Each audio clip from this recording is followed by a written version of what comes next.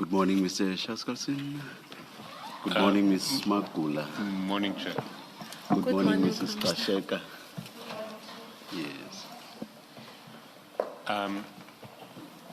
Chair, I'm not sure if we are ready to begin at this stage. I understand that there was a request for a possible postponement. I don't know where we stand. Ms. Magula. Thank you, Mr. Chairman. Mr. Chairman and Commissioners,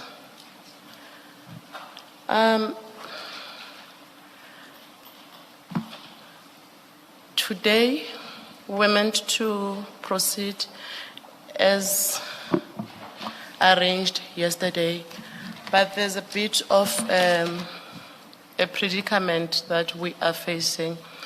So I am requesting that, it's my humble request that the matter be rolled over until the 2nd of March, because there are documents which were received during midnight, and when we perused those documents, we found that we have to give a thorough attention to them before Ms. Gxasheka can proceed, and they are voluminous.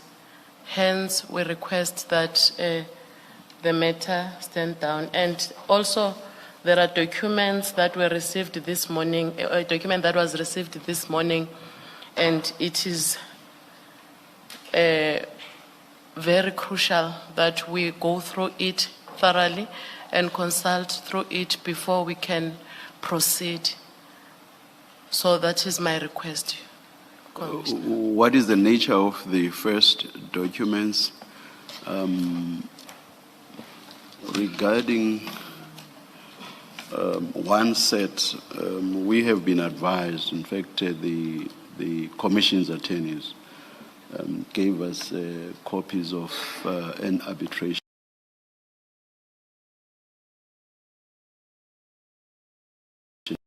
reverse peace. Yes. That's the one type of document we are aware of, but you seem to be referring to two categories. What's the nature of one of those, the remaining category? The first one is the one that was received yesterday, mid or early hours of the morning. What's the nature? What's the nature? That's my question. The nature of it is it's tender documents, and they're in a very big volume. They have about, it's 411 pages, if I'm not mistaken. Is that not the tender itself? Because if it's the tender itself, I don't know how Mr. Shaskal, I'm still going to ask him to respond. But if the voluminous document is the tender document itself, Yes. I wonder if the Commission would want to hear evidence on the contents of that document, paragraph by paragraph or clause by clause. It's not, Commissioner, it's not only the Yes. tender documents. Yes. There are also transcripts of Dr. Mashazi in the very same volume of documents, and some spreadsheets in that document, of which it needs to be thoroughly, when I need to thoroughly go through them and thoroughly consult with my client and make sure that we have everything, we don't leave anything that is required from us to assist the Commission in finalization of her testimony. So it's those documents and the other 3 emails that were received this morning. We received 1, and the other 2 were received late last night. Yes. Mr. Commissioner, those are the documents that I'm referring to. Okay. And in order for her to proceed, we need to go through. Yes, we've consulted from yesterday, from the Yeah. time that we were offered, we've consulted, but we are not yet finished due to the bulkiness of the documents. Mr. Commissioner, it is my humble submission that we are not willing to waste any time of the commission. We want to assist the commission as much, as soon as possible as we can, so that we can reach at least to the finality of of Ms. Gxasheka's testimony. So, Mr. Chairman, on the last occasion when the matter was postponed, it came to my mind that we were given the dates, that is the 26th of yesterday, the 27th, and the 2nd. So my request is, can we fall off at least to the 2nd of March to proceed with the testimony so that we can expedite, because she has already started and we just need to sort this issue out, then we swiftly proceed with her evidence, if the commission can allow us that opportunity. Thank you, Mr. Commissioner. Thank you, Ms. Magula. Mr. Shaskalson? Chair, we have a difficulty with this request. I think one needs to get clarity on what documents were provided when. The tender bundle was provided on a late Wednesday night. That was the document. That was the bundle of documents that I agreed not to ask questions on yesterday, and in respect of which we stopped early yesterday so that Ms. Gxasheka and her legal team could work through them. Those documents are not, well, they're not new in the sense that nothing has changed in relation to those documents since we agreed to start this morning. Yesterday, Commissioner Kumalo asked a question in relation to the evidence of Dr. Mashazi, and we said we would extract the relevant passages of the evidence of Dr. Mashazi and make them available so that the witness could look at them overnight. The transcripts of Dr. Mashazi have been there for weeks. They've always been in the possession of the witness. What we did yesterday is we specifically extracted 6 pages from a bundle of documents that has already been there for a long time and said, these are the 6 pages that are relevant to Commissioner Kumalo's question. There are 2 additional documents that are new documents. The first is a 2-page letter written by the witness herself that was emailed that relates to the rules in respect of the retirement fund and taking early retirement and medical benefits. That was made available to us after the hearing yesterday, and as soon as it was made available to us, we had it forwarded to our learned friends. This morning, we were given a copy of an arbitration award in the arbitration between Mr. Spiss and the municipality. The arbitration award itself is date stamped 23 February. I don't know, we received it from Mr. Spiss this morning. I don't know when he received it, but we received it this morning. We made it available. It's not a particularly voluminous document. The commissioners have seen it themselves. And there are a few short questions to be asked in relation to it. The award speaks for itself. This is not a matter that requires much answer. So and we can't just roll over onto Monday. We have another witness scheduled for Monday. And we certainly would oppose this postponement. At best, from our side, if Ms. Gxasheka and her legal team need a bit more time now, we would ask that they be given a little bit more time now. But we can't waste a day. And in relation to what is new, it's the arbitration award and a 2-page letter. And the arbitration award itself is, it's 14 pages long. 14 pages long, and the letter is 2 pages long. This is not something that takes a great deal of time to consult on.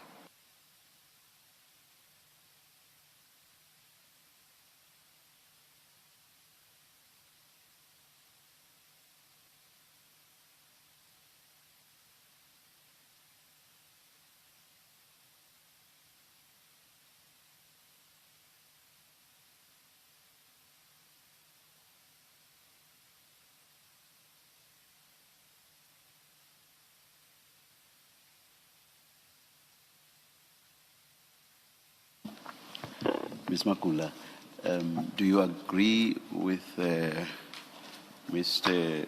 Shaskalson's description of the documents, even including the times of receipt, time/dates of receipt?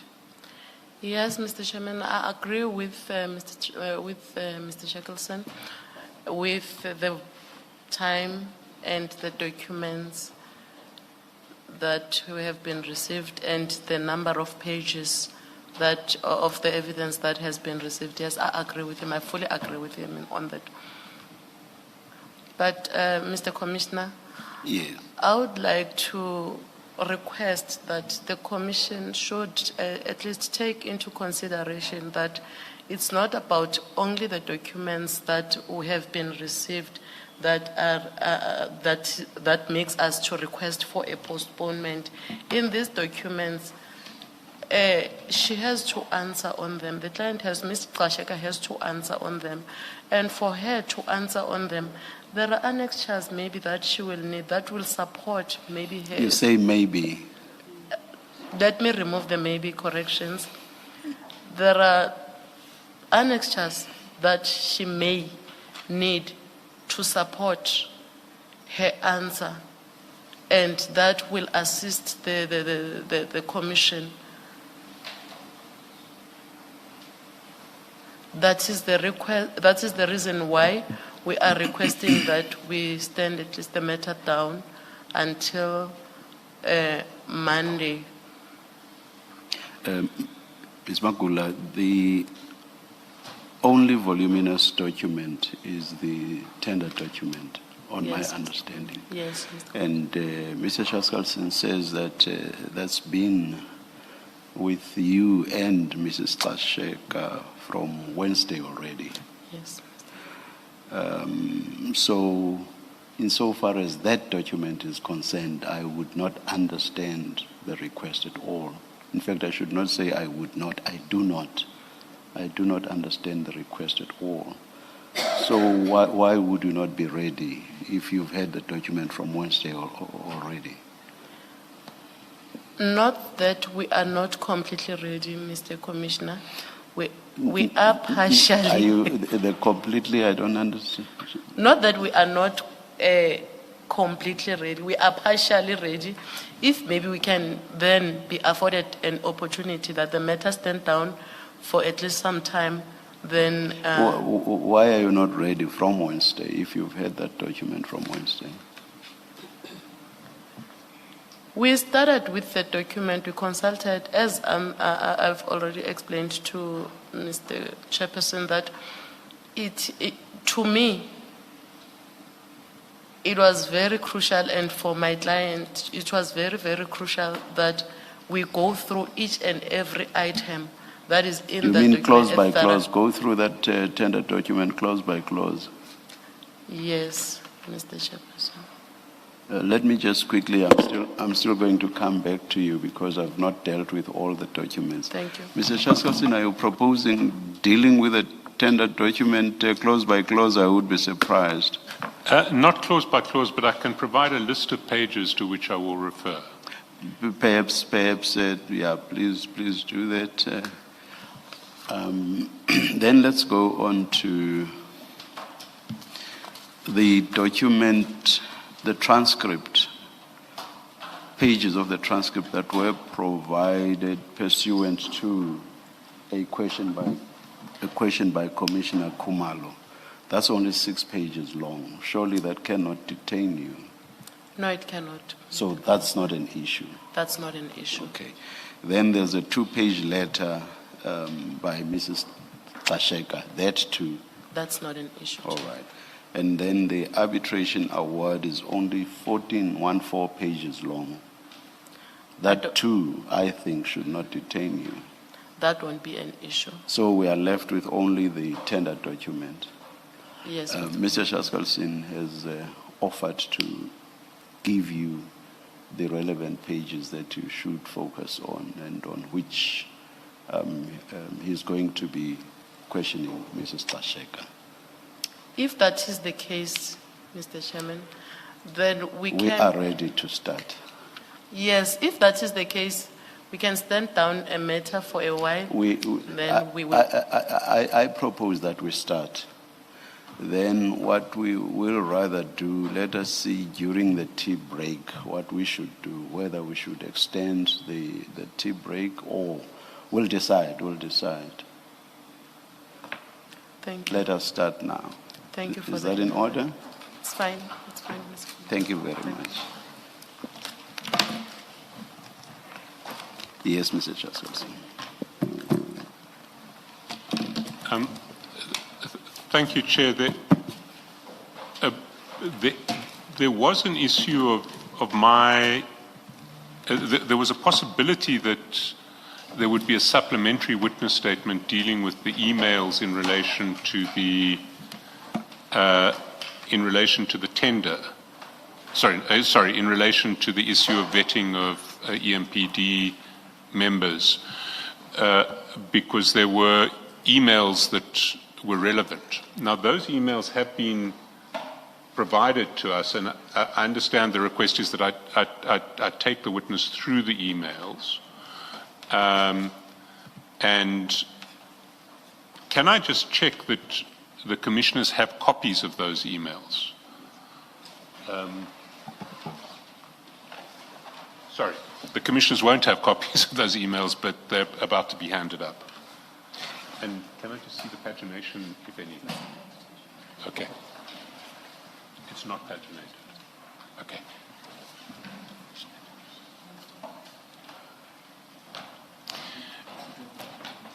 One of 13.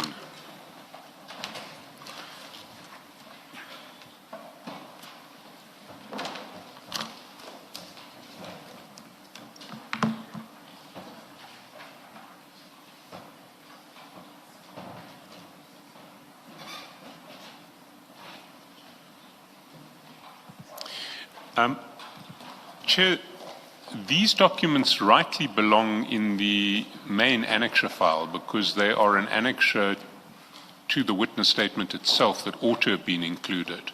Can I suggest that we actually paginate them at the end of volume 6 so that they would start on page 2062? And if we start at page 2062 and just continue. Thank you, Mr. Shaskalsin. We request the attorneys to do the pagination for us and appropriately marking the documents for us. You'll just identify the documents so that we are able to follow Mr. Shaskalsin. The problem is that they are sequenced in a way where it will be quite tricky to do that. Can I make a suggestion? Yes. In view of the fact that we are... there's been a request for extra time. We're going to have to paginate before I can start this. Might I suggest that we stand down until tea time now, and then so we take the break now rather than at an extended tea time?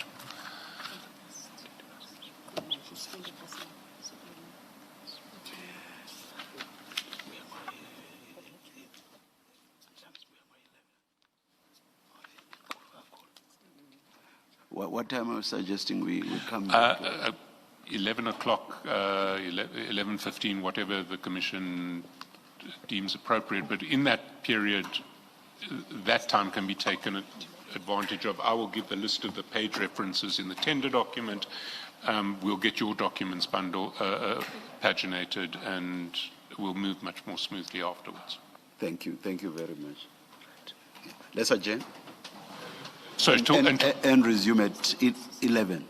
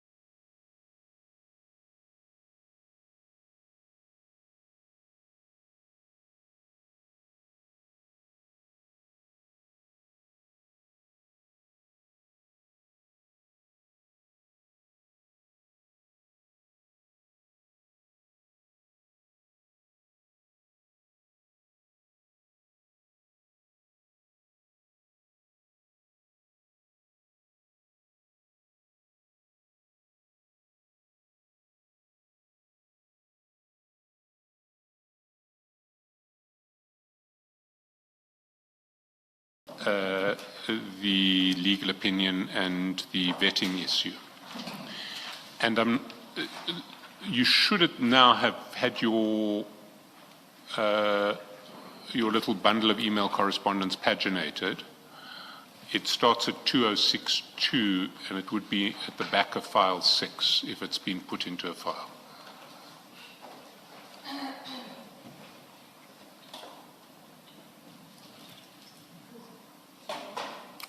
(2062).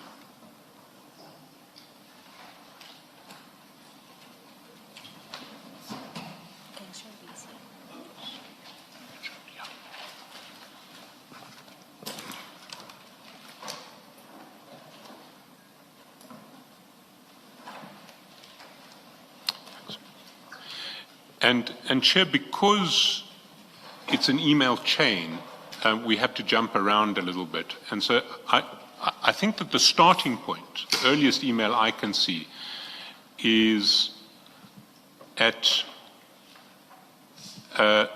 page at 2070.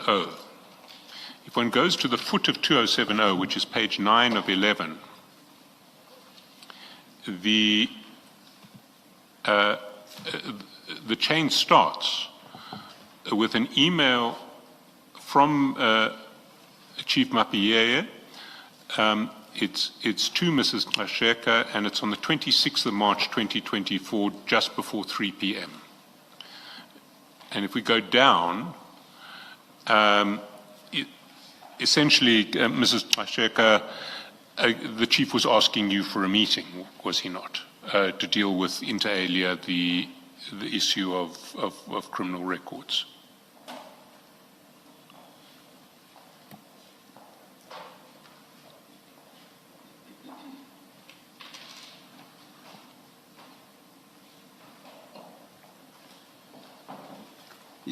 You see that, Mrs. Gxasheka?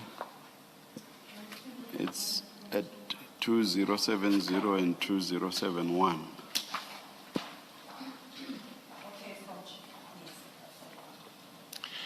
And one of the people who was copied on that email is Lifu Makhoba, or Makoba, I'm not sure how to pronounce it.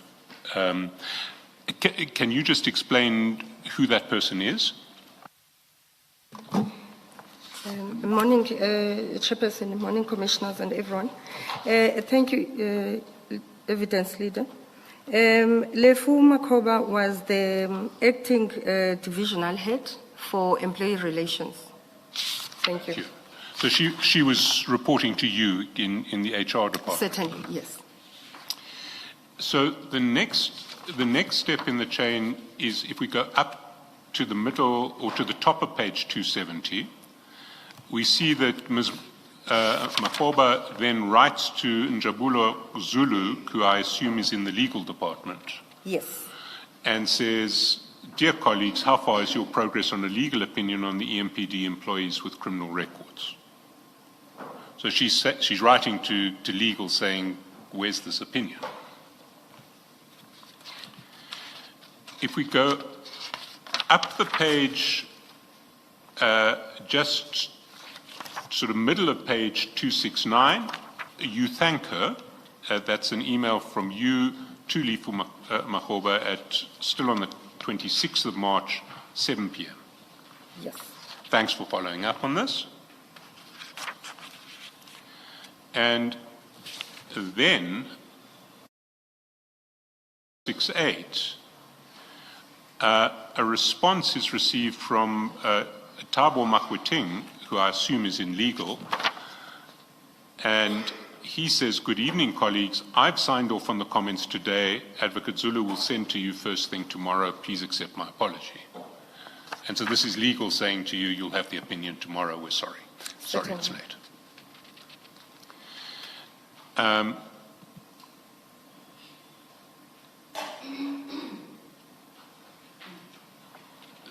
Then, late the following day, the tomorrow, which is the 27th of March, we see at the top of page 2068, Mr. Zulu of Legal emails you saying, "Dear colleagues, Please find attached legal comments on the EMPD matter. Regards, Njabulu. And was that the email that actually attached the opinion? Yes.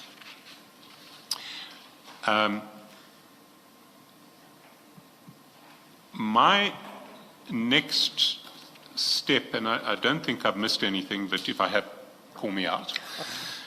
On the 5th of April, 2024, Lifu Mahoba emails Chief Mapiyeye, Julius Mkhonazi, sorry, that's on page 2067. Emails Chief Mapiyeye, Julius Mkhonazi, and Revo Spies, Ivan Duplessis, and various others. Dear colleagues, as per the discussion of the meeting of 2 April 2024, with Chief of Police and his management team, as well as the HOD management team, kindly receive the legal opinion for your processing and way forward. So this seems to be the first time that the opinion was given to the EMPD. Yes. But it refers to a meeting that's taken place in the meantime between yourselves and the Chief of Police, or yourself, the Chief of Police and his management team and your management team on 2 April. And that we don't see in, well, we don't see a minute or anything of that meeting. Do you have any recollection of what happened at that meeting? And just to contextualize it for you, you would have been in possession of the opinion by that stage, which came to you on the 27th. It hadn't yet been forwarded to the police department. Thank you, Chair. In best of my collections, I think, and also my evidence yesterday was that this is where we're discussing the processes. The legal opinion, as we were reading it, it was confirming some of the things that needs to be done. Sorry, maybe if I can assist you in that regard, can we go to 2043, or just keep this bundle open, but 2043 of the annexure bundle, oh no, it's the same file, page 2043 of the same file. It should be file 6, because I think that is the legal opinion that we're talking about, and it might help. Your file 6 of 6, 2043.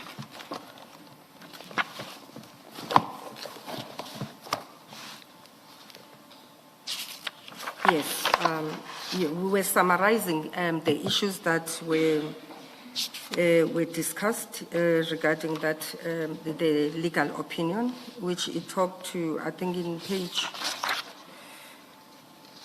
2043, it was talking to the description, for instance, of the employees that were vetted, and activities that happened, and so forth and so forth. The following page, it was about the EMPD reports, the master fingerprints results, and so forth, and then the questions to be answered. If I can go straight to those questions, the first one on page 2044, paragraph 4, that for the sake of clarity and convenience in application of the law to the facts, we will categorize the employees, those who are acquired criminal convictions prior to employment, those who acquire criminal convictions during employment, and those who acquired pending criminal cases during employment. I think we all understand the challenges at EMPD and IPT, where they would be found with criminal cases while at their work time. Those who were declared unfit to possess a firearm during employment in the city, and those who failed to submit their fingerprints.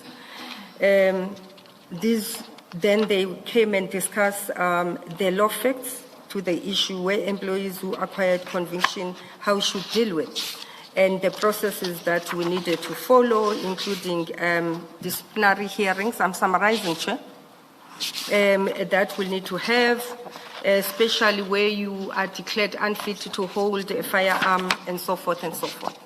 So at a high level, my recollection was in that meeting then we needed to come with a process of embarking on these different categories.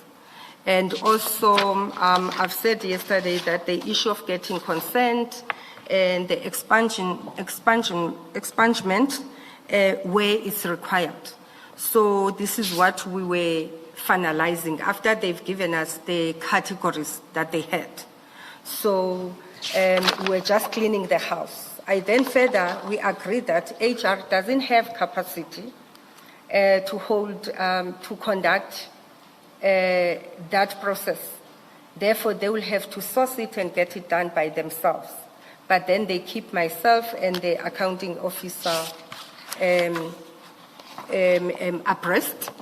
And as I said yesterday, again in the meeting, you could find the back and forth among themselves, back and forth. Others are suggesting this process, others are suggesting that process.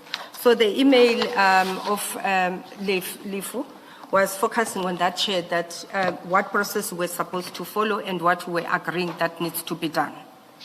And I would like to reiterate from what I said yesterday, there were challenges because some of them said, I already have this, I don't need to do it, but you are pushing that others must be done. And the issues of capacity that we discussed. I think that's what I can recall at this point in time. Thank you, Evidence Lead. Thank you. If we continue in the chronology, it goes to the top of page 2066, where you then write shortly after the email from Lifu, you write to Chief Mapie and Riva Spis copying Julius Mkonazi. Dear Chief and Riva, please provide us a report regarding the category of employees as you explained in our meeting. Also find attached the legal opinion so you proceed with your internal proceedings. And what were you referring to as the category of employees that they had been explaining in the meeting? Okay. Can you take me back to the annexure now? I just closed it. The annexure is LLG I've got it. I think I did read in terms of the description of how it should be done, the types of employees, the types of employees that they need to categorize. I've read that in terms of the legal opinion. So we're referring to that basically. That they need to redo their... Can you please just restate that category for clarity?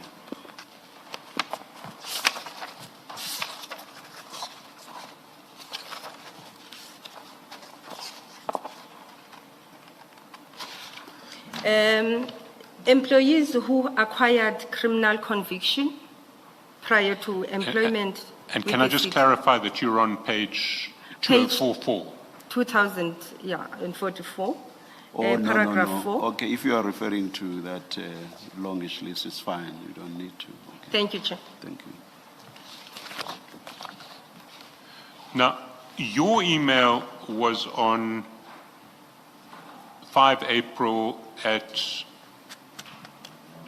1:46 p.m. The next email is from Julius Mkonazi, and that's on the same day at 4:21 p.m. And he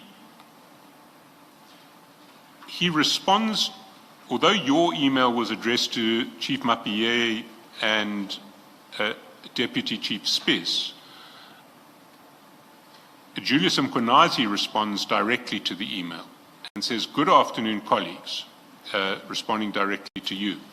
I have set up a team within operation to verify the fingerprints as submitted to us by Deputy Chief Riva Spis and Deputy Director Vanda van Rooyen.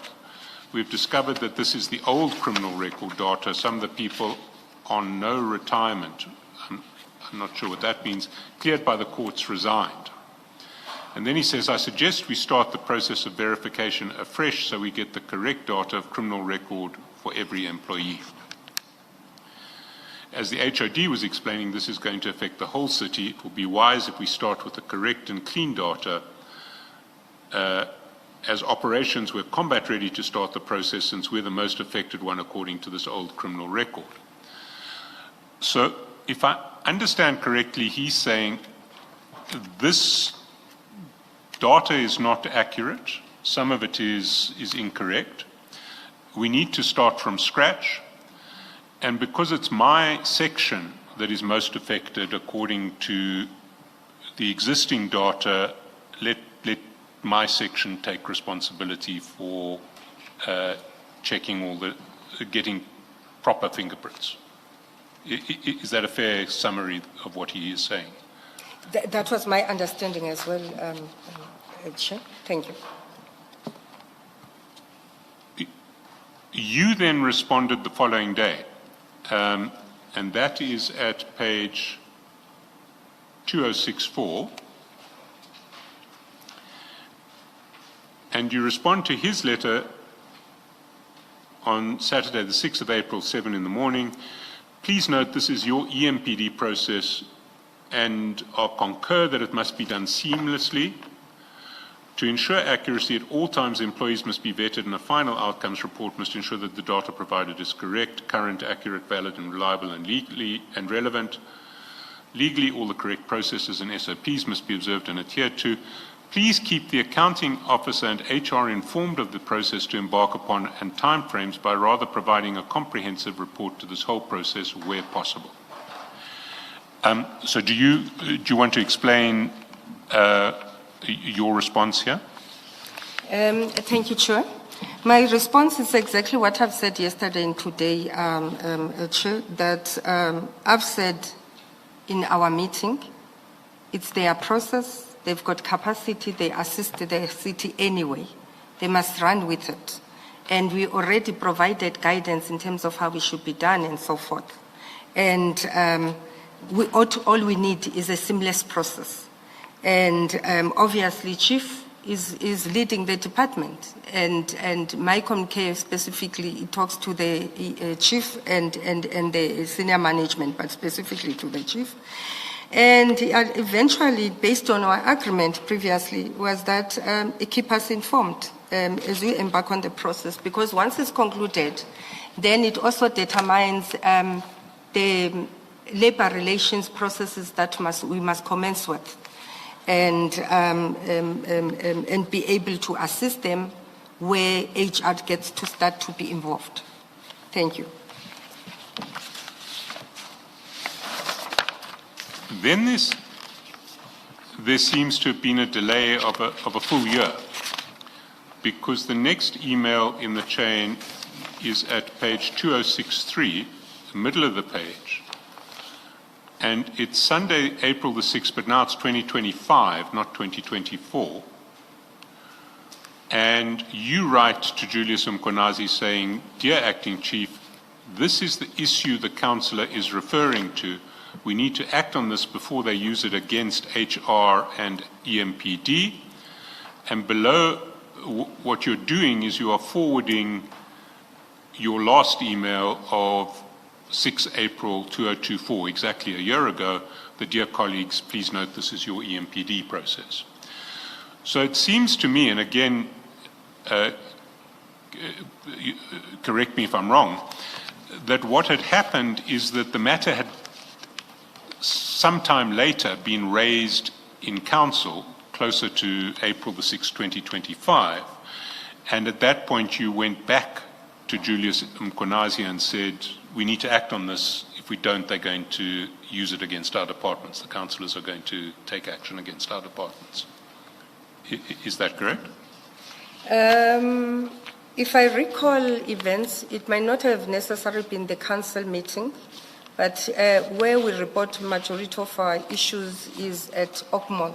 So it might have been the OCMOL, the structure I've discussed yesterday. Sorry, can you just explain that structure? Is the oversight of the executive mayor and legislature offices committee. So they've been following up on majority of EMPD issues. I think that's where we get to engage about EMPD issues. I think it could have been Councillor Bach. It was where it was discussed. And it was not for the first time. They kept on discussing these issues. And where it would have been in council as well, it would have been the EMPD, MMC Community Safety, that would have been responded. So it became an ongoing matter that needed to be resolved. So my aim of the meeting was to say, can this happen? Can you follow up on my email that was sent to you guys a year ago? Thank you, Chair. And were there any other communications in relation to this issue between yourself and Mr. Mkonazi in the intervening year? After this one? No. Between April 2024 and April 2025?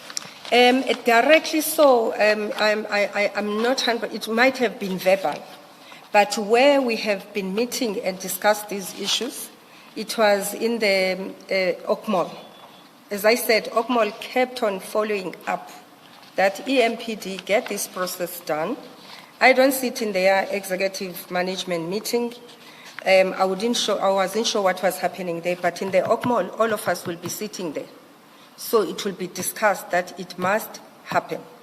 And I was also trying to emphasize that time is running. Why is this not happening? Thank you. That seems to be the last email in the chain, because Yes. the next email is on page 2071, which is just your own personal email where you Yes. have sent the email chain for filing.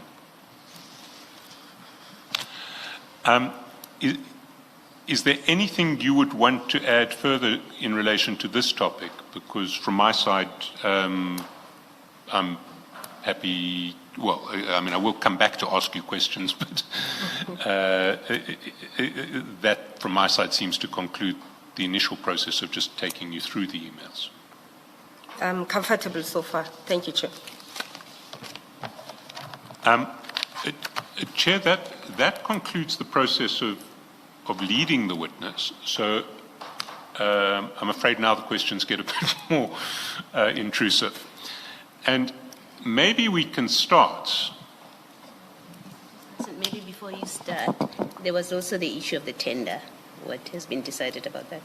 And Because I've given a list of references that I'm Okay, going so to you'll refer to. still And in come fact, back. I'm proposing to start right there. So can I ask you to go to page 168 of the supplementary.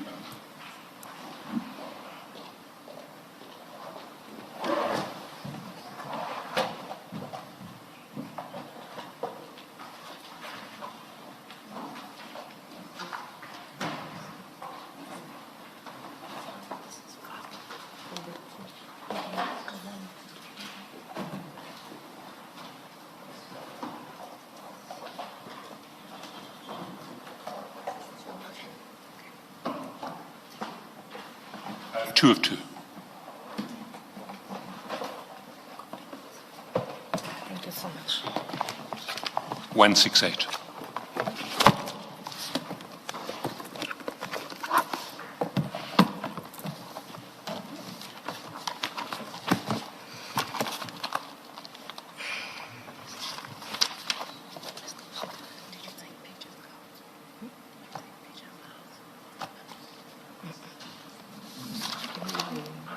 Got it.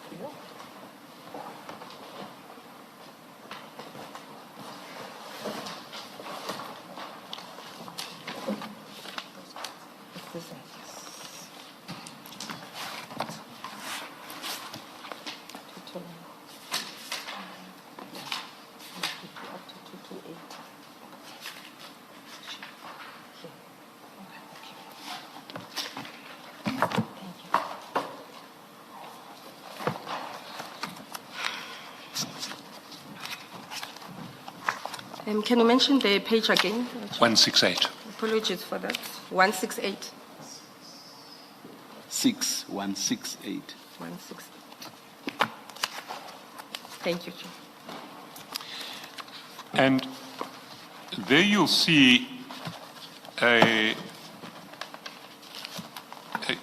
document saying bids are hereby invited for the following: Human Resources Department, Strategic HR and Talent Management, Contract PSHR 13 of 2023, the appointment of accredited skills development providers to implement various qualification and skills programs on an as and when required basis from date of award till 30 June 2026. And the closing date is 24 July 2023. The foot of the page, you'll see that that invitation is issued in the name of Dr. Mashazi. Did she play any role in this process? In its entirety, or the advertising process?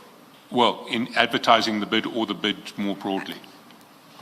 I don't think so, because the advertising from the process, my understanding, the HR will draft the specification, and then the specification will be taken to the bid specification committee for endorsement. The only role that the city manager will play is to appoint the committee. In fact, all the committees, the bid specification committee, the bid evaluation committee, and the bid education committee, that's her role. And the main stakeholders, it will be the chairperson and the whole committee of the bid specification committee. I wouldn't know 100% of the supply chain processes, Chair, if it goes to her for signing or not. Normally, HODs, they don't get involved in the tender processes, so it would be very difficult to give every detail. One area I think should be involved is to appoint the committee. Thank you so much. If we go up to 162, which is the bid document itself, or the start of the bid, it says that it's prepared by the HR department, Division Strategic HR and Talent Management, and it's prepared for the Department of Human Resources Head Office, and in fact your name is given there. And it says, if anyone gives the email address of Makosi Makamba on both prepared by and prepared for. So what role did you play in relation to the preparation of this bid? Chair, as much as my name is put there, as you can see, the email, it's not my email.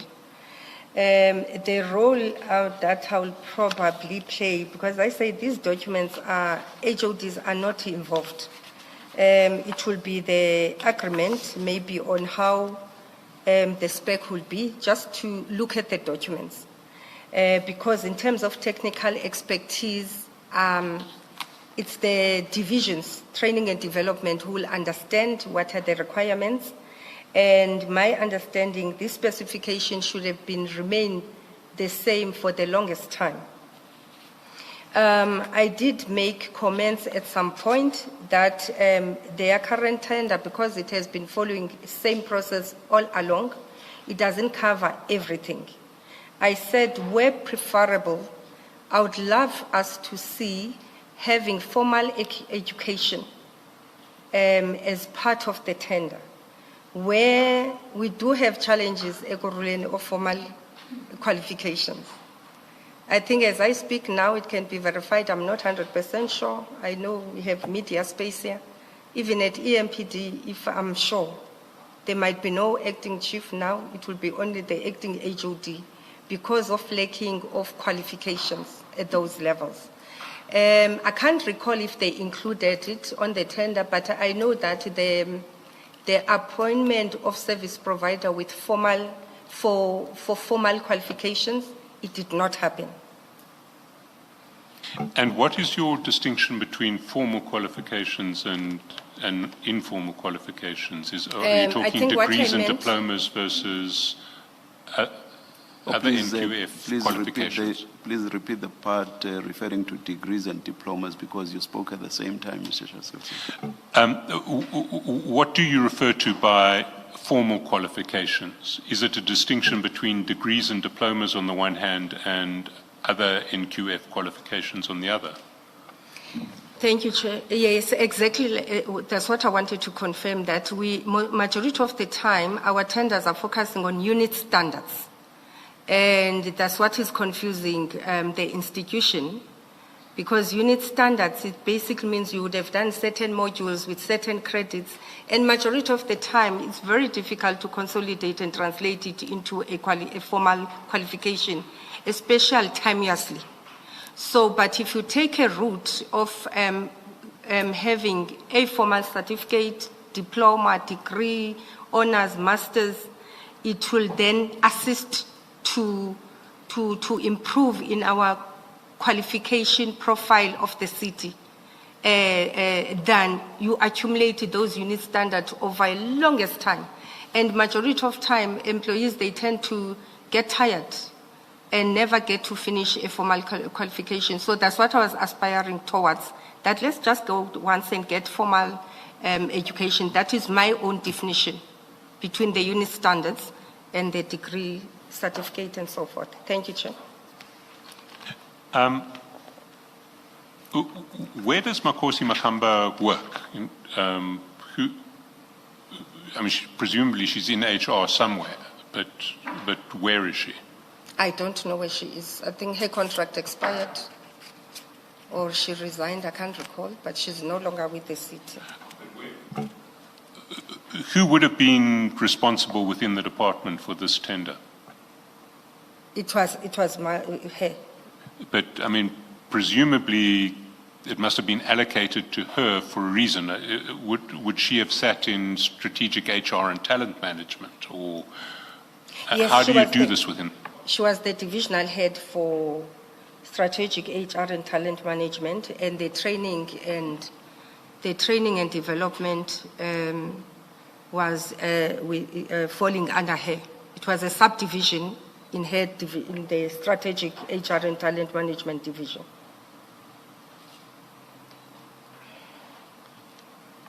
And you talked about 3 different committees: a specifications committee, a bid evaluation committee, and I think you said bid application, but I think it's bid adjudication committee. I said adjudication. You did say, I apologize, I misheard. So the specifications committee would finally sign off on the specifications that go into the tender? Yes. And who sits on the specification committee? Who decides what those specifications are? I will respond from a position of assumptions. As I say, I don't normally go and do this. I haven't done it in a long while. My understanding, the city manager will appoint an HOD for a particular department, and then will also sit with other HODs and with a mix of divisional heads.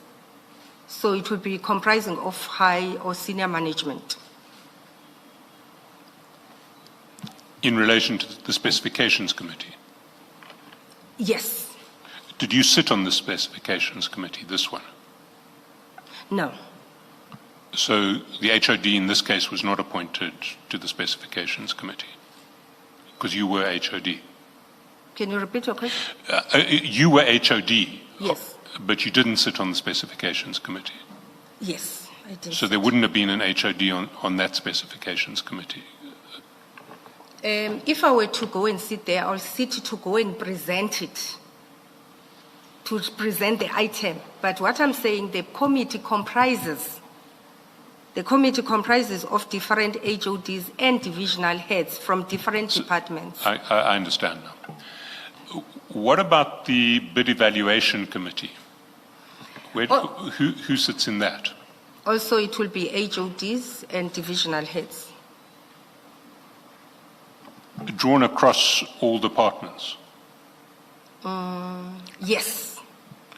But presumably, if you have an HR tender, and the bid evaluation committee is checking for compliance with the requirements of the tender, is it not? Yes. Before you get to 90-10 or 80-20, you need HR people in there who will understand what is being asked for. The divisional head would have said in that as well. I think she will sit in the bid specification, and she will also sit in the bid evaluation committee. And that would have been Makosi Makamba? Yes. And again, on the adjudication committee, who sits? My understanding on that one, it will be the group chief financial officer, who might be the chair, if I'm not mistaken. It will be the HOD legal, and then it will be other HODs as well. I'm not sure if you'll find a divisional head in that particular committee. Thank you, Chair. And the bid adjudication committee is the one that makes the final recommendation of an award? Yes, Chair, thank you.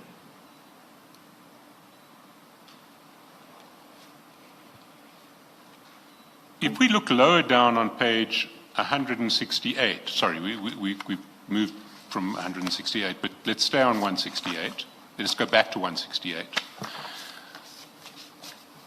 It says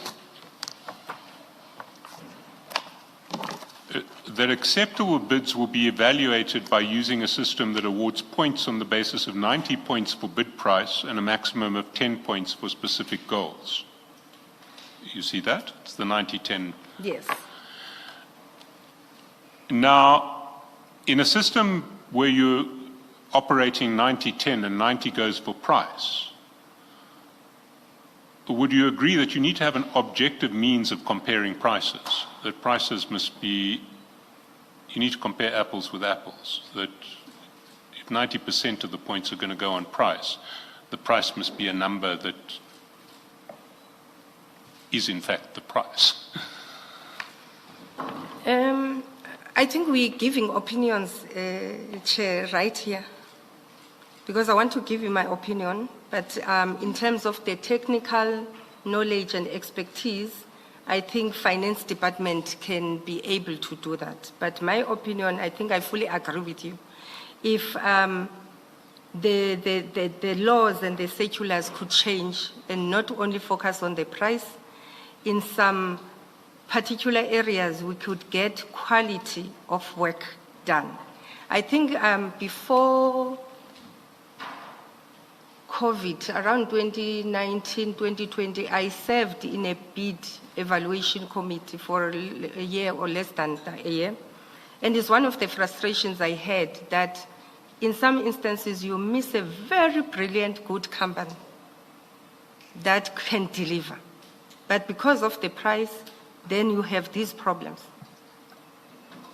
No, I understand that dilemma, but if the system says 90-10, then yes, price is 90% of all of the points. Now, one of the successful bidders here was a company called Buena Vista Learning Academy. And we see that they were one of the successful bidders in a document that is well, the document starts earlier, but there is an announcement in November 2023 that we see at page 128 of the same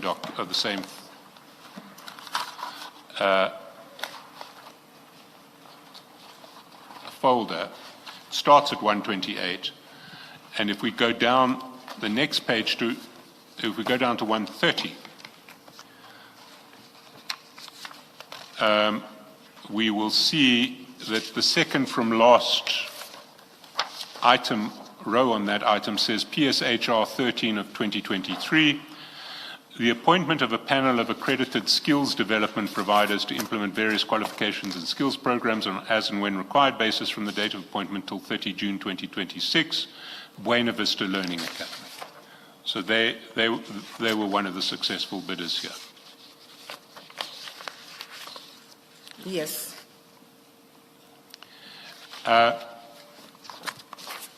Buena Vista are a company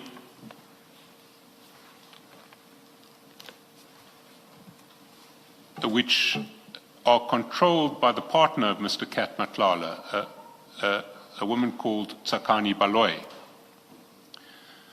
And if you go to page 168,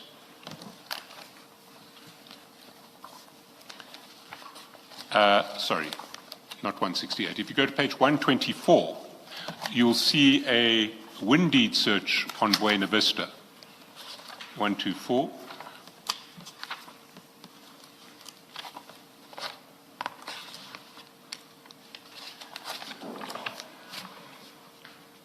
And you'll see under company information that starts at the foot of 123, on 124 it says that the registered address is 23, well, I won't give the address, it's a registered address. And that registered address, if we go down to the next item, just is the same address as the residential address of Tsakani Baloy. You see that? Yes. And if we go down to page 123, we'll see that at the time of the bid, there was only one director in Buena Vista, and that was Tsakani Baloy. Both of the other two previous directors had resigned.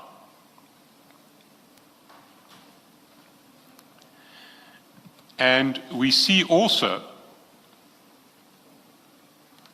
if we go back up to 124, that Ms. Baloy only became a director of the company on the 26th of June 2023. That was a week after the bid invitation had been advertised, and it was less than a month before the closing date for the bid. You see that? Yes. And that, I want to put to you, ought to be something of a red flag if one is adjudicating tenders. If one sees that the only director becomes a director after your bid advertisement date and very close to submission date, that should raise some suspicions. Would you accept that? You're nodding. I agree. There are more red flags here because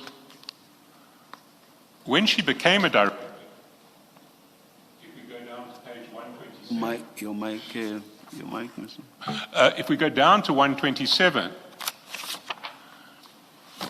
we know that as a director of this company, she applied in the name of Buena Vista Learning Academy, but at the time she became a director, the company was called Mokoko Grill. It seems to have been a Chesenyama company. That we see at page 127, and the very first item, there was a name change on the 11th of July. And in brackets underneath is the previous name, Mokoko Grill. So after the bid was invited, and less than 2 weeks before the deadline, Mokoko Grill became Buena Vista Learning Academy. I want to put to you that that was another red flag that might have been picked up if Yes. you accept that. Let's look at the bid price. We see that at 169. There it says 7 programs, and it says total bid price 66,500.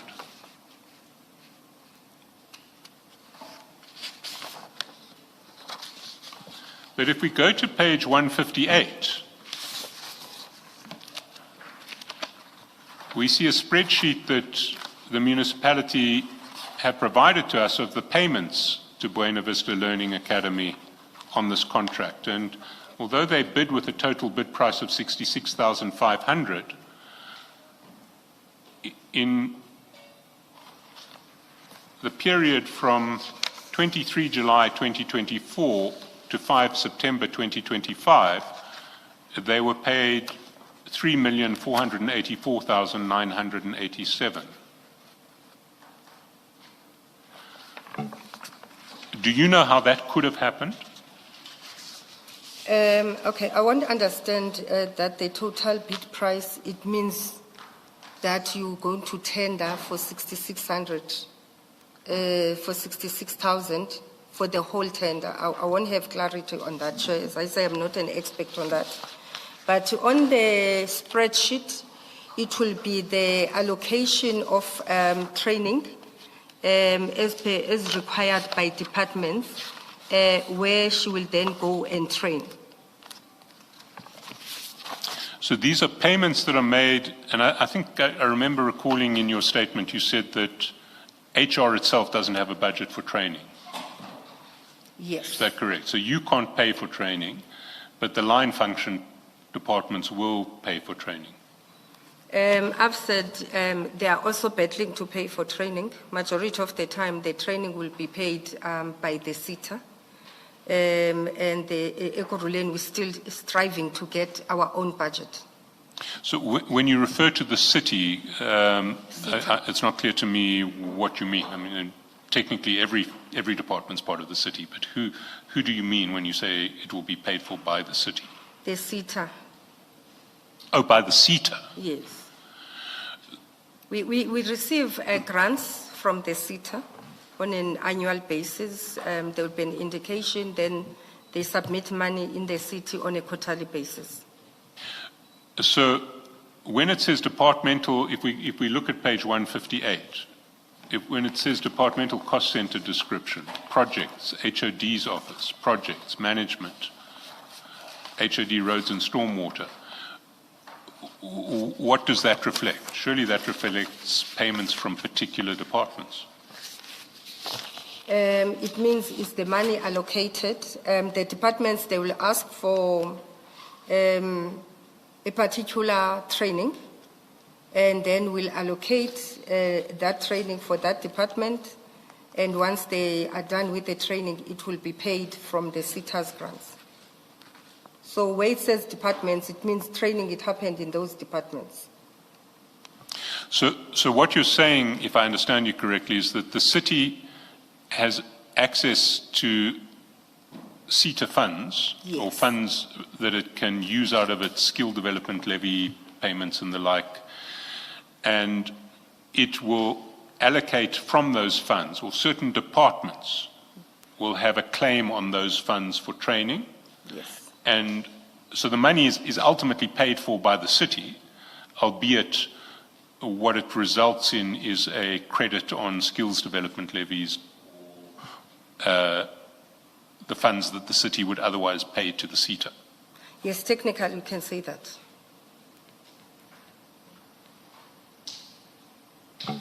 I flagged some of the red flags in this bid. I want to suggest that there were a wide range of others.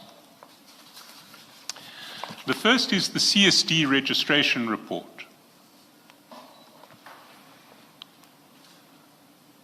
And that one sees at page 311.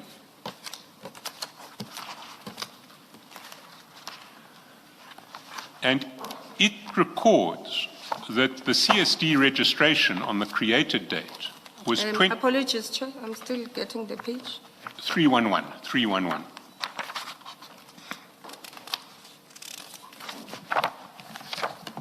Thank you. It records under created date, which is when the CSD registration takes place, that CSD registration took place on 20 July 2023. So this company was registered with the CSD 4 days before it submitted. Yes. It also obtained its BEE certificate 4 days before it submitted, its first BEE certificate. One sees that on page 311. CBE's issue certificate issue date, 20 July 2023. Yes. We've already seen that the only director was appointed on 26 June 2023. If one goes down to 389, one sees that the bank account was only opened on the 17th of July 2023.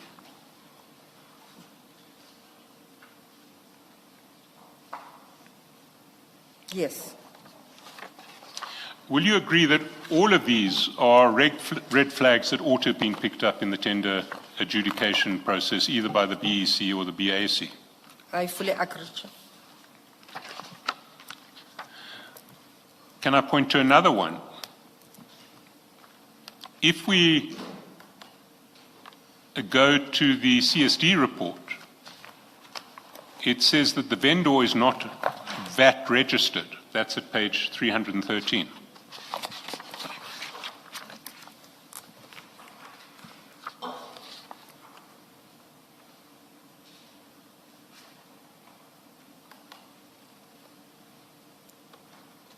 Okay, I don't see that part.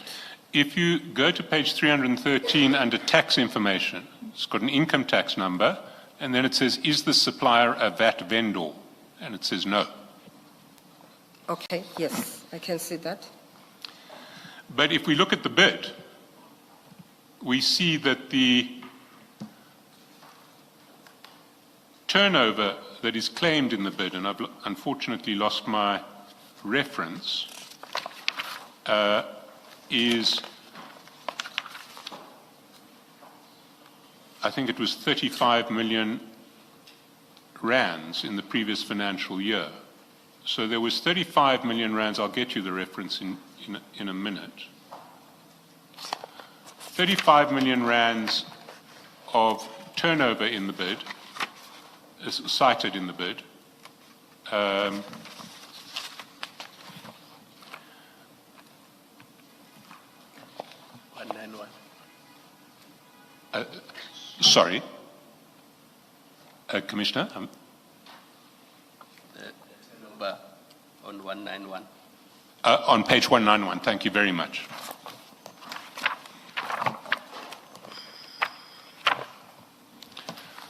What was your turnover in the previous financial year? It says 35,174,600 rands.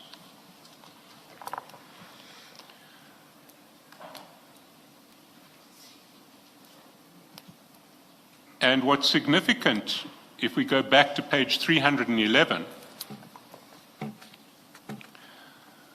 is that if we look at the industry classification that is described for Buena Vista Learning Academy, it says its core industry is not, in fact, training, but construction. So it says on page 311... Perhaps you should have concluded the point about not being VAT registered, and yet there's a 35 million. I need to refer to construction because thank you. there are training providers who don't have to be VAT registered. Oh, thank you. But there are no construction companies that don't have to be VAT registered. So if we look at what is said in the CSD report, it says the core industry is construction, and the percentage share of annual turnover is 35% from construction activities. And if we take the 35 millions quoted in the bid as the previous financial year's turnover, 35% of that would be over 10 million rands, which is way over the VAT threshold. So there seems to be a fraud of some sort taking place here, 10 million or less. Mm-hmm. So one of those two figures must be lying, possibly both. Do you agree that this VAT fraud ought to have been picked up in the course of the adjudication process and ought to have resulted in a disqualification of this bidder? Yes, without having technical knowledge, I fully agree though. As I say, finance, they can answer better on this, but us seeing here, I fully agree with you. Chair, thank you. Can I point to another fraud that ought to have been picked up in the process? If you go to page 181, you'll see that Buena Vista described its principal business activities as training and skills development. Yes. But if we go to the CSD at page 311, we see that we're told that its principal business is in fact construction. Yes. They can't both be true. You agree? As I say, from my level, I don't know your expertise, it looks like there is some discrepancies, unless they are saying they are doing training on construction of buildings, I don't know. But from what we see, I see those irregularities. Thank you, Chair.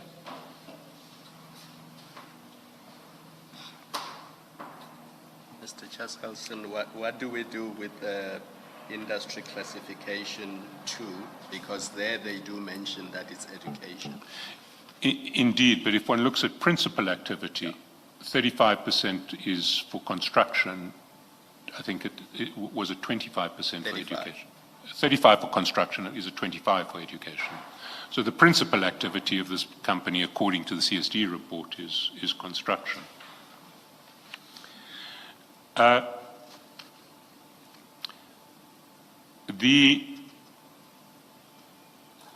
Can we go to page 184 of the bid?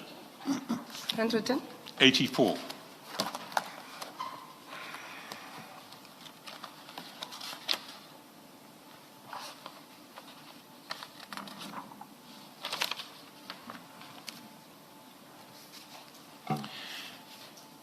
There it says that the legal entity is a company, not a joint venture.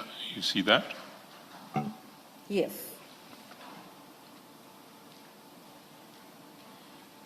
But if one looks at the bid, it is based on partnership agreements, which is what one would expect to see in a joint venture, not a company.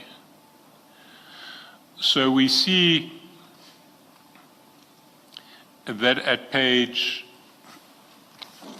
303, the bid is supported by a subcontracting agreement where the principal is CTC College, Pty Limited, and the second partner is Buena Vista.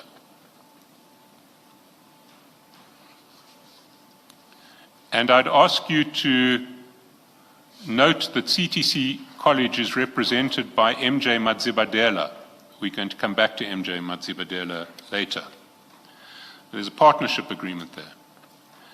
And if we go to page 375, we see another partnership agreement, this time described as a memorandum of understanding between Leda Cleaning and Security and Buena Vista Learning Academy. Now, the bid had to be based on a partnership because Buena Vista, being a Chesanyama company, or apparently a Chesanyama company that until recently was in a completely different industry, had no training accreditations of its own. So if we look through this bid, we will see that there are no training accreditations that Buena Vista itself had. And let me take you there. But for now, before I take you there, would you agree that if Buena Vista had no training accreditations of its own, it couldn't qualify for this bid? Certainly not without entering into a JV with somebody who did. I'm going to repeat that I'm agreeing with you from the layman's point of view, and I don't want to say I'm talking here on behalf of Finance Department. From the layman's point of view, but I'm sure finance will have reasons and understanding of how subcontracting works. So I don't want me conceding to be a position of the finance department. I'm just saying from the layman's point of view, all this looks very strange. Thank you, Chair. Let's go to accreditation. There were a series of accreditation letters put up by Buena Vista. There were 5 in all. The first one appears at 343.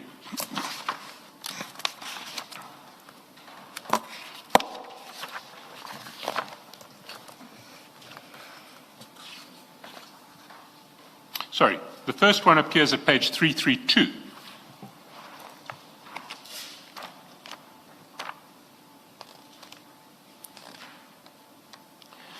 And you'll see that that accreditation letter is issued to a company with a similar name, but a different company, a company called Buena Vista 143 Pty Limited. Yes. But it was issued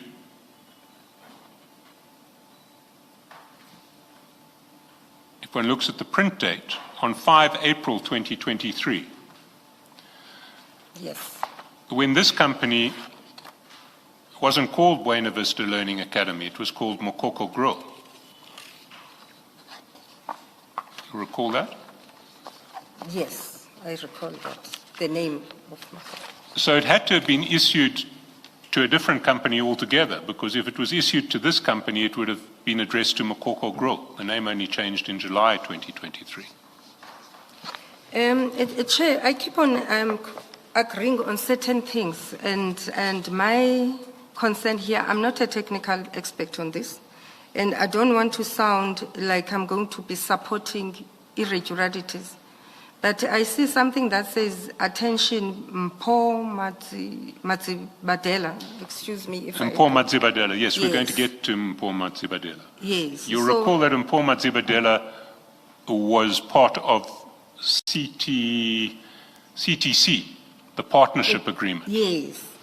So this is an accreditation letter issued to a different company with a similar name, that issued to a company belonging to the person who has now apparently, if indeed these are not all forgeries, who appears to have gone into partnership with Buena Vista Learning Academy.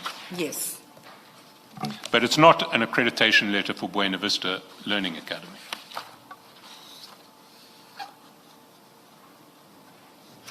Well, it says here Buena Vista 143 Pty. I don't know what that means, or it's another company of Buena Vista. Yeah, but I agree with you. It's not the same as the initial name on the tender.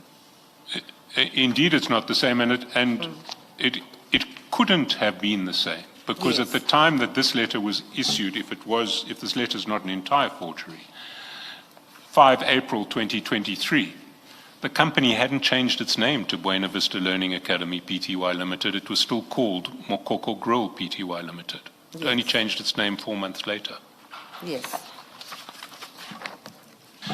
Now, the fact that an accreditation letter to a company with a similar but different name is included in a bid for Buena Vista Learning Academy strikes me as an attempt fraudulently to pass off this accreditation letter as an accreditation letter of Buena Vista Learning Academy. Do you have any comment to that? I'll repeat, in some areas I sort of agree with you where I see irregularities, but I will not make deductions on behalf of another department. Thank you. Well, I also want to put to you that this attempted fraud ought to have been picked up, and it should have resulted in the disqualification of Buena Vista Learning Academy. You're nodding. I'm nodding. As I said, from our layman's point of view on my side, it should have been picked up. I agree with you, Chair. Thank you. The second accreditation letter is at page 343. That's an accreditation letter issued to CTC College Pty Limited.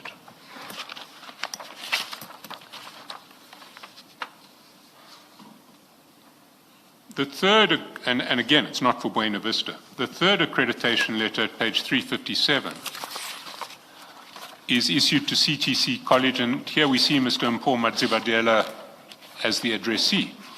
Again, it's an accreditation not to Buena Vista but to another entity.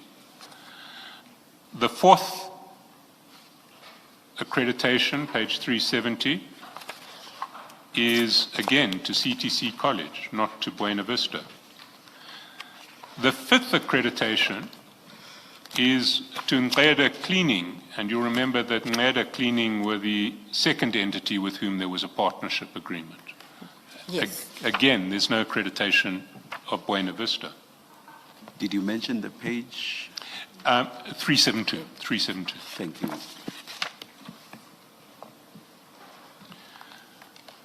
So Buena Vista produced no evidence of any accreditation that would have qualified it for this contract. Do you accept that?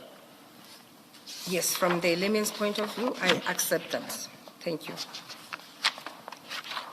What do you mean by that?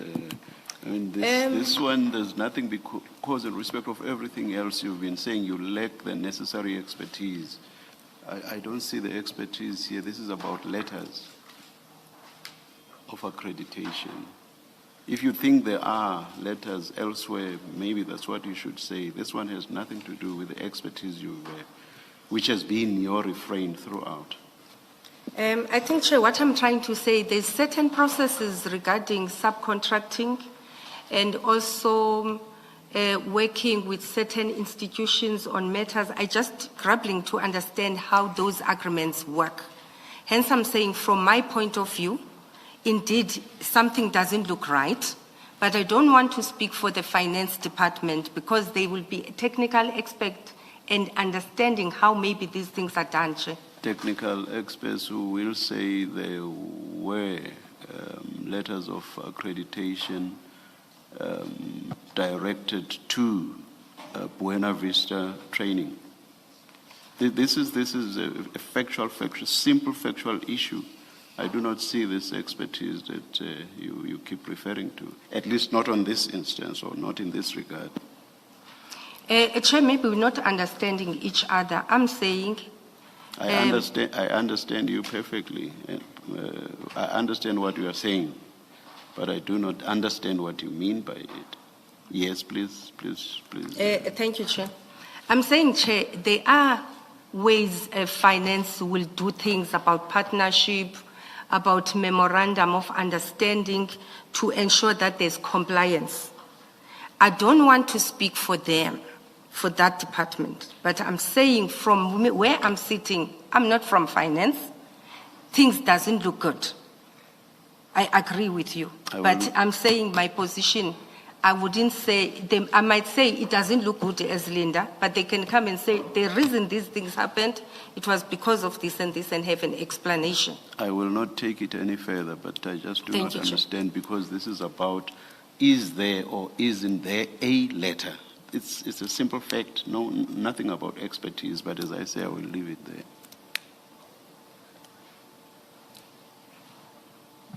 One of the other requirements of the bid was letters of reference. There was a letter of reference at page 317. It came from the city of Johannesburg, but it was a reference in support not of Buena Vista, but of CTC College.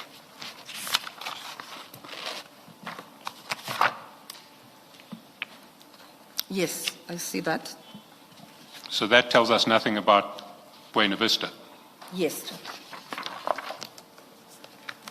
Then at 328, we see a reference which is in favor of Buena Vista, but it comes from CTC College and the ubiquitous MJ Madzibadela. So at 318, we see there is a letter purporting to be a reference in favor of Buena Vista, in recognition of their exceptional performance in successfully delivering the training, recognition of prior learning assessment and moderation for National Certificate in Occupational Health, Safety and Environment, NQF Level 2 program for 80 learners. Buena Vista has consistently demonstrated their dedication to providing a comprehensive and high-quality education. The training program developed and executed by BVLA has effectively covered all the necessary components of the National Certificate. On and on it goes. But it comes from Mr. Madzibadela, who Yes. is their ostensible partner in this project. Then there's another one, also a reference letter for Buena Vista. That's on page 319, coming from a company called Symbol Consulting. And would you believe it? It's also signed by Mr. Madzibadela. Page 319. Yes, I can see that.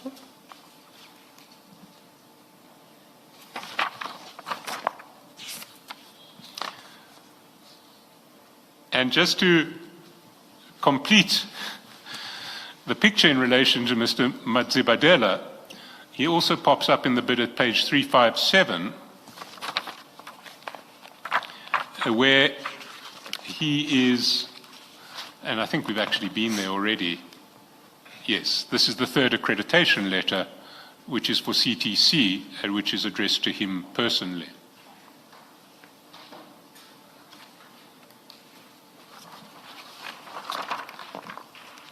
So it seems to me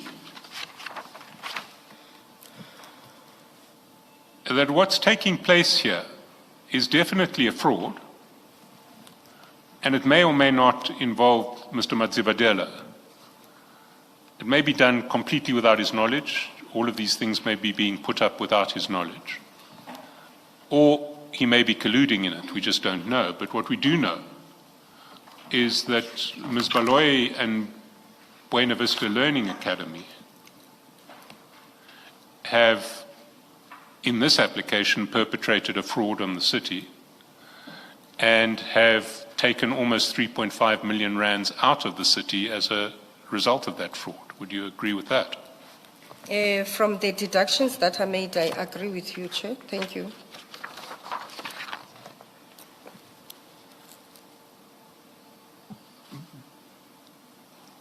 Before I leave this topic, let's look at the financials that were put up by Buena Vista.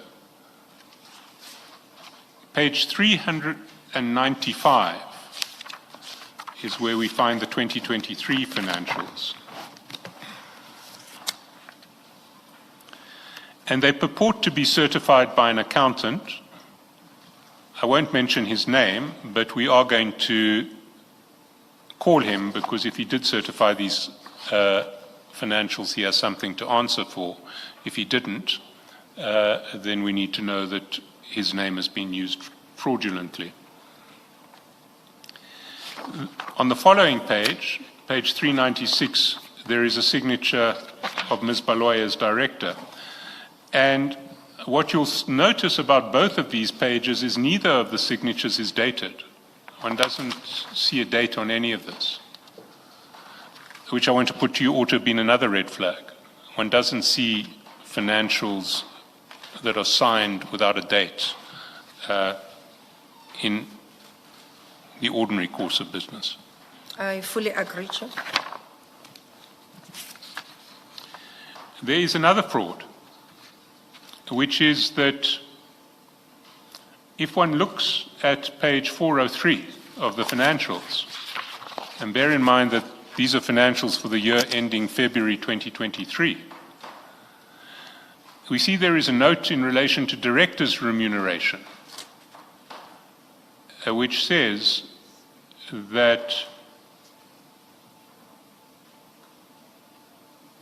a salary of over R1 million was paid to the director Tsakani Baloyi, or T. Baloyi.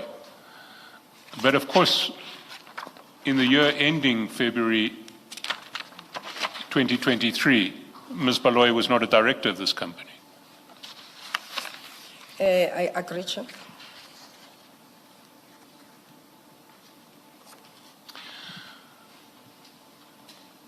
So what we have is a bid that is full of transparent frauds, but none of them seem to have been picked up in your procurement process, in the city's procurement process. Do you have any way of explaining how this could have happened? It's not just one disqualifying feature that was missed, it's about 10. Thank you, Chair. As I said, I'm not involved in the procurement processes. I've explained it, all those three committees. I don't sit. The line department, who's got a tender that is ongoing, doesn't sit there. Finance might need to explain. It's going to be very important, Chair, that I explain. I've never seen this lady in my life. The only time I saw her, it was on TV when this whole thing started. If she goes in a mall, I go in a mall, we'll probably pass each other. I don't know her. I've never seen her. If what happened here, the perception is she was done favors, it will have to be taken with finance. I'm not involved in these processes. Thank you, Chair. You see, on the strength of a bid that should have been disqualified on any one of a number of obvious grounds, the city has paid 3.5 million.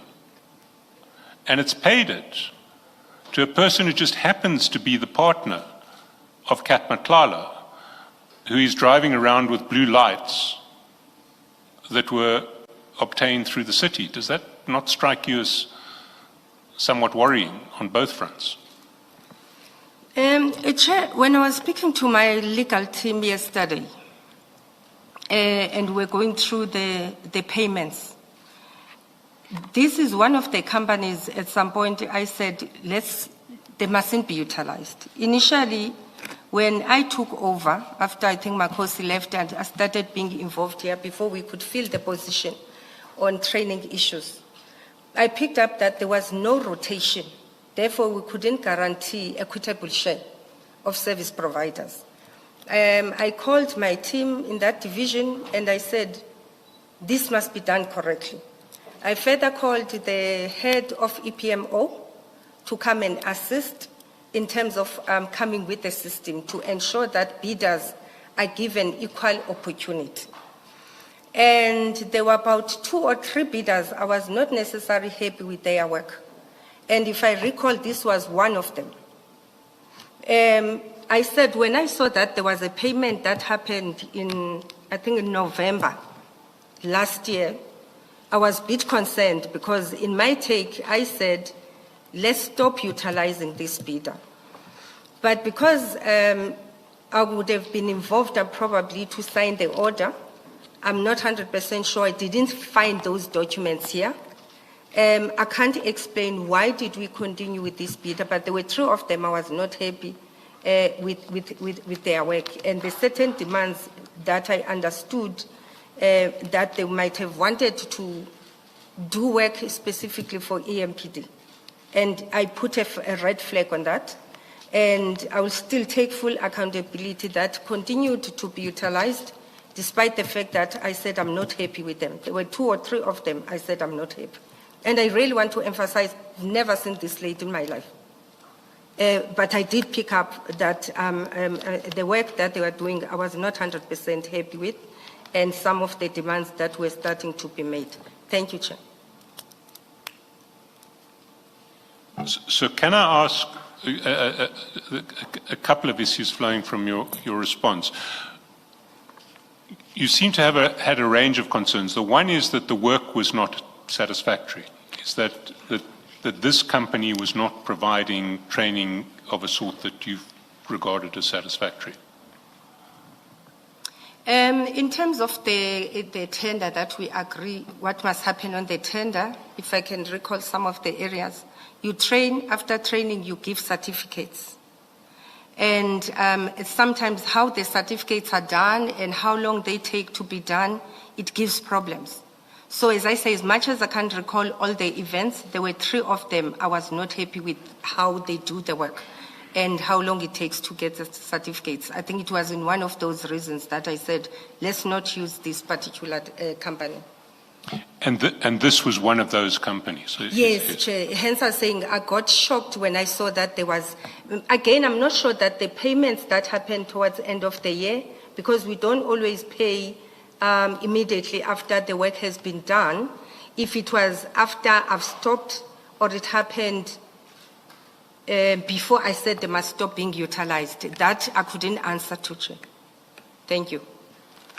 And when would you have raised your concerns and asked for this company and 2 others not to be paid any further? I think it would have been, let me check, I don't have specific dates. I don't have specific dates. But it was during the time I started looking at the allocation of work and the equitable share, and then also the performance, because one of the systems I've put in place was we must report to finance of the work that is done quarterly. So I can't recall which quarter and when did I do that red flag, but I did pick up as one of the red flags and the companies I wasn't happy with. Thank you, Chair. I mean, can you give us any specificity? Are we talking about 2024, 2025? When would this have been? If I can just get the page of the invoices.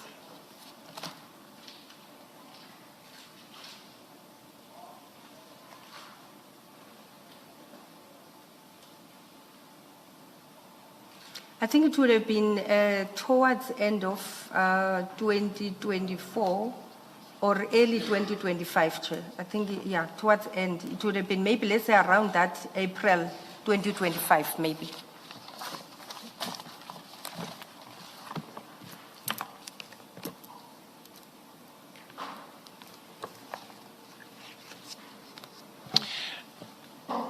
There's another issue with this payment schedule that, well, before we get to the payment schedule, can I ask you, you said that there was an allocation issue that concerned you. Do I understand you correctly, meaning that there was, as it were, a panel of service providers who'd been appointed? There were more than one successful bidders on that bid. And this service provider was getting more than their fair share. Is that what the concern was? It might not be this one in particular would have got more share. There would have been more others that would have got more than she would have. So when I was talking about equitable share, I wasn't specifically focusing on this particular one. I was just talking in general for the whole panel that has been appointed. So that was one of the issues you were addressing. You were addressing 2 issues. You were addressing allocation and you were addressing quality of work. And you recall that this provider was flagged for one or both of those issues. Yes. Thank you, Chair. Who did you raise these issues with? And where would there be a documentary record of it? The documents, it will be the allocation schedule.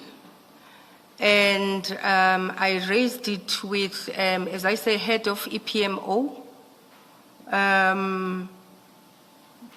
And the lady was assisting after Makosi left. But in terms of records, what records you can get in the city is the allocation schedule. Thank you, Chair. But if you raised it with someone, there should be a documentary record of that. I mean, presumably it would be written down somewhere in an email or in a memorandum. Where would we go to find that? The allocation schedule, you should find it in HR or you should find it in finance. As I say, if I recall, we also submit quarterly reports. So between, I wouldn't know the name specifically in finance, but in HR, from the training team, I think the acting HOD will be able to assist where the team can collate the documents and make them available. But that's the allocation schedule. But I understand that or maybe I'm misunderstanding your evidence. Did you issue any instruction to someone saying, don't allocate work to this service provider, either they've got too much already or they're not giving us certificates? Will we find an email or a memorandum to that effect? I'm not 100% sure if there will be an email, Chair. When my team raised the issue, their concerns, and I follow up those concerns, I then made that decision there and there that don't allocate this person work. Sometimes when they do bring the allocation schedule, I do make comments, but I can't recall. Hence I'm saying I think in the allocation schedule, you should get some of the answers you're looking for. But I'm still trying to understand the process here. There must be written records of decisions of this nature. Where will we find them? Hence I'm saying on the allocation schedule, it should give a direction. Rather than that, I doubt you'll have any other information. But I can check the emails. I will ask the city, or they can assist you because I think they do have access to my emails to check if there would be any discussions of that nature. Who produced the allocation schedules? It's the divisions, talent, HR strategic and talent division. There's two ladies. There's a gentleman and the lady. There's Zama and the gentleman, I think is called Ngozi, I forgot his name. They will be the ones that will bring the schedules. Mr. Shaskalson is asking for proof of you having queried the allocations, and you referred to the allocation schedules, which you say were produced by other people, not by you. Yes. So he wants to understand how you referred to that if it was not your document. As I say, Chair, I would normally make comments. I'm hoping that those comments can be found. And another way, it will be seeing the pattern. There should have been a change from beginning of when we started allocating and how the tender started going. You know, I can't recall all the events now, but sometimes, for instance, I wouldn't sign a document. I'll just return it and say I'm not happy. So that's why it becomes difficult to get all the evidence. But I'm sure the lady is very helpful. Uzama can be able to assist. Thank you. Thank you, Chair. Just to clarify, I had understood your evidence earlier to be that when purchase orders were brought to you, you refused to sign them. So you are surprised that subsequent to that, there were payments made to this company. Did I understand that part correctly? I said, Chair, I was shocked that there was a continuity up to towards the end of 2025. And I said, I take full accountability. That's what I said to the legal team. I should have picked it up. So, you know, so I'm taking full accountability. But surely, I know for sure that I was not happy with their work. But what did you say something about purchase orders and the fact that you had to sign them and you refused to sign them? No, I said, Chair, I made a note and maybe an instruction that says, let's stop utilizing this company because of the challenges they brought to me. And however, sorry to interrupt you, where would we find that, where you made a note that we should not use this company anymore? I said we might not have that. The only thing that can assist is the schedule, because sometimes I do make comments. I'm hoping that we can able to find that. Number two, you will see in the schedule that I don't think it's the worst company, it's the best company we paid, the highest. It's probably the lowest of the lowest. That you'll able to see that panel can guarantee you. So to me, what lacked in this evidence was that schedule. Or looking at all other companies, instead of focusing on this one, it will tell you how their funding was allocated. If that can be found, it will really assist this commission. Thank you. Mr. Scott. Ms. Gxasheka, just to understand about the purchase orders, were you responsible or were you in the chain of signing purchase orders? I would have been a chain. As I say that it's the work will start at that division and then ultimately come to me.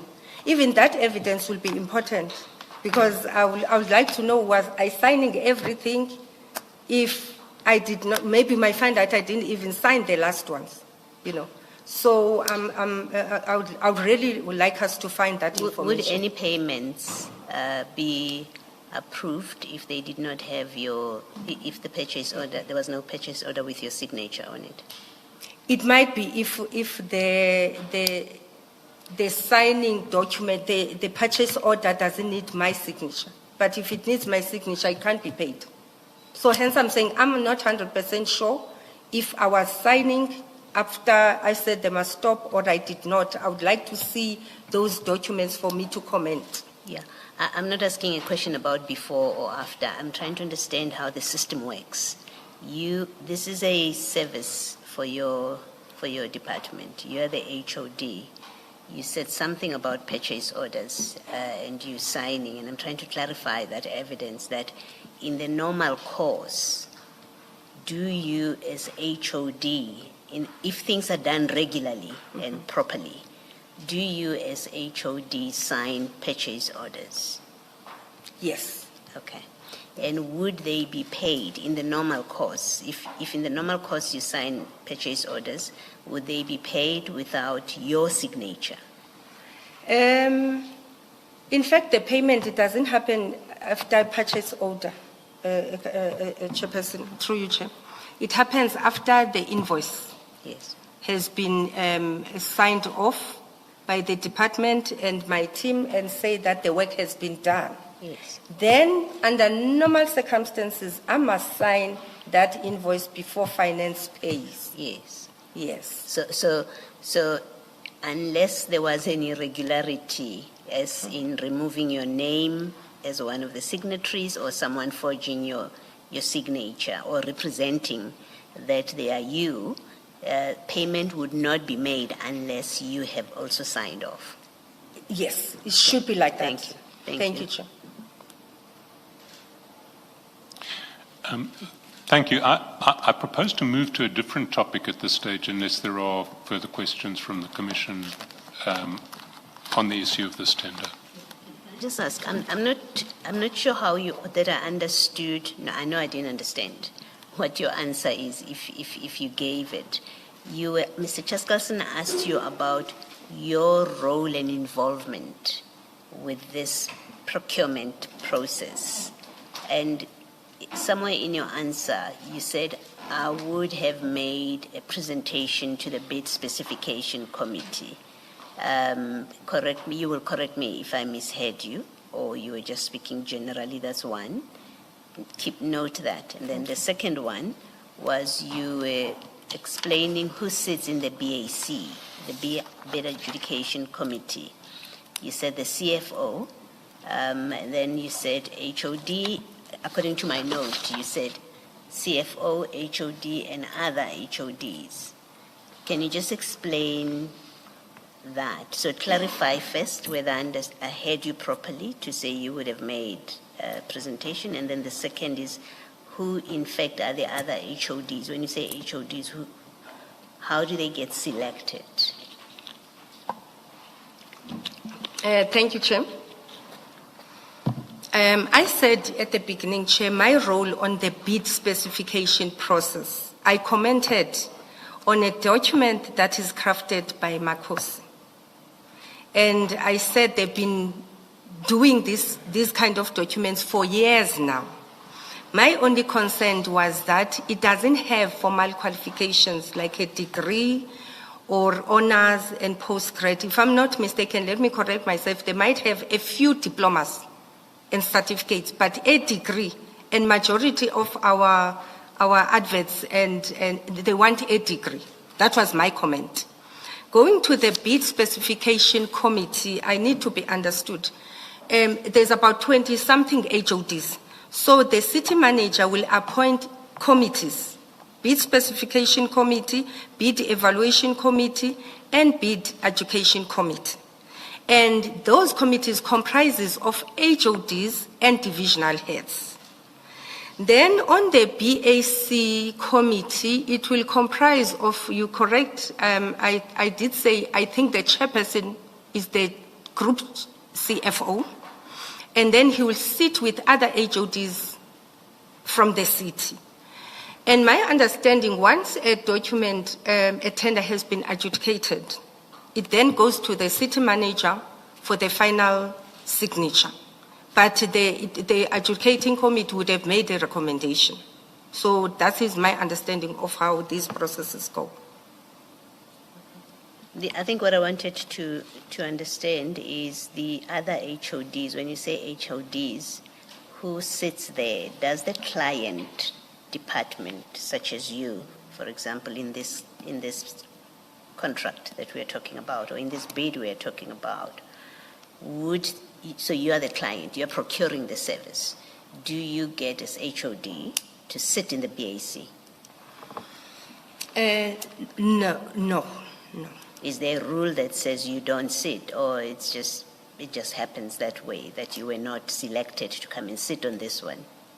I was not part of any of these committees. The city manager used her discretion to appoint these 3 committees, and I don't serve in any of the 3. Thank you. Thank you. Just a small matter of clarity. When you commented about the sort of qualifications that you thought should have been specified, or rather, which Ms. Baloyi did not have, according to you, in what capacity did you comment? I commented as endorsing the bid specification document from the division, my division, one of the divisions I'm responsible for, when they come with the criteria. So I've said, you always using these similar qualifications. I'm aspiring that we move beyond just having diplomas or unit standards. Can we include degrees and others? That's all my comment was. At what stage of the process was this? It would have been before they go to bid specification.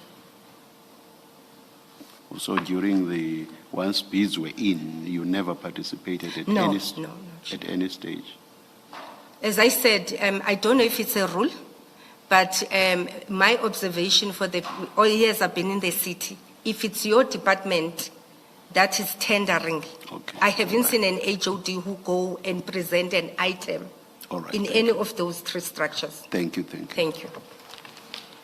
Sorry, I said I wanted to leave this topic, but just flowing from those questions, it does occur to me that there's something else I need clarity on.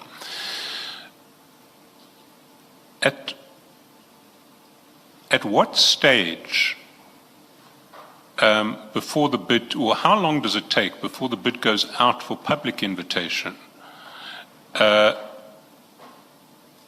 for the bid to be finalized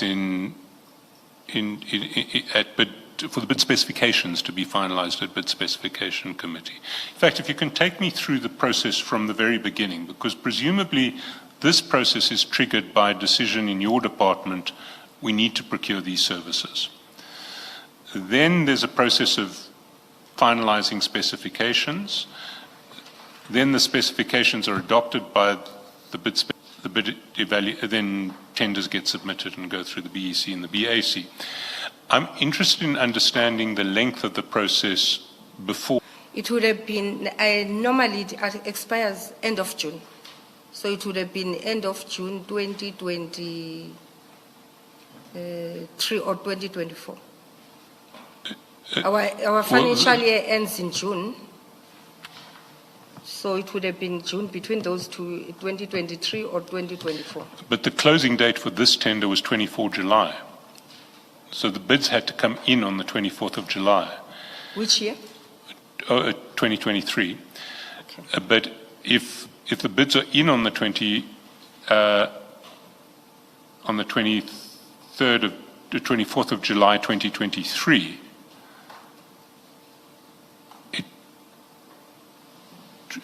it certainly couldn't have been that the old tenders were expiring in June 2023 unless there was mismanagement of the process. Do you accept that? It happens sometimes, and the reason being, hence even a National Treasury standard says start 6 months before, but sometimes you'll find out between the department and the bid specification committee, there's left and right, and eventually they find each other, then endorsed, then gets advertised. Then after being advertised, it goes to evaluation processes. Even there, sometimes there will be back and forth, and the aim is to identify these irregularities we identified here today. And in those instances, it doesn't always happen. There might be an extension of the previous tender. So you can't tell us exactly when the old tender would have expired, but you think it is likely that it would have expired either in June 2023 or in June 2024. Thank you. That clarifies that for me. The next topic that I want to move to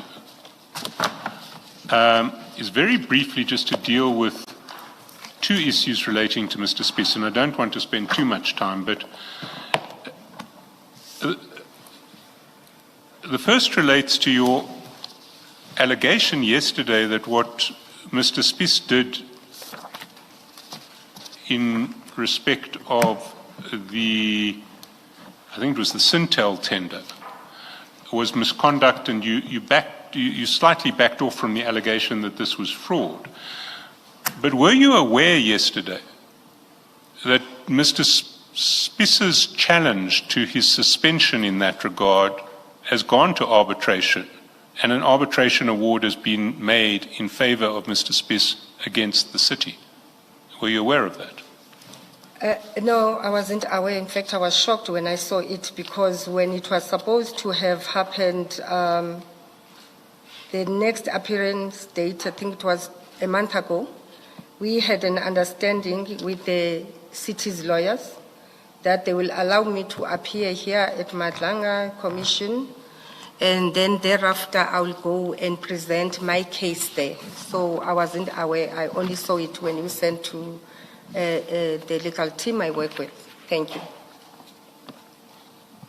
Because there are certain features of this arbitration award I want quickly to run through with you, because it's not just an award in favor of Mr. Spies, it is a truly emphatic award in favor of Mr. Spies. On page 421 of the bundle,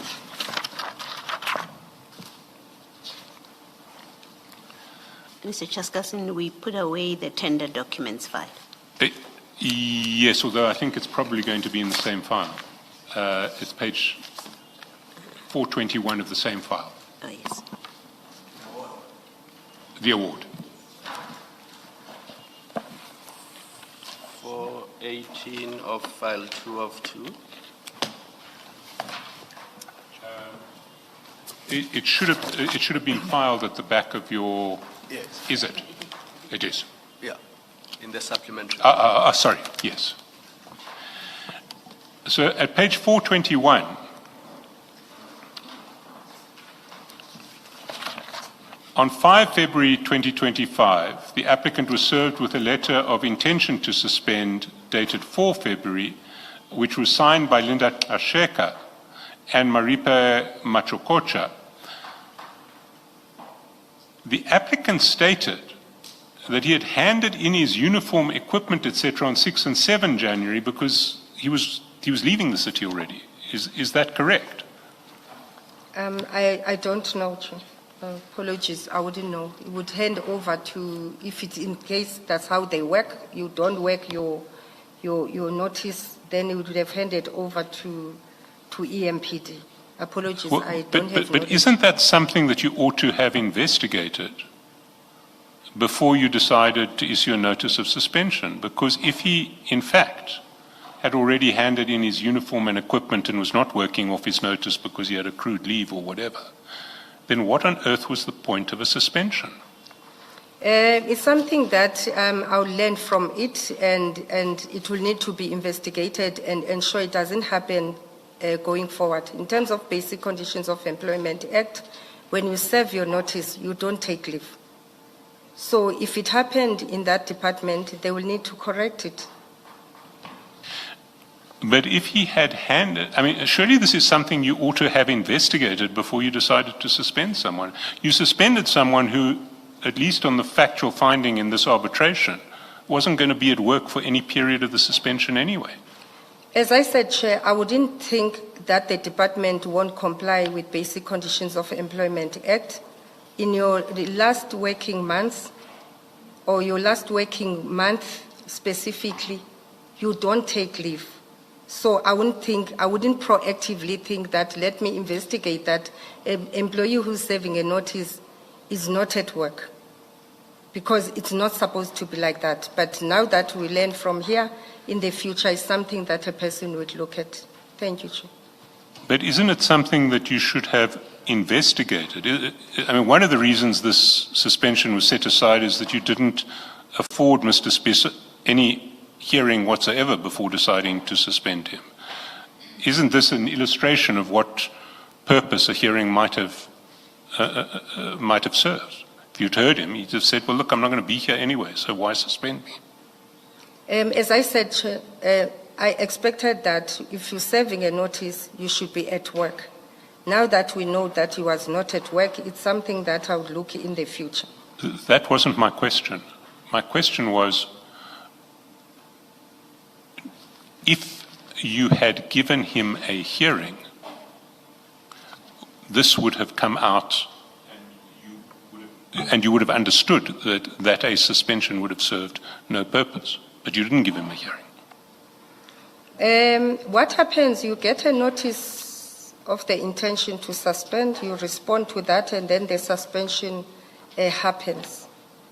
And after that suspension happened, there was an investigation report that was done.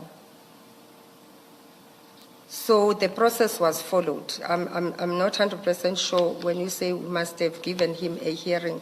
Maybe I'm missing you, Chair. Through you, Chair. Well, let me leave that one. Can I take you to... Can I just ask, the process that we have come to know works at EMPD is you first give an intention, a notice of intention to suspend. That's what Mr. Gxasheka is discussing with you, that there's an intention to suspend before you say, I have suspended you now. And that hearing is they respond to your intention to suspend and say why they should not be suspended. That did not happen here. In fact, what Commissioner Spies said is the same time as he got his intention to suspend, he actually was told you are suspended. And you are responsible for that process. Chair, I would have to go through the document thoroughly. I think we're speaking the same thing, that my understanding of the process is it will be notice to suspend, you reply, and then we suspend. If there was an irregularity on that, I will need to investigate. It shouldn't have happened that way. And as I say, I have not had enough time to thoroughly go through these documents and get the award. Maybe after lunch can I respond to that, but ideally, the process is we suspend. Where we normally differ, it's when we say, while you are being served, then bring the documents. But normally you respond. After responding, then the determination is made. When we come back from lunch, I would like you to provide an explanation of what happened here. Thank you, Mr. Chair. There's another significant finding here. If we go to paragraph 12 on page 423,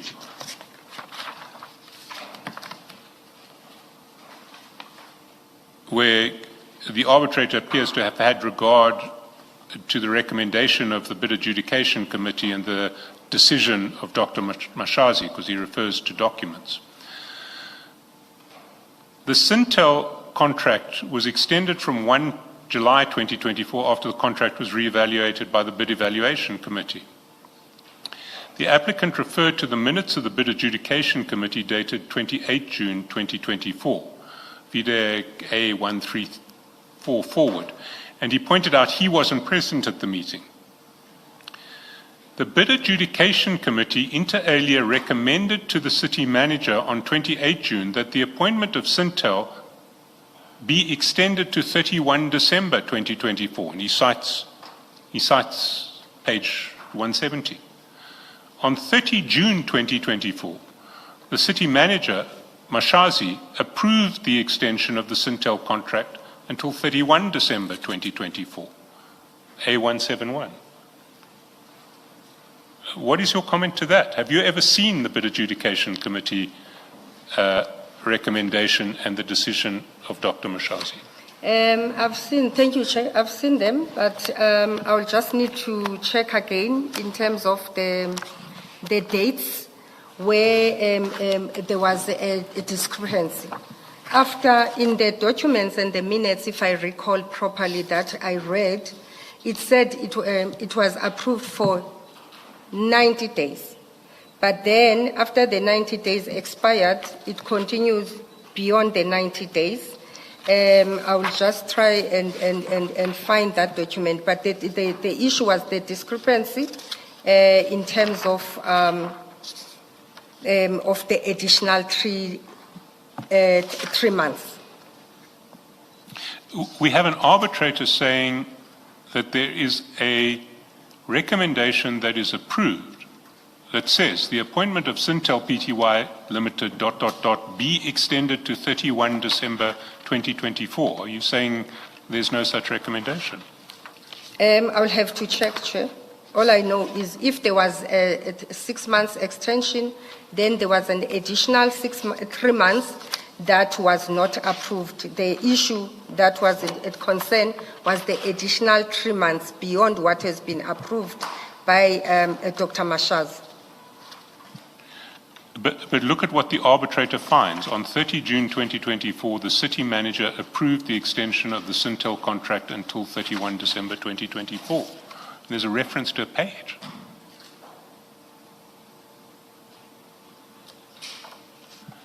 Can I take you to another document that actually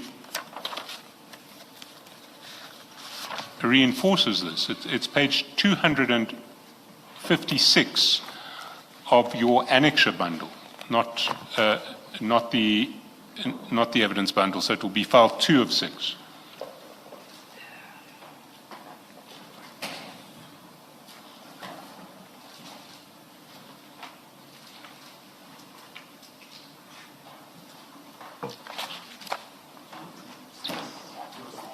Two five six.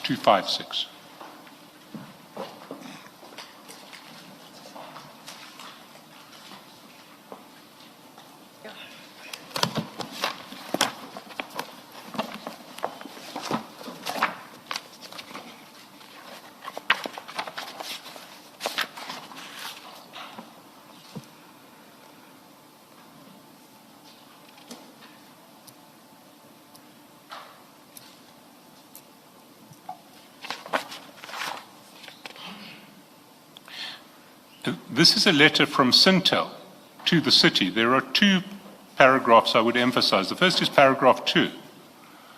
As you are aware, the extension letter was ambiguous regarding the term of the extension.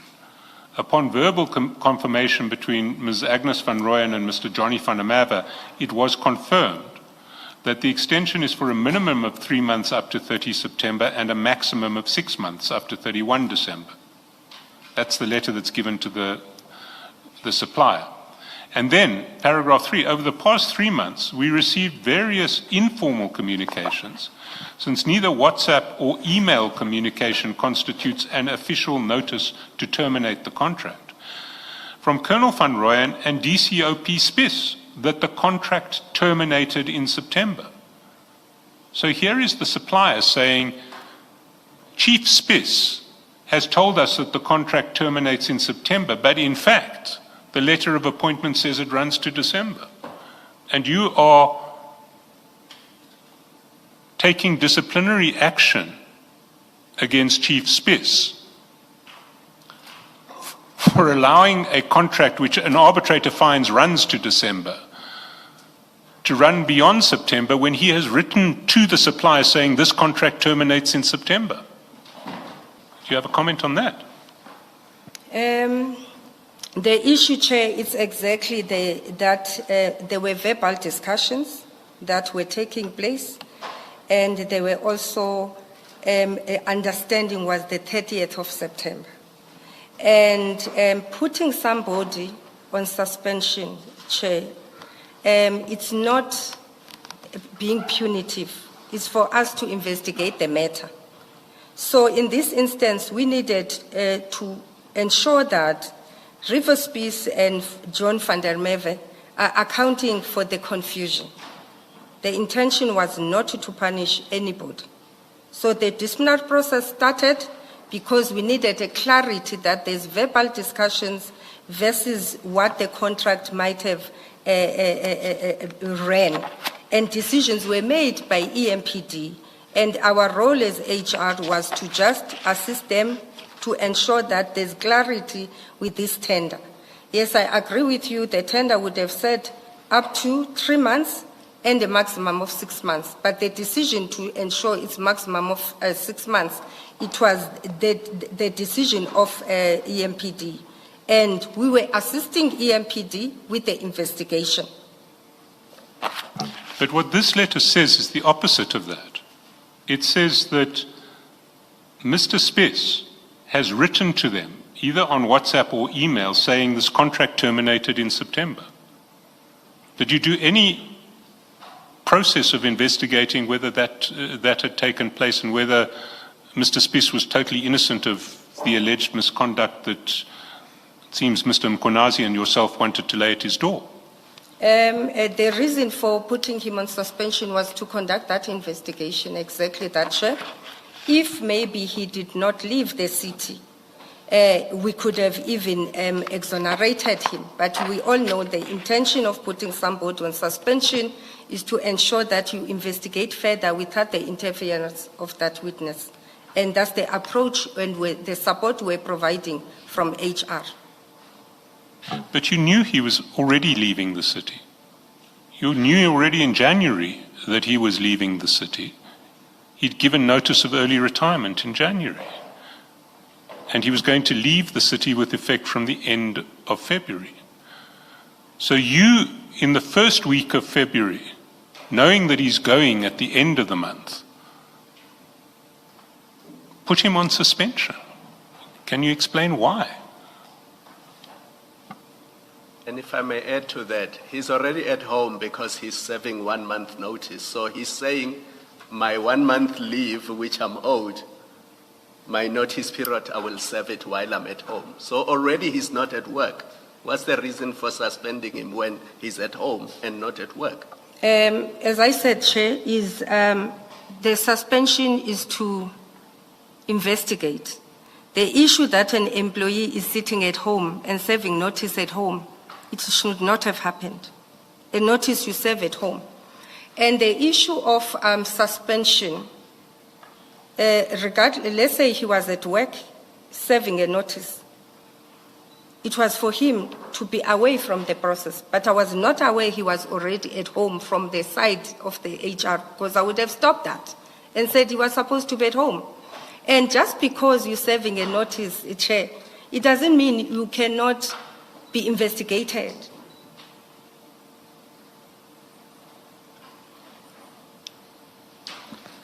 Perhaps we should take the lunch adjournment at this stage. Can I just make one last comment? If you look at paragraph 28 of this arbitration award, the arbitrator makes an extraordinarily far-reaching finding. He says, I am not satisfied that the respondent ever believed that there was a prima facie case of misconduct against the applicant, either regarding his alleged appointment of Syntel or regarding his extension of the Syntel contract. When an employer suspends an employee without having any reasonable basis to do so, it is axiomatic that the suspension of the employee constitutes unfair disciplinary action, short of dismissal. Essentially, you have an arbitrator finding that the city has acted in bad faith towards Mr. Spies. And that is in a process that you appear to have driven. What's your comment on that? Chair, an arbitrator will always make its own judgment, and based on the evidence that is provided in front of that arbitrator. And awards that are made are always subject to review. And what is shocking in this matter is that it was concluded without my evidence, where I would have fully prepared and go and testify on this matter. So every arbitration is subject to review. I'm not in the city now. The city can decide that they want to review or they want to pay Mr. Rivospis. Really, my comment is that every award is subjected to a review. And without me participating in that arbitration process, I will not take accountability for. Those who went and embark on this process, they must take accountability. At least if they waited for me to prepare after coming here next week, I would have been there and I would have put my story and then the arbitrator make a final decision. At this point in time, all I can say, every arbitration award is subject to a review and is subject to the facts that were put in front of the arbitrator at that point in time. And Chair, I want to agree that I've seen that there's things that we could have done better. I want to agree on that. We could have done things better. And I've gone through that document. I didn't even browse. I just slid just through it. And I think if I can put my detail into it and go through it, and if I was given an opportunity, I don't know what the arbitration outcome would have been. Thank you, Chair. What I do want to say is that in your statement, you accused Mr. Spies in this regard of fraud. Now, do you want to withdraw that allegation at this point? Do you want to apologize to Mr. Spies? Chair, I already spoke yesterday about issues of fraud. And I think Commissioner Baloyi, we discussed that thoroughly. And I said... it was in a different context. I was about to say... It was about the pension payout. Yes. You're being asked about these charges, this charge of disciplinary. I need to respond to that. Yes. The issue, Chair, we discussed about fraud yesterday and was asked to withdraw. It was exactly the issue of pension fund. And the issue of the extension of the contract is something else. And what I'm saying, I don't know if my statement, I spoke about fraud when it comes to the Sintel issue, or I was referring to the process that we embarked upon in terms of the allegations that were brought to the fore. If they are, I will go through my statement and I will come and give another answer if there is need to have another answer after lunch. But I don't recall talking about fraud issues on this particular matter. Let me help you. Paragraph 104 of your statement. He was suspended for the fraud and related matters of the extension of the service provider contract. Page 35, paragraph 104. Yes, hence I've said that the issues of fraud, I'll come and clarify after lunch, the issues of fraud that we embarked upon, it was in relation to how the retirement was embarked upon. No. You say he was suspended for the fraud-related matters of the extension of the service provider contract. You say that in paragraph 104 of your statement. Okay. Do you want to look at paragraph... 104, page 35.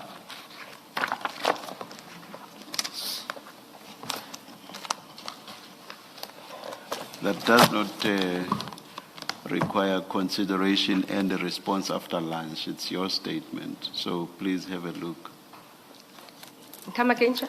I'm saying that does not require that you consider it during lunch and come and respond after lunch. It's your own statement. So please have a look at that paragraph and respond, Okay, I'm looking for it. and respond to the question.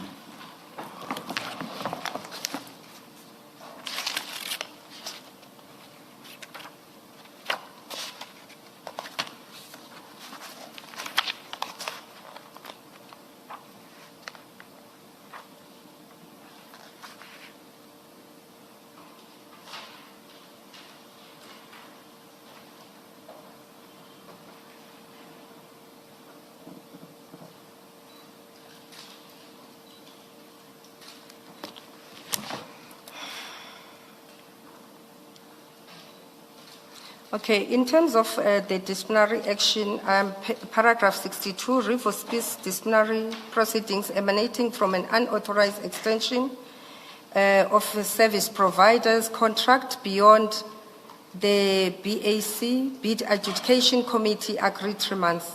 Rivers Peace informed the Commission that he has retired and he Mrs. still... Gxasheka, page 35 of your statement, paragraph 104, in line 5. Okay, maybe I'm reading. Okay. On the supplementary, maybe I'm reading Yes, the wrong sorry, one. are you in the original, in the supplementary? Oh, okay.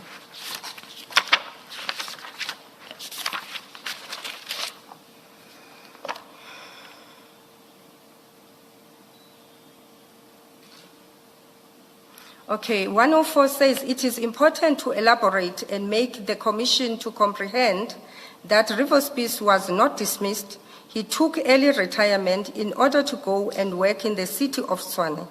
He therefore did not leave the city as a result of a new staff establishment, but rather because he found a job at the city of Tshwane.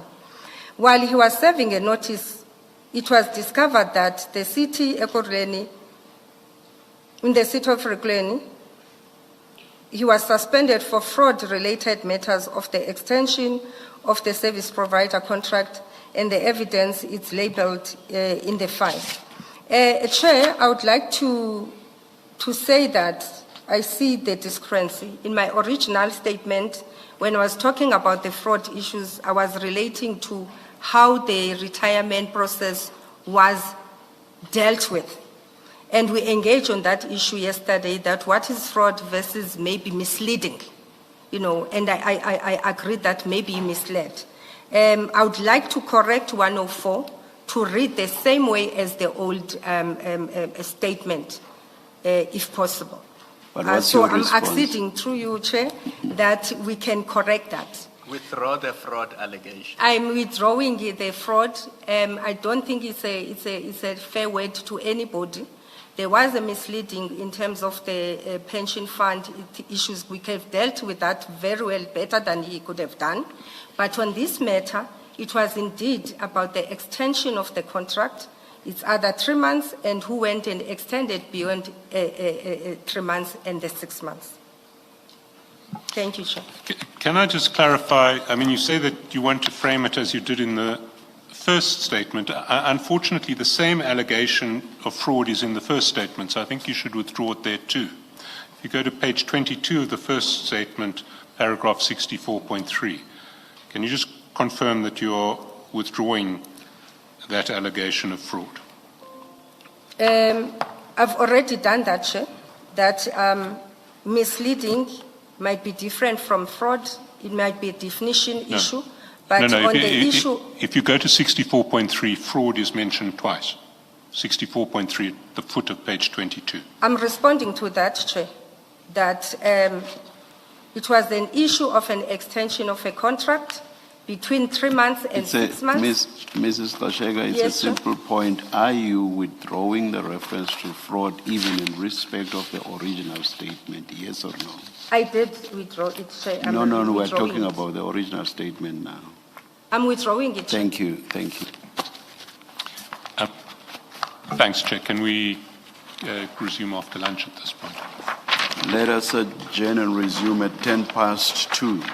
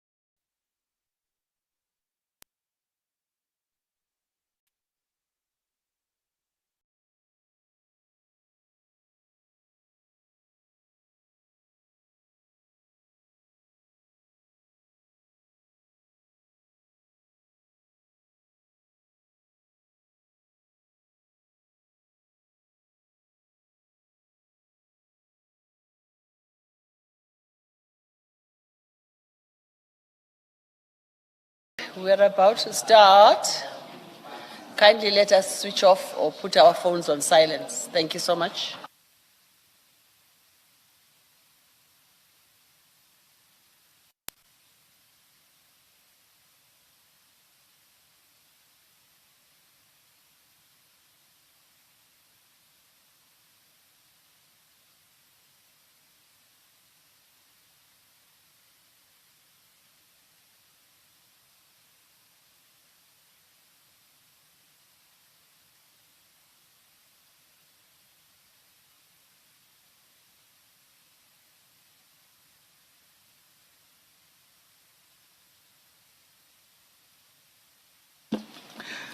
Yes, Mr. Shaskelson. Thank you, Chair. I want very briefly just to touch on the second allegation of fraud against Mr. Spies, but very briefly.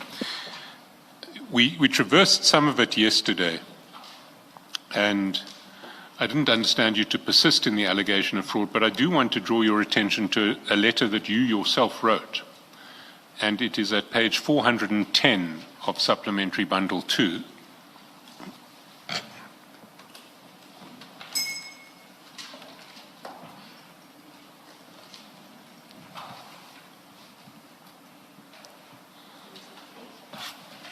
(410).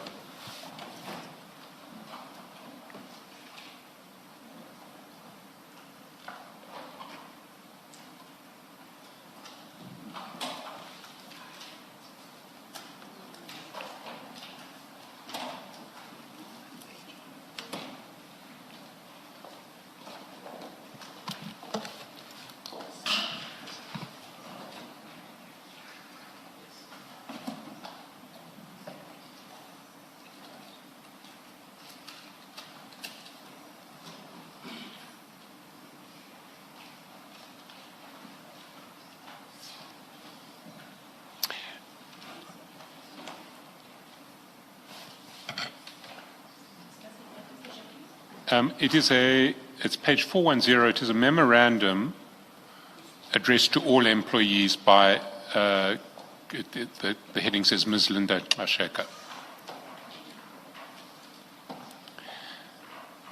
It's dated 16 August 2022, and it's about extended medical aid membership. And paragraph 1 says, this memo serves to confirm that employees who retire from council service in terms of the provisions of their respective approved pension or provident fund rules will be eligible for extended medical fund membership and an extended medical contribution benefit from the council. And then it's in paragraph A, it indicates who it covers, and A says retire on pension. Employees who've reached their retirement age as per their pension scheme rules and retire from the city's employment qualify to participate in the extended medical aid membership. Then in paragraph 2 it says the term retirement also includes early retirement as contained in the rules of the respective pension provident fund. So would you accept that Mr. Spies was entitled to take early retirement and claim the extended medical fund membership in terms of your own letter? Thank you, Chair. If an employee takes early retirement, he's entitled to the benefit. Thank you.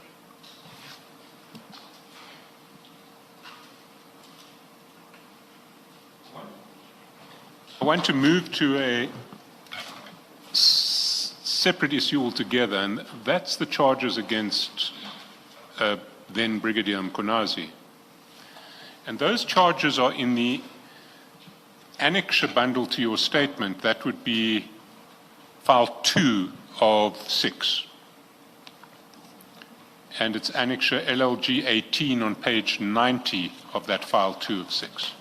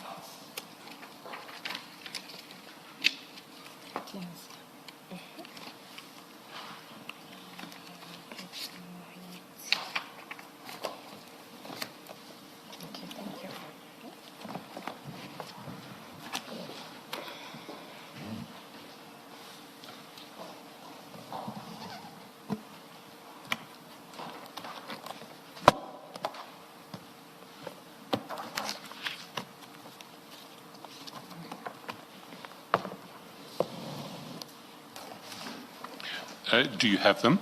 Yes.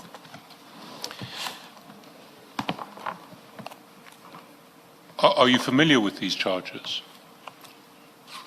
Yes, I am. And you'll agree with me that they are very serious charges. I agree. And if we look at charge 4 in particular, it seems to me that this is the most serious of the lot. Charge 4 reads, on or about the period 2021 and 2022, you directly stroke alternatively indirectly allowed third parties to impersonate police officers through the memorandum which was contained on the letterhead of the city of Ekurhuleni Metro Police, and furthermore allowed third parties to unlawfully use blue dash lights, knowing very well that the said third parties were not allowed to impersonate police officers by using blue dash lights. Will you agree with me that that is a particularly serious charge? Allowing people to impersonate police officers unlawfully. Certainly. And we now know with hindsight that the people who are alleged to have been allowed so to impersonate police officers are people under the control of someone who is currently standing trial for charges of attempted murder, kidnapping, and other serious offences. We know that. Will you accept that? Can you repeat that, through you, Chair? That the people who were allowed to impersonate police officers, people working for CAT security, were people who were working for someone, Kat Matlala, who is now facing charges of attempted murder, kidnapping, and the like. I'm really battling, through you, Chair. I'm really battling. Well, let me break it up. Who is it alleged did Brigadier Mkhwanazi allow to impersonate police officers? I don't know. Surely you do know. It is, well, to whom were these blue lights made available? From what I've heard and seen in terms of the video clips, it was made to Mama Cats or something like that. Have you consulted the investigation file in relation to these charges ever in the course of the last 3 years during which they've been pending or potentially pending? Remember, I've instituted a forensic investigation, so I'm fully aware. I think initially I couldn't hear your question. You've done a forensic investigation, but have you read the allegations that gave rise to these charges? Yes, I have. So you say it was Mama Cat who is alleged to have driven with blue lights. Who else is alleged to have driven with blue lights? As you read, that they were furthermore allowed third parties to use or flash blue lights. I don't know who are those third parties. You don't know? No. You don't know that they are allegedly people working for CAT security, that it is CAT security vehicles on which these blue lights were installed? As I say, I don't know. I've never seen them. I don't even know how they look like. But from what you're saying, I agree that there were third parties that were allowed to use blue lights. Are you saying here today that you're not aware of the fact that these allegations relate to the use of blue lights by CAT security? No. You're not aware that... How can that be? I don't think we're getting each other here, Chair. I think we're missing each other a lot this afternoon. I'm saying I'm aware of the charges and I'm aware of what transpired. But the question that says, do you know these people? I'm saying I don't know these people. That's all I'm saying. So you're aware that the charges are Yes. that CAT security was allowed to use blue light vehicles that were registered through the EMPD? Yes. Yes. Please don't nod, please speak. Are you saying Yes, yes? yes, Chair. Yes, all right. And That's you're what, aware- Mrs. Gxasheka, that's what the question was throughout. Yes. You're aware that Cat Security is a company controlled by Mr. Cat Matlala? Yes. And you're aware that Mr. Cat Matlala is currently facing charges of attempted murder, kidnapping, and the like? I saw that on TV. I was shocked. Yes. Sorry, you were shocked. Yes. What shocked you about it? Everything that I saw on TV that was said about him, the attempted murder and all. And it shocked you, did it shock you because you knew him and were surprised that these charges were being laid against him, or did it shock you for another reason? Okay, can you ask one question at a time? Well, why did it shock you? That there was allegations against him of an attempted murder of a lady, a former girlfriend. Yes. Why did that shock you? Why did it come to you as a shock that Mr. Matlala was alleged to have attempted to kill his former girlfriend? I think every attempted murder in terms of gender-based violence concerning to a woman, it will shock anybody. I'm not sure we'll be expected to have it normal. So it's not specific, you don't have no personal knowledge of Mr. Matlala that caused the shock. It was just the nature of the alleged offence. I've seen Mr. Matlale. I've met Mr. Matlale 2 or 3 times in my life. When I met Mr. Matlale, he raised a complaint of a woman who was pregnant and who was beaten up by the senior member of EMPD. And number 2, he raised other issues that, through you, Chair, I will not be comfortable to discuss here. Hence, when I asked for what is this, a risk threat analysis, I was serious about. When he was complaining that Ekurhuleni were protecting these 2 senior members, who, as I said, the first one he sent a complaint of a woman who was beaten up while she was pregnant. And the second one, it was that we were about to appoint a city manager and there were favors that were done. When this was brought to me, I said, I don't have the complainants. I don't have details. He then said, I'm protecting those 2 people, and because I'm protecting those people, it's going to take us to a public protector.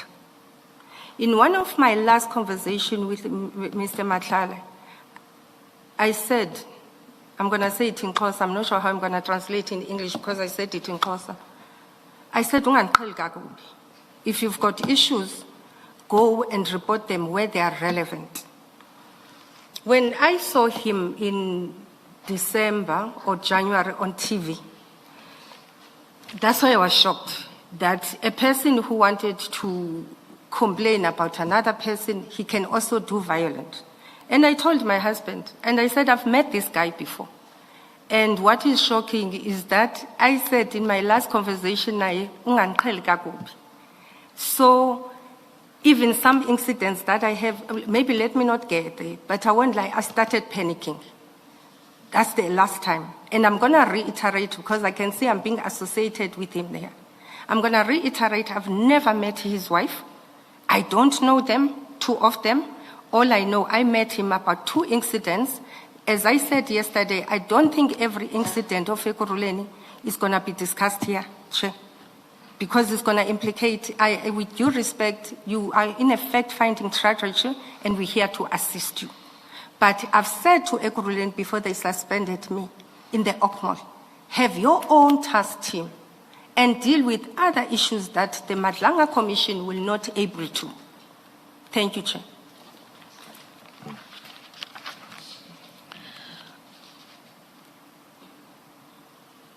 So to take a step back,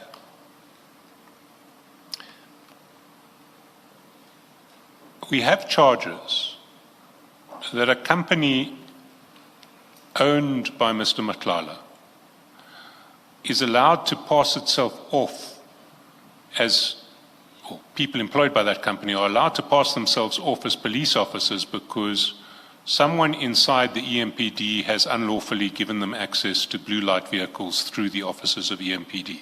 Those are the charges. Those charges are sufficiently substantiated that independent attorneys engaged by the city have said, there is a case here, let us proceed with disciplinary action against the man who created this situation, Brigadier Mkhwanazi. You agree? Yes. That took place in the first half of 2023, that charges were formulated and that the attorneys were ready to proceed. And we sit now 2.5 years later, and nothing appears to have been done about this case. Mr. Mkhwanazi still hasn't been called to his disciplinary commission, as far as I can work out. You're nodding. I'm waiting for you to finish off response. Okay. How do you explain that? You were in charge of HR over this period. How do you explain that?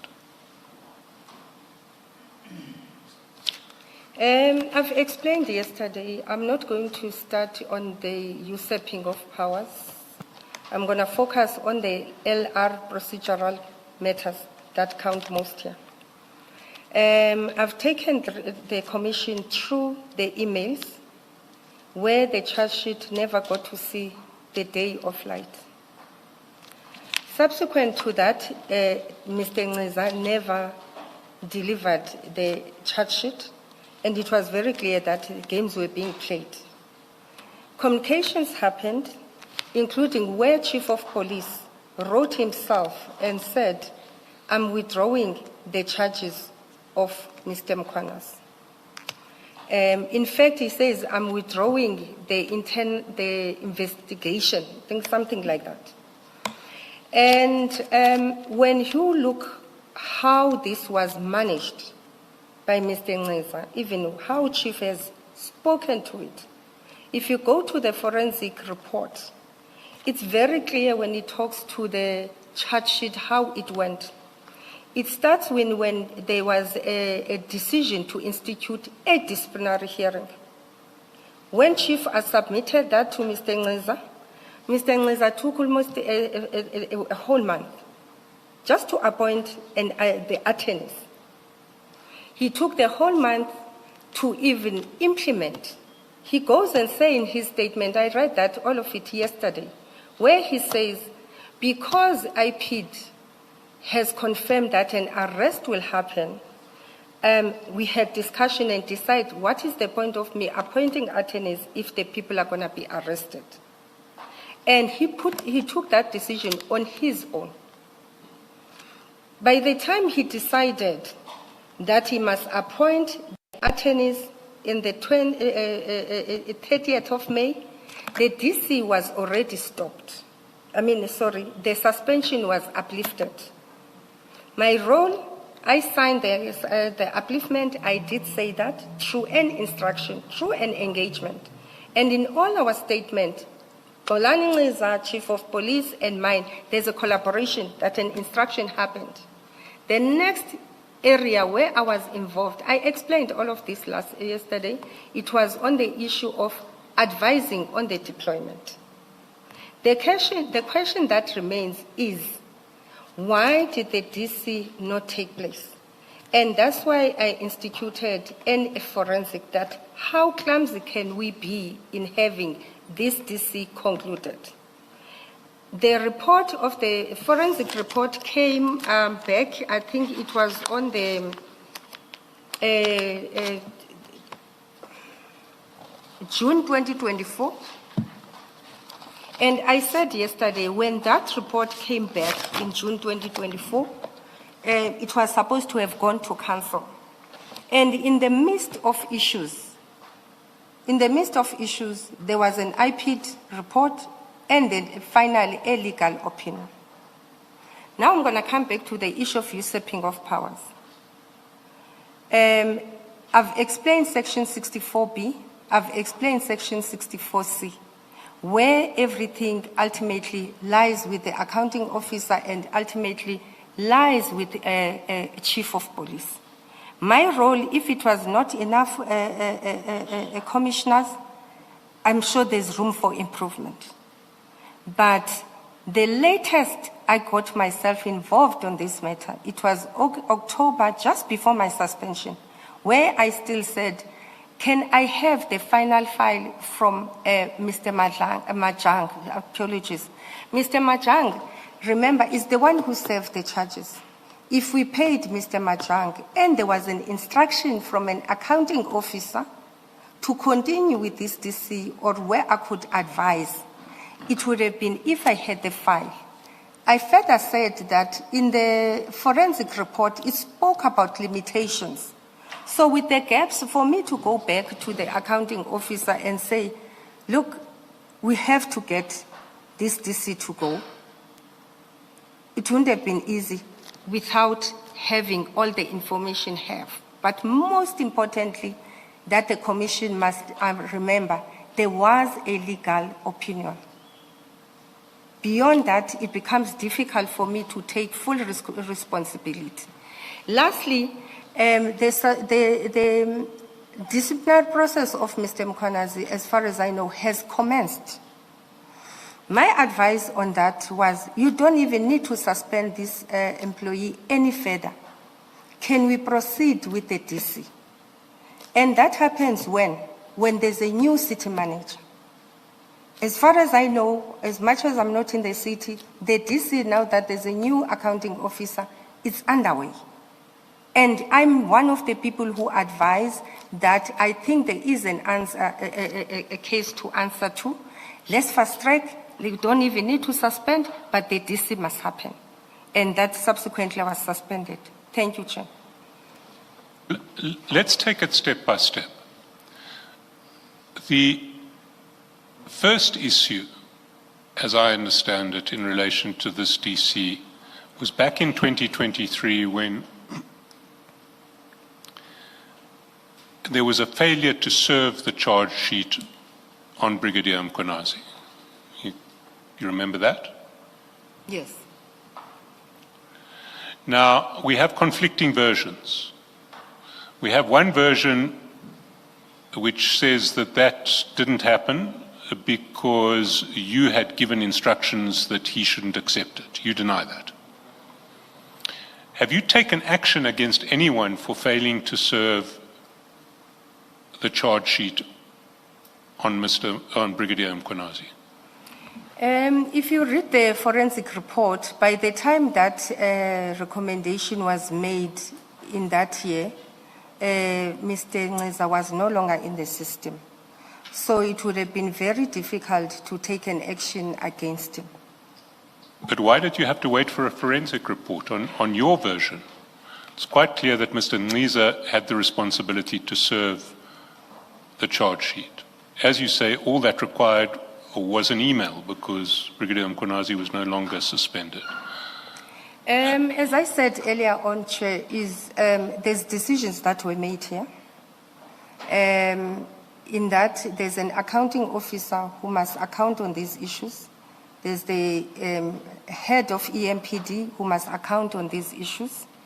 And at some point, some of the discussions were taking place without me. When I got to fully focus on this particular matter on its own, it's after the email, the anonymous email, where I said, can we get to the bottom of this and understand what happened? In between, majority of issues were discussed between a chief and the accounting officer. When chief said, I'm stopping this process, he then says to me, let's go and talk about it outside the institution. I said, I don't do talking outside the institution. It's your discussion with the accounting officer. I was not involved. Discussion took place between chief, accounting officer, and legal. I was not involved. And if they decided amongst three of them to stop the DC by allowing, saying the investigation is stopped, there was nothing I can do. Where I started having interest, it's when it got to public space and we realized that there were irregularities. Gxasheka, what are the irregularities? that you now realize there are? As I said, Chair, firstly, we took long to deal with the matter. And my understanding, I think even when the chief of police wanted to meet with me, probably wanted to raise his frustrations. Because you can see that he signed this institution to discipline in April. You know, come in June, still nothing has happened. I think that's where his frustrations were. That's number one. And number two is when decisions are made, I'm not going to discipline or I'll discipline. I'm still making my mind. It's the second irregularity that we can improve from. And the third one is we appoint attorneys. After appointing attorneys, the process is stopped. It also becomes an irregularity, both on the procedure and also financial. And the last issue is, I think the legal opinion, we could have done much better on the legal opinion. And I think we've all learned from that. I'm trying to understand your evidence and the chronology or sequence that you put. You became involved with this matter, and you became aware that Chief Mapia has written a letter where he says the investigation is withdrawn or something to that effect. You became aware of that. So at which point do you recognize there are irregularities? That's why I'm asking you, what are the irregularities you're referring to? And at which, maybe let me add a second thing, at which point do you say you became aware of irregularities? I became aware of all the irregularities after we've done the forensic, that indeed we could have managed this matter better. Hold on about managing it better. When is that? That after when you say after the forensic report, when is that? It was in June 2024, but Chair, maybe let me rephrase this. When I said let's have a forensic report done, surely we did something wrong. I agree that with the current charges that we have, you could not just say, I'm stopping the process. And understanding that the chief stopped the process based on frustrations, that's number one. Number two, there's also a legal opinion. No, he didn't stop the investigation. That's not his evidence. Let's not restate his evidence incorrectly. His evidence is he stopped because he was instructed, not because of frustrations. He says, I was instructed to stop. Yes, I'm correcting myself. In his letter, though, he did say, Chief Mapia, I'm stopping. But you correct in other evidence, he did say he was instructed. Yes. Yes. Okay. Yes, I'm still interested in, or I still need to hear you. What are the frustrations, rather, what are the irregularities that you say you later picked up and then you ordered a forensic investigation? Is how the whole process was conducted. No, but you knew how it was conducted. You knew there's a letter from the chief which says I'm withdrawing the investigation. And the conversation that Mr. Chaskalson is having with you is, these are serious charges. You are head of HR. And then I tag on. You see a letter from the chief that says I've stopped the investigation on these serious charges. You are head of HR. At that point, what do you do about it? When I got to know about stopping of the investigation, as I say, I started collating information after the anonymous letter from Mr. whatever, that says we favored, the city manager and the CFO, they favored Julius. Then when I start collating information, as much as it wasn't enough, I've realized files were everywhere else except in HR. Then I realized there's a problem here. And hence then I instituted that a forensic must be embarked upon. Number two, in the meeting we had with this accounting officer, we also felt that let's change even the disciplinary procedure so that HR and legal take full accountability. Remember, before that, I was not fully accountable. The main responsibility I had was more suspensions. Before and after that, other people are involved. In Mr. Ngiza's statement, he also confirms that certain things were happening at an EMPD space without him being involved. However, there are decisions between Mr. Ngiza and myself that we've made. Let me stop you, Ms. Gxasheka. The matter is now with human resources.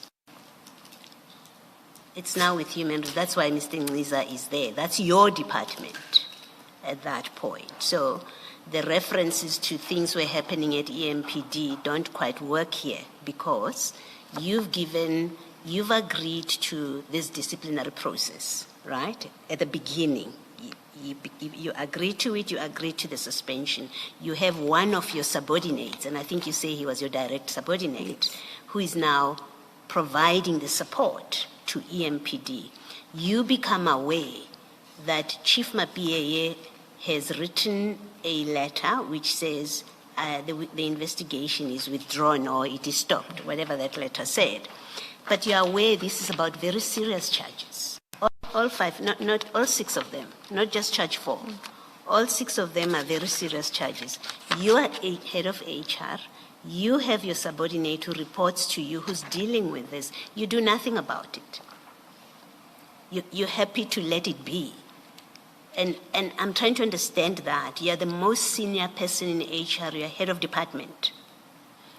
Employee relations falls under you. Discipline falls under you.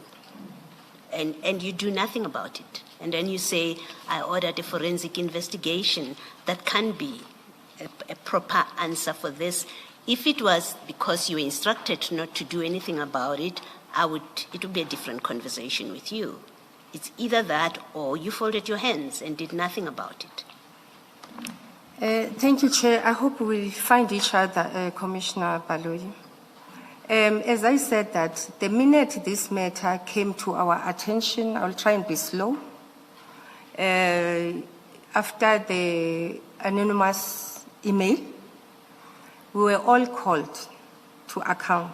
I think if you read my statement, you read Chief Mapiye's statement and Xolani, we're all called and say, answer, what happened? Roughly, things were explained. That is in August, if I'm not mistaken, around July, August. And immediately after that, the same day, if I'm not mistaken, to show how serious I was with this, I've changed the delegations based on the discussion we had with Dr. Mashazi. After that, I instituted a forensic. The stopping of the investigation, Chair, I thought we discussed it yesterday, that it happened between Dr. Mashazi, Advocate Kemi, and Chief Mapiyeye. I did speak to that I was not involved in those. When I started putting everything together, it's around August, that what happened here, what happened there, what happened there. I don't know if I'm answering you. For now, I'll leave it at that. You haven't answered. You haven't explained why you did nothing after you became aware that Chief Mapiyeye has written that letter. You did nothing. Fact is, you became aware of the letter and you did nothing. And then as you sit there, you say, later on I picked up irregularities. The point I'm making to you is you did not need the city manager to say anything to you. Once you became aware of that letter, you as head of department, human resources, would and should have said, if you were executing your duties, you would and should have said, you cannot do that. You can't withdraw the investigation or the disciplinary hearing because these are very serious charges and we must proceed with them. Chair, as I say, what happened, the discussion took place between Chief Mapiyeye, Advocate Kemi, and the city manager. They made that decision without HR. And subsequent to that, there was a legal opinion that says stopped. I even said, if I recall yesterday, even when they went to the You said there was a legal opinion that said stop. That says we cannot discipline Mkhwanazi. What legal opinion is that? It was from legal to IPID. No, that opinion doesn't say you can't discipline at all. We can pull it out if you want to. That opinion does not say to you you can't discipline. It speaks to a different issue, that there is no fraud, it's not properly justified, and it requires IPIT to write back and explain themselves. It doesn't speak at all to, in fact, it doesn't say don't discipline. Okay, let me rephrase then. What it was saying, that there's not enough evidence that for the city to conduct a disciplinary hearing. No, it doesn't say that. It doesn't speak to discipline at all. It doesn't say there's not enough evidence to discipline. It says there's no fraud that has been committed. It says nothing about discipline. So you could not have been relying on it. The point I'm making is you could not have properly, if you relied on it at all, you could not have properly relied on that opinion, because that opinion doesn't speak to the disciplinary action. Chair, I said I'm speaking to a holistic process here. Discussions took place and there was a decision not to discipline. I said the Chief of Police did speak about this. He said, let's go and discuss this thing outside the city. And I said, I'm not willing to do that. The discussions took place amongst three of them. And when Dr. Mashazi has spoken, it is done. The only reason, remember, even when these discussions... Is your explanation then, which is what I said earlier, you did not do anything because Dr. Mashazi has spoken. If that is your answer, that is your answer. And that became the reason why you don't act. Is that what you're saying? Chair, it's exactly what I'm saying, but there's something I need you to pick up, ma'am. There's something I need to pick you up, and I think you're missing it. While there's these discussions that they made, I continued to try and follow this thing because I always knew it's going to catch up with us. Despite, as I say, officially there's instructions, but there's other ways of managing your boss. Hence, I still said, let's get the what you call this, forensic done. I said, Majang Inc. bring back the file. When ultimately we got the forensic report, yes, it didn't go to council because of the limitations. The minute we had a different accounting officer, I'm one of the people who said, let's continue and proceed with this. So what I wanted the commission to hear is, despite that this process was stopped, from my side as HR, I did not stop. Because the minute, for instance, you change the procedure and say, now, Mr. Ngeza, you're no longer responsible. I'm taking over. Today, I'll be here. You say, why did you decide you're taking over? Because there were a lot of things I couldn't account to because of the previous allegation. I mean, it had nothing to do with Commissioner Mkhwanazi's case, right? Because it had to do with that and more. In your statement, I don't think you say that. I think you speak about there were many unresolved cases, and there was a lot of money that is being spent. And even the briefing of attorneys was an issue because the way they were briefing, work was not being distributed evenly. So it wasn't because of the Mkhwanazi case that you changed the delegation of powers. In fact, I think yesterday you said to us, this has always been an ongoing process within the city. So it's not correct to present it now as if that came about because you were concerned about the handling of the Mkhwanazi case. Look at the dates, Chair. Look at the dates. Yes. The dates, remember, every time you are called by your boss, accounting officer, you don't seem to know anything. You can't fully account. I said that yesterday. When the Bikul matter came, the same day, if it's not the following day, which those delegations were changed. Because I'm told you know nothing about these matters. You're not following these matters the way you should. Let me read you something from your statement. Mr. Gxasheka, at paragraph 36, you say, on or about July 2023, after numerous concerns raised by the accounting Apologies, office. Chair. Para 36 at page 12, your statement. In fact, I'm reading the old statement. Let's look at where this may be in your new statement. It's a different paragraph. I'm told it's 72 in your new statement. Yes. At 71, that's where I wanted to read for you. Are you there? Are you there, Ms. Gxasheka? Yes. Yes.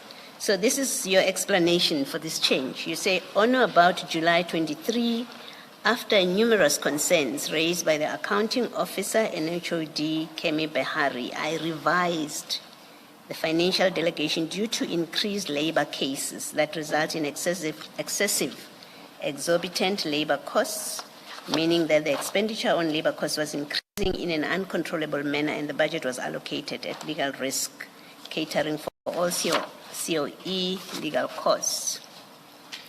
And then at 72, you say, in August 23, the accounting officer raised issues relating to how labor relations cases are handled, especially MPD cases, including the case of Brigadier Mkhwanazi, as it was now raised via an anonymous person or email. This is the big email. So there's no account in your own statement of you acting before this date, before you got the big email. You don't account for steps that you say you took to ensure that the disciplinary hearing doesn't die. I think we're missing each other, but we're saying the same thing. I said I started consolidating issues when that big matter came. Yes, my point exactly, that when you became aware of Chief Mapia's letter, you did nothing. And the next steps you took was when now the story of the failure to discipline Commissioner Mkhwanazi now became public, and you got this inquiry that was written to Jeff Weeks, the big message. That's what got you to start acting. Chief didn't share the letter. As I said, when I started to say the engagement on the stopping of the process, it happened between three of them. And so you never became aware of it before you got this big that's what I'm trying to say to the panel, that to the commission, I got to consolidate and got to know everything, Chair, after the big matter. Then when I'm following up these things, I'm realizing, but we could have done things better. And if you hear me properly, I'm saying, even when we change the disciplinary procedure, I realize it cannot end there. We will account for this at some point. Hence, beyond decisions that were made by the three of them, I still pursued this matter. In 2024, before even the Madlanga Commission of Inquiry, I was still talking to the attorney, asking for funds. The latest, it was in October 2023. I really appeal that can my side of the story be heard. They've stopped the process. I did not stop the process. Yes, we could have done things faster and not be here. But at least I need that to be heard while everybody else stopped. I alone, HODH, I didn't stop. Thank you, Chair. Where do we see that in your annexures, that after Chief Mapia's letter, you carried on before the big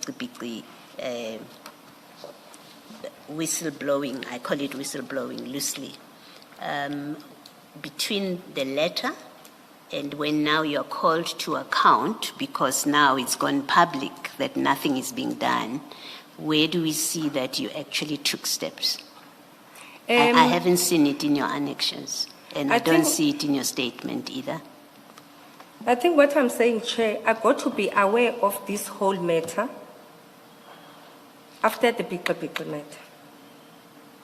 Right, I thank really you. need you to record that. I got to be aware and I consolidated all these issues and I've never stopped. Hence, I'm here today to still talk to this issue. When they had those conversations to stop this matter, I was not party to. But the minute I got to be party to, I still proceeded and say how best we can close this matter. Thank you. Thank you, Mr. Chaskalson. I want to just, if you can indulge for a few minutes, Mr. Chaskalson. Mrs. Gxasheka, the forensic investigation you are referring to, the one where you got a report dated June 2024, that report was investigating 3 allegations. 1, whether Julius Mkhwanazi had been defamed. 2, whether the person using the pseudonym Biki breached POPIA. 3, whether Ngqiza, by appointing Majang as the city's legal representatives, acted without Mkhwanazi's written consent and therefore breached Mkhwanazi's rights. Now, those are the 3 allegations this so-called forensic investigation investigated, and they reached their conclusions. You can find it in MAPIA annexures on page 114. So when you say you took steps by instituting a forensic investigation to determine why the charges were not proceeded with, that is not correct. Because all this forensic investigation does is to go after the whistleblower, Biki. Those are the 3 allegations that are investigated. I don't know if you are in the MAPIA file, the annexures, or if you know where the forensic report is in your annexures.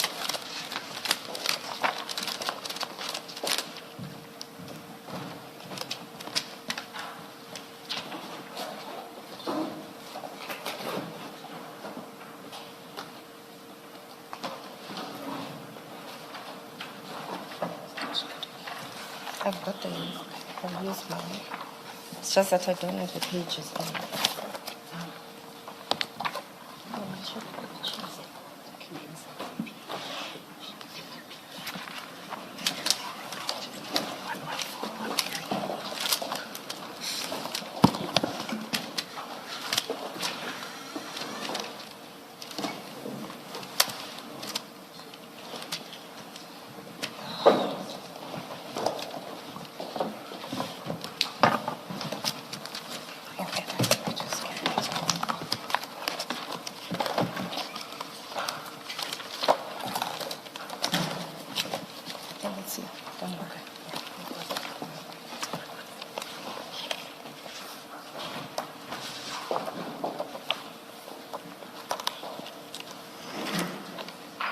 Are you there, Mrs. Smith? Page 114, MAPIA annexures. Sorry, in Ribo's piece, my apologies, my fault. 183 is. You can look at 183. For Chief. MAPIA, Yes. MAPIA. Thank you, Chair.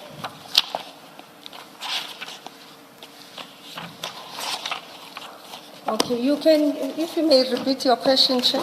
Thank you. All right, so your that comment? is the forensic investigation. If you look at 223, the allegations they were investigating and the conclusions.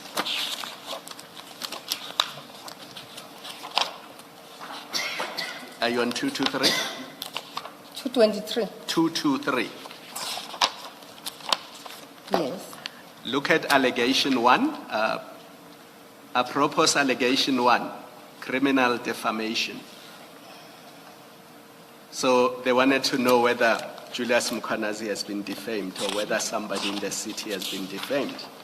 And then if you go to just before 13.6, allegation 2, whether the person using the pseudonym Biki has breached section 11 of POPIA by, again, disclosing information relating to Mkhwanazi. And you go to the next page, 224, allegation 3, whether Ngqiza, by appointing Majang as the city's legal representative in the Mkhwanazi matter, acted without obtaining Mkhwanazi's written consent and whether by doing so they have breached the collective agreement. Now, those are the three allegations these forensic investigators were asked to investigate. And they reach conclusions, and that's the sum total of it. Even when you read the front page of the investigation report on page 123, it tells you that it is a forensic investigation into allegations of defamation, breaches of protection of personal information, and appointment and payments to Mahjong Incorporated. So you can use this as an answer to Commissioner Baloy's question of what did you do when you became aware that the city did not continue with the serious allegations against Julius Mkhwanazi. You can't say, I instituted this investigation, because this investigation has nothing to do with why the city did not continue.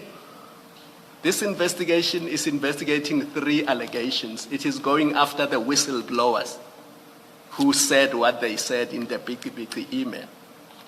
And it says so. Thank you, Chair. Chair, I would like to say that the report, I would prefer if it's written and understood in its entirety.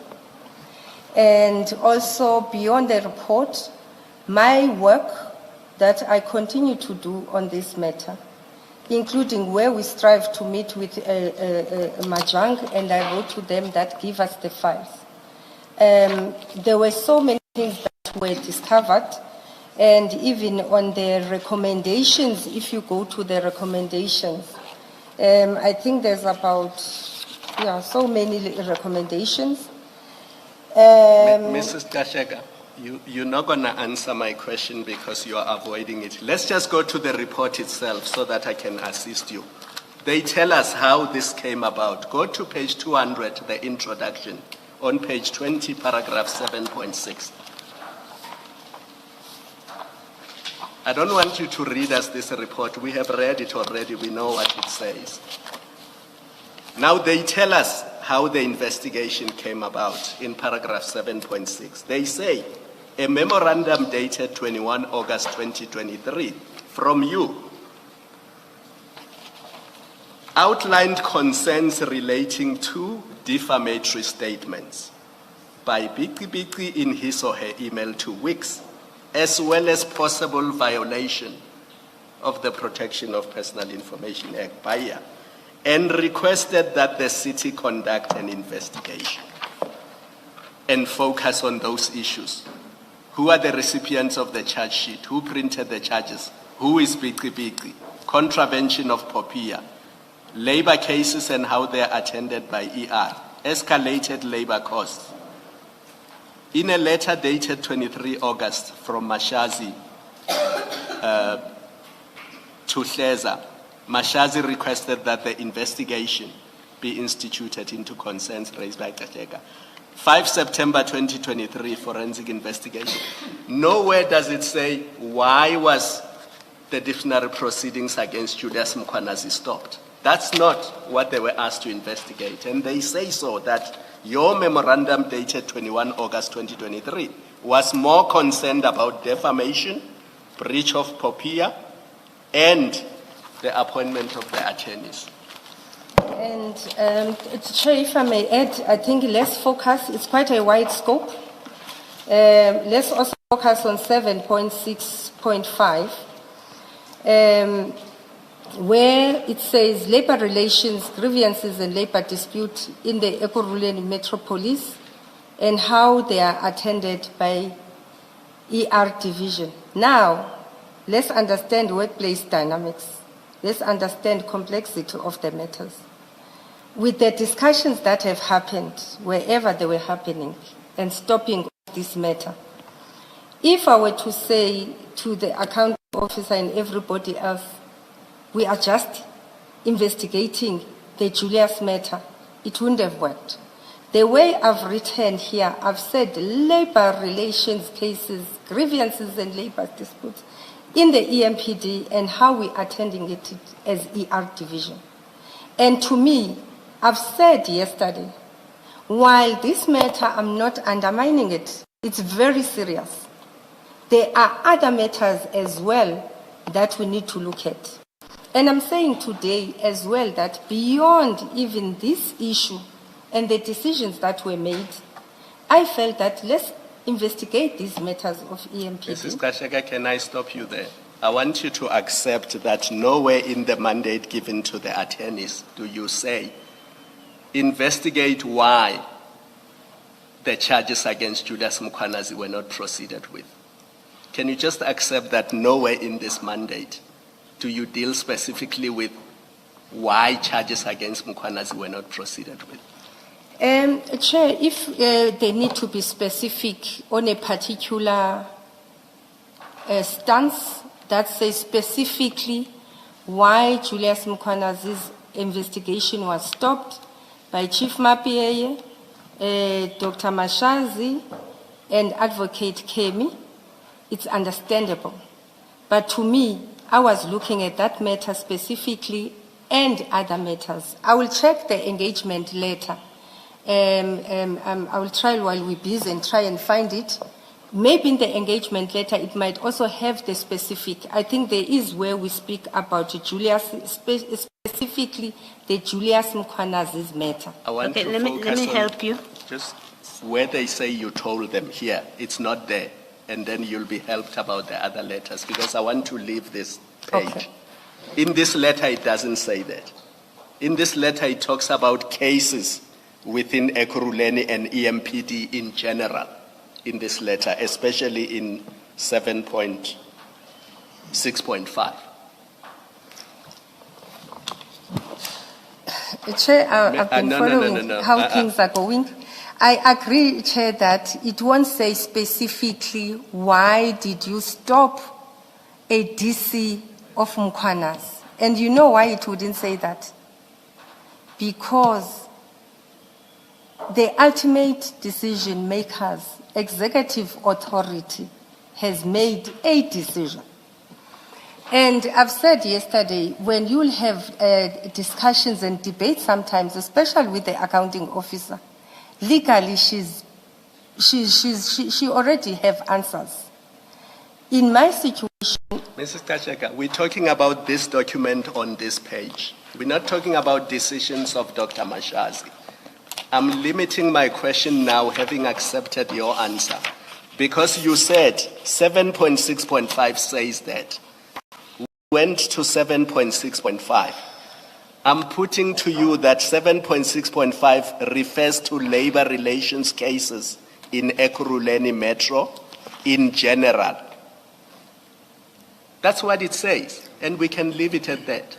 Chair, I know I'm going to be punished for this, Chair. I'm begging for the last time, Chair. Sorry, Mrs. Gxasheka. Bear in mind that Commissioner Khumalo is asking you these questions. Yes. Because of a response you gave answering a question by Commissioner Baloyi. You said that you instituted an inquiry suggesting that that inquiry was instituted in connection with the Mkhwanazi disciplinary process.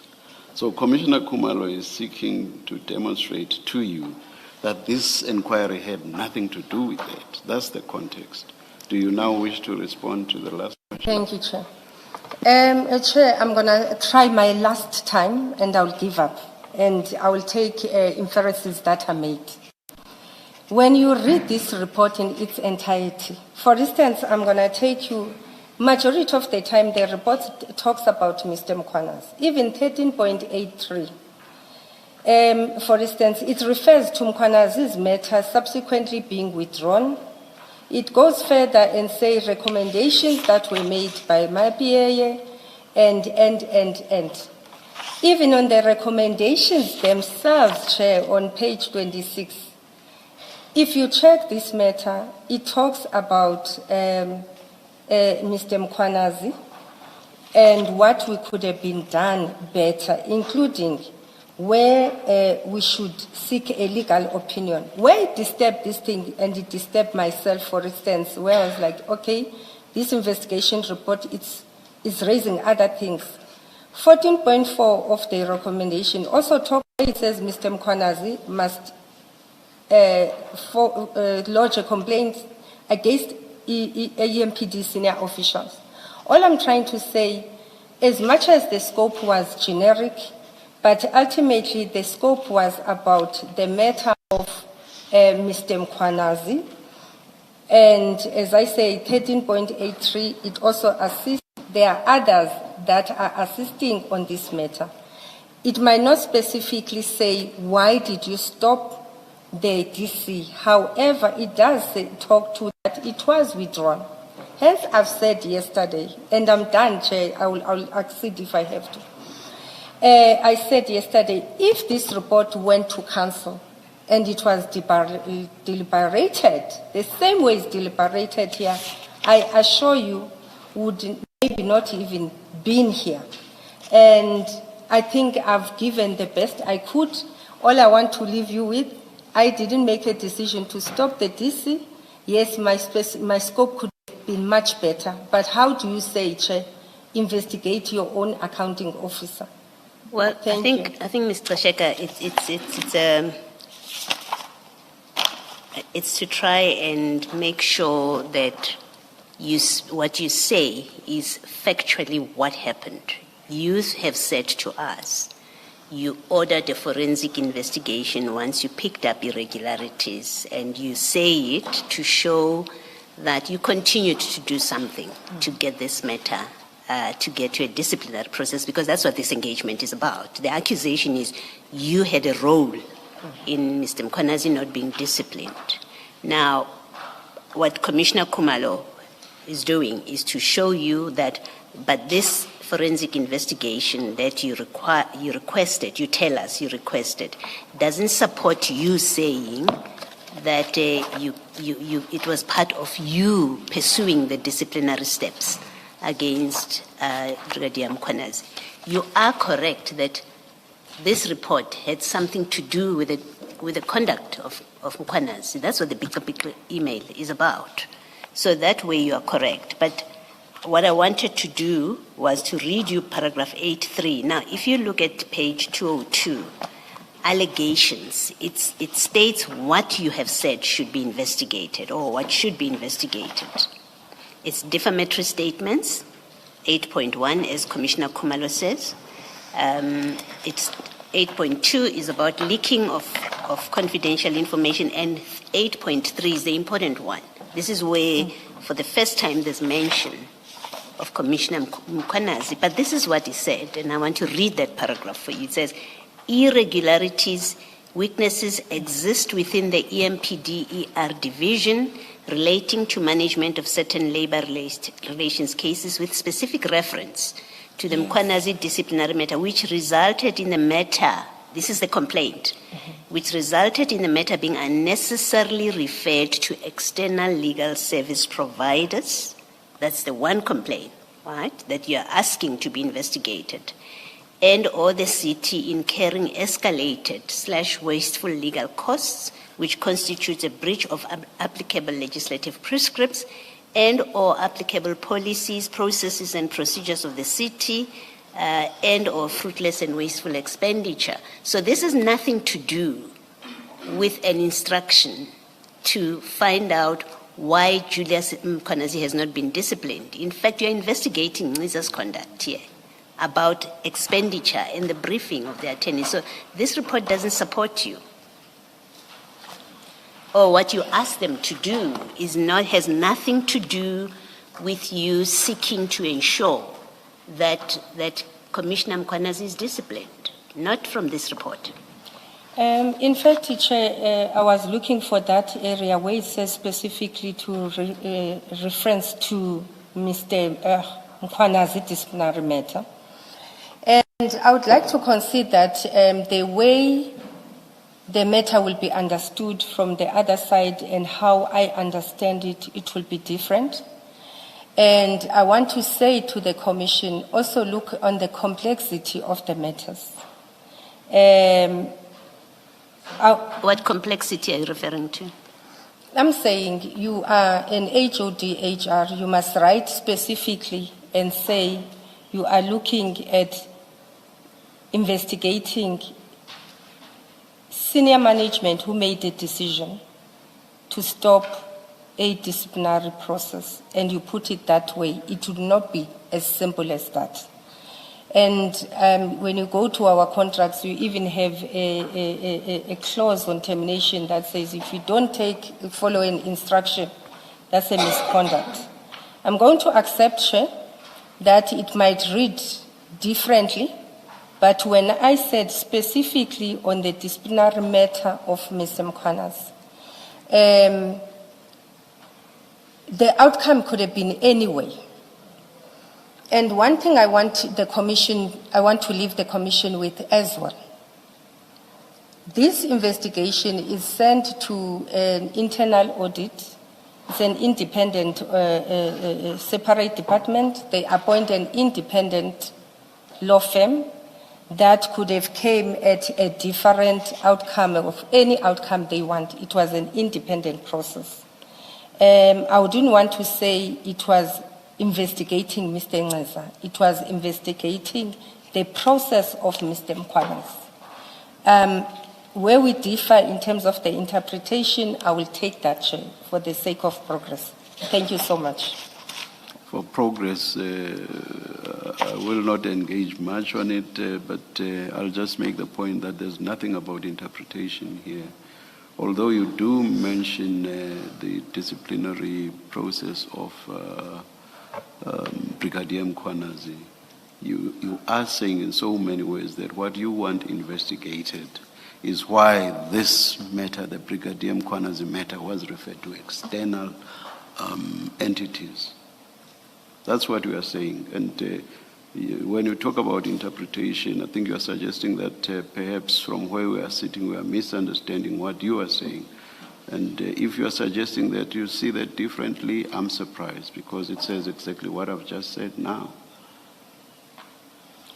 Chair, if we can go to page 205, for instance. Hence I'm saying, I'm sitting here, I've got my own, I'm contemplating things differently. In 205, clause 10.5.1, in fact, 10.5. Is that the report now? Yes, Chair, I just want to try for the last time so that... You see, earlier, in response to Commissioner Kumalo, you trying to support your point, you referred to the fact that the report refers to Brigadier Kumalo, I'm very sorry, to Brigadier Mkhwanazi a number of times. Obviously, if in your mandate you have referred to Brigadier Mkhwanazi, the report will refer to Brigadier Mkhwanazi. Yes. That's only natural. Yes. And on my reading of what you referred to, that is exactly the context. So your point to me does not make sense. But anyway, let's hear what you want to refer to. Objective, establish the processes followed in the management of employee relations at the EMPD and ER division. Obtain and review the SOP with regards to how labor relations cases are managed. Interview the relevant officials from EMPD and ER division to establish the processes followed in respect of labor relations matters. Which officials are responsible, conduct interviews, to determine above documents and annexure. I'm going to leave it, Chair, because I don't think we're finding each other. I think we're not winning on the complexity of my position. I also wanted to say, reading the report itself, I don't see how that will assist you, because what's important is the mandate that you gave, and the mandate is right at the beginning. And we don't see how the mandate supports what you said in response to Commissioner Baloyi. So going to whatever the report says, I don't quite see how that becomes helpful. But anyway, you said you were stepping off the subject, and we've dealt with it for quite some time now. I think you are correct that we should step off. Thank you, Chair. I want to just clarify a few things in the chronology and your role and where you say decisions were taken over your head. The key moment, it seems to me, where things go horribly wrong is that on the 21st of June, there is a letter from Chief Mappier addressed to yourself, to Advocate Behari, and to Lieutenant Colonel Erasmus. And it essentially says, we have to serve the charge sheet by tomorrow, the 22nd of June. It's at page 180 of the Mappier bundle. We discussed it yesterday. It says, we have to serve the charge sheet by tomorrow. Please serve the charge sheet. Tomorrow is the last day. Now that's addressed to you and it's addressed to Advocate Behari. I understand your evidence to be that sometime between the sending of this letter and the following day, the 22nd, a decision was taken at a meeting of Advocate Behari, well, not at a meeting, by three people, Advocate Behari, Chief Mappier, and the accounting officer, that this prosecution was not going to proceed. Now, is that what your evidence is? That either later on the 21st or on the 22nd, those three officials took the decision, we are not going to prosecute Brigadier Mkhwanazi? Yes, I did say yesterday it's my evidence. I even said when you look at the chief of police, I think Rivers Peace and Kolangeza, there's where it says as well that I think Kolangeza is saying the chief called him and said, Dr. Mashazi, chief of police, and Advocate Kemi met, and that decision was made. So I'm sticking by that. But you had a letter. You had a letter on the 21st that said, tomorrow is the last day. Please serve this charge sheet. Tomorrow is the last day. What did you do in response to that letter? I said yesterday, I don't recall receiving that letter. I said, I don't recall. I've seen somebody signed for it, but that didn't look like my signature. I think it's indicted, but it doesn't look like my signature. It looks like someone called Engelbrecht. Does that... Engelbrecht. Mr. Chaskalson, Mr. Behari said that was someone in his office, the Engelbrecht. I take that back. At any rate, when was it communicated to you that the decision had been taken by the accounting officer and by Chief Mappier not to proceed with this disciplinary process? I've said earlier on where I got to know issues of certain events that happened in this particular case. It was after August 2023 when I started collating information myself.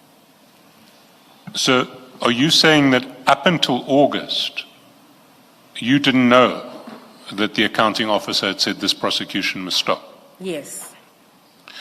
So what did you do between June and August when, as far as you were concerned, there were very serious charges that needed to be brought against Brigadier Mkhwanazi that an external law firm had drawn up at some cost to the city, and that were waiting for someone to serve a charge sheet on Brigadier Mkhwanazi? I think already we debated this with the commissioners, and it was clear that my report didn't do anything between whenever this happened up to when I instituted the investigation in August. So you took no steps to push the matter forward between June and August?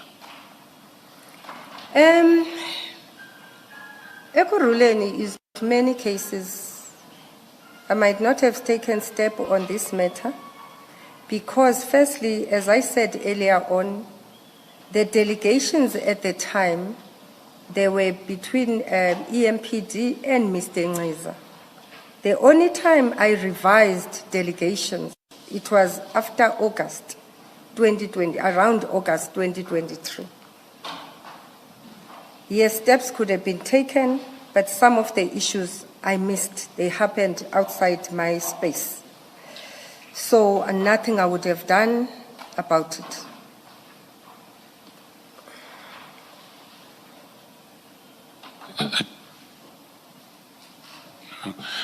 I just need clarity in that regard, because it seems to me that the job of serving the charge sheet was always a job of your department.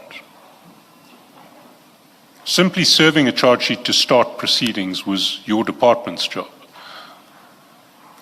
We've discussed this yesterday, where in the evidence, in the form of emails, I've said that I've realized there were irregularities. The charge sheet was provided to Mr. Ngqiza as early as 15th June 2024. And after that has happened, they were back and forth. Ultimately, the charge sheet was never, ever submitted to Mr. Mkhwanazi. And I've said yesterday, I'm really trying to be slow. I'm normally a person who talks fast, and I'm realizing it's not doing justice for me. I've said yesterday, the first email from Majang Inc. said save via an email followed by physical saving. Mr. Mkhwanazi was in the system. The emails of Mr. Mkhwanazi were working. It could have been served.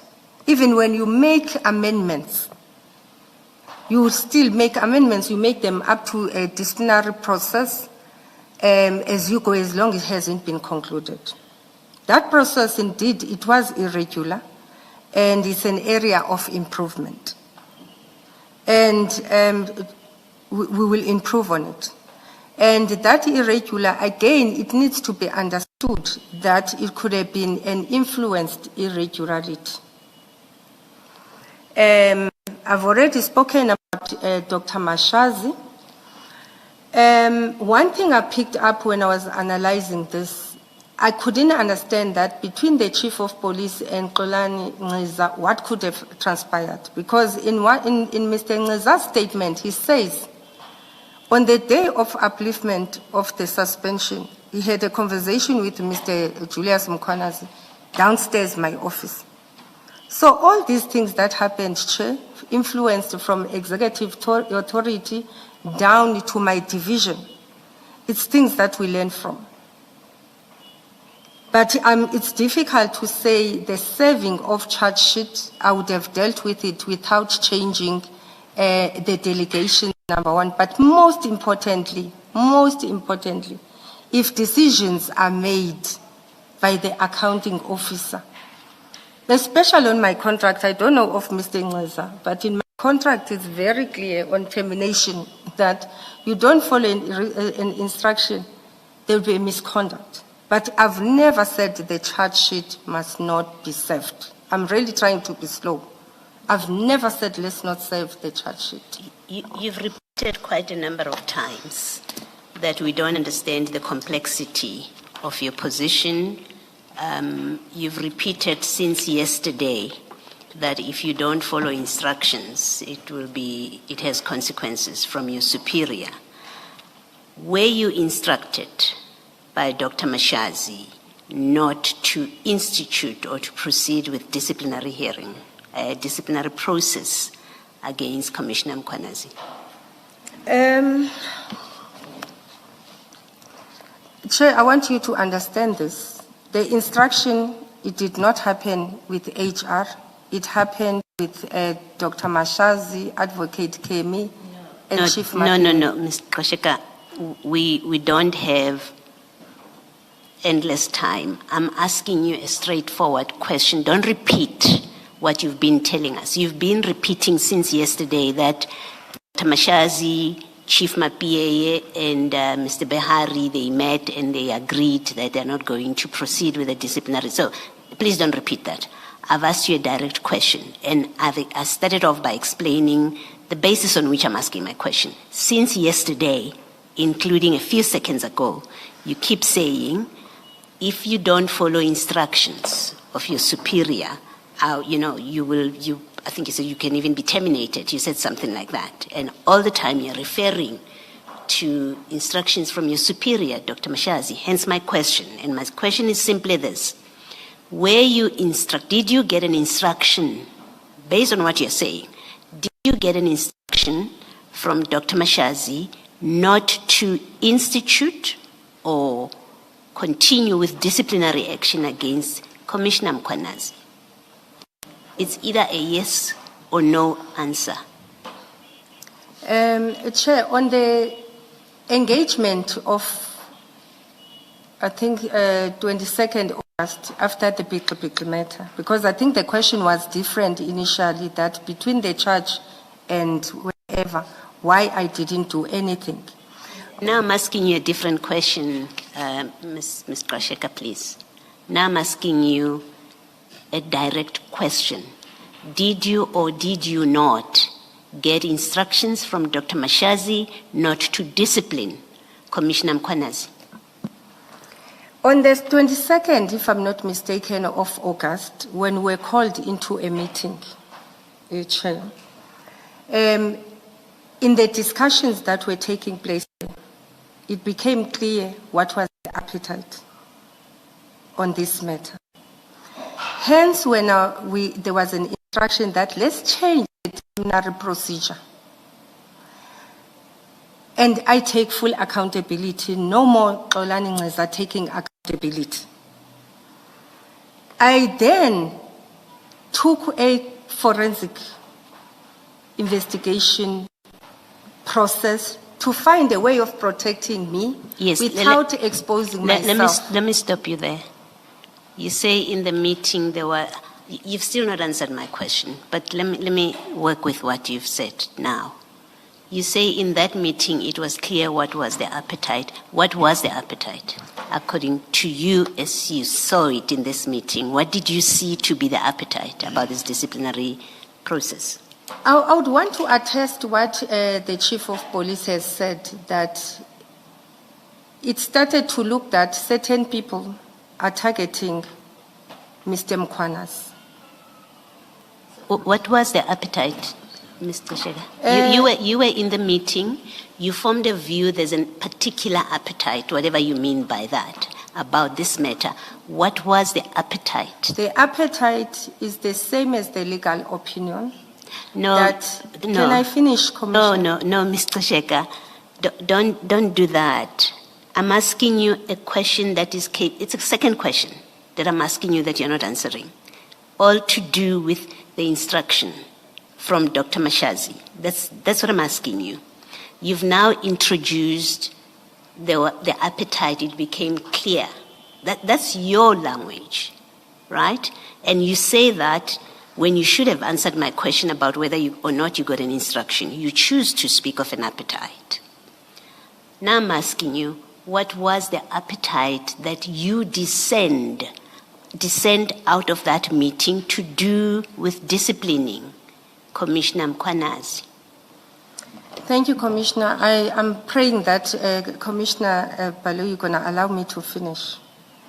One of the discussions or of the meetings, one of the key points in that meeting was there was a discussion that took place, and there was an agreement that this whole thing is going to be stopped. I won't have the exact words.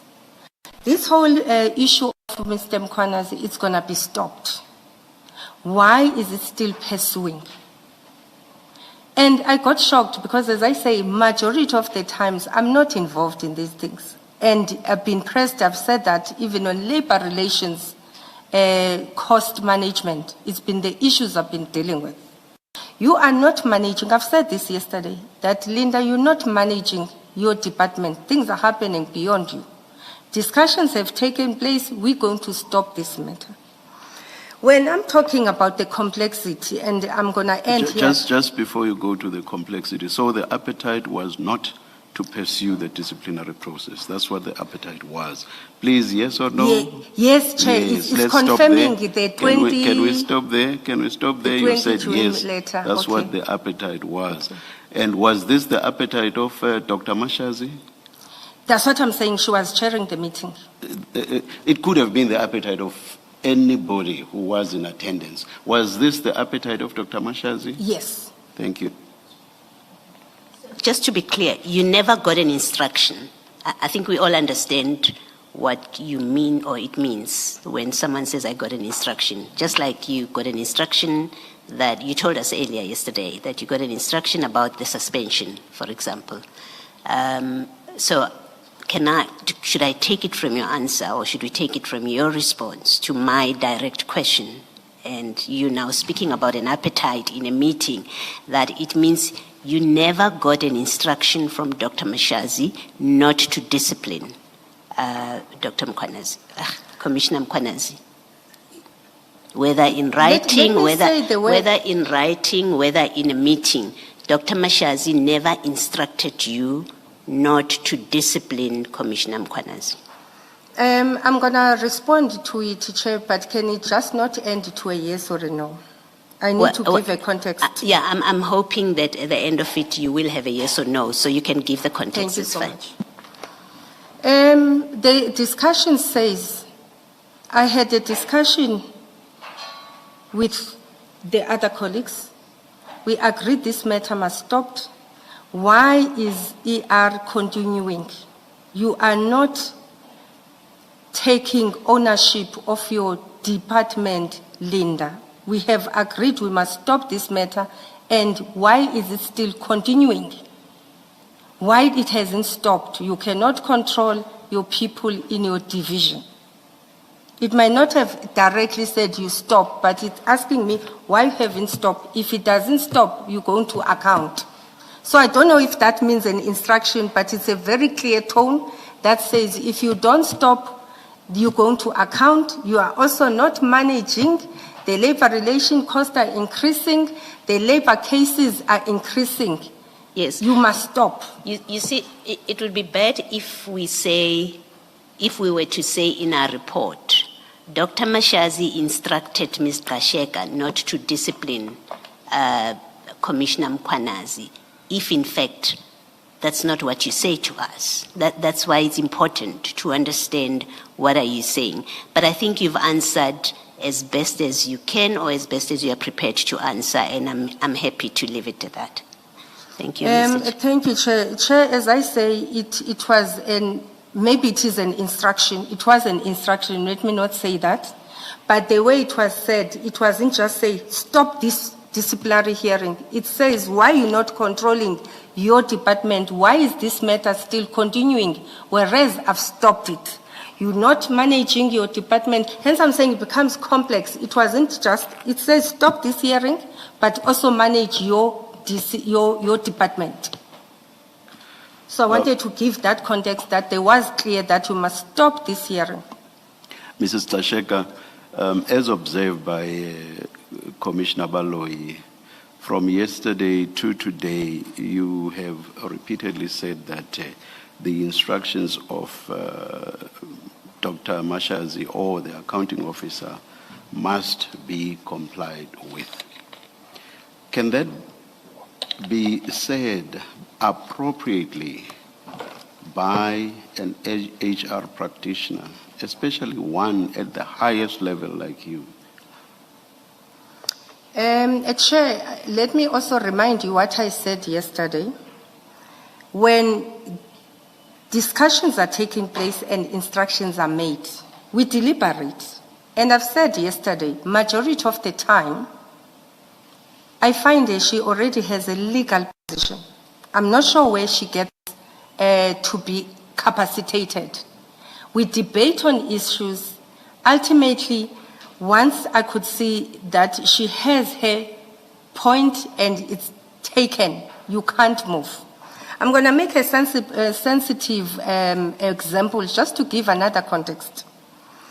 When the matter of a chief came, for instance, saying let's sack it, I still went And I said, from the humanitarian point of view, he's left with less than a year. I spoke to the lady who was involved in the matter. She agreed. I go to Dr. Mashaz and I said, let's settle this matter. She agrees. 30 minutes, 40 minutes later, I'm called again. We are not settling because she now has a different view from the legal side of things. I think that's the complexity I'm trying to side of things. We'll do things in a particular manner. I will advise in a particular manner. And I've said yesterday consistently that there's HR who will advise. After HR, there's legal. And ultimately, once legal has made a decision for that institution, it's binding and it's got its own risk, and one person can account its legal and the accounting officer. And I'm appealing to the Commission that you hear where I'm coming from. I do advise. I think if you haven't seen my character today, I don't know. I'm a person who will be persistent, who will be advising. But ultimately, when a person has made a decision and is your boss, there's little you can do. An example that would have happened, maybe it would have been better than coming here. Let's say my report says, investigate why the DC of Mr. Mkhwanazi has not happened, but we had a meeting. I won't be here. Maybe it would have been a blessing. I can guarantee you, she would have instituted a DC on me. Maybe it would have been better than coming here. I'm beyond the stage of you giving advice. I'm at the stage of an instruction. Let's assume that this is after the advice that you keep referring to. Then there is an instruction. What you say is, once an instruction, I will refer you in a different context, but it still makes the same point. Different in the sense that it's not in the context of what Commissioner Baloyi was engaging you on. I'll take you to page 22 of your latest statement, paragraph 65, fourth line. There you say, when instructions are given, I will say by, you say at, I'll say by, given by the accounting officer, one has to comply. So my question is a simple one, and I hope you will give a very brief answer. My question is, can something like this be appropriately said by an HR practitioner, especially one at the highest level like you? Can you say that? Once the accounting officer gives an instruction, I just must comply. Can you say that? As a senior HR practitioner. Thank you, Chair. Chair, I've given a context. I think when we write the statement, you won't necessarily put everything with the hope that other things will come and talk to it. I will rephrase my statement, Chair. What I was trying to say is when a reasonable instruction is provided, you must comply. I would like to revise that. And number two, Chair, if we were to talk about the character of Dr. Mashaz, I would like you to even, for instance, call the highest authority here. Call the executive. I'm not sure that we want to go there. You've just said what you meant to say, and you are now seeking to revise, is that what must be complied with is a reasonable instruction. I think that's enough. Yes, a reasonable instruction. But, Chair, I wanted to say where we didn't do right, the character as well, you might need to call one of the senior people who are beyond here to come and speak about the character itself and the complexity I was talking about. Thank you, Chair. But I will not let you avoid this that easily. How you phrased it appears to have been quite conscious and deliberate. You see, it actually does make reference to reasonable. It's not as if you did not think about reasonable. Let me read the full thing. I stopped midway. You say, when instructions are given by the accounting officer, one has to comply, comma. That's a standalone clause in that entire statement, and it's full and complete in and of itself. And it suggests that you are saying, in fact, it's not even suggesting, it is actually saying that you just must comply under any circumstances, reasonable or unreasonable. Do you agree that that is what that means? Before this idea of you wanting to change this comes in, do you accept that that's the meaning of this up to the comma, comply, comma? Chair, I've requested that my statement be amended, Chair, to talk to reasonable. As you say, HR person. Yeah, I've said I'm going to take you up. In fact, I'm going to engage you quite seriously on that you cannot easily seek to change the statement in accordance with what you are saying now. And for now, I just want you to agree that that part up to comply, comma, means exactly what I've said to you. Do you agree, yes or no? Chair, you said I've intentionally wrote that. I'm coming to that. Okay. I'm coming to that. Okay. Do you agree with what I've just said now? Up to comply, comma. Do you agree Yes. that it means what I've said? You It agree? means what, Chair? What I have said to you, I have said, when instructions are given at the by the accounting officer, one has to comply. So I say to you, I read that to mean you just must comply whether the instruction is reasonable or not reasonable. At this stage, you are not where you want to change that to bring in the idea of reasonableness. But do you agree that as it stands, it means you just must comply whether reasonable or unreasonable? That's my question now. Chair, I've requested that the statement... Yes, I get your request to change and bring in reasonable, but do you agree that No, it I means... don't agree, Chair. What does it mean?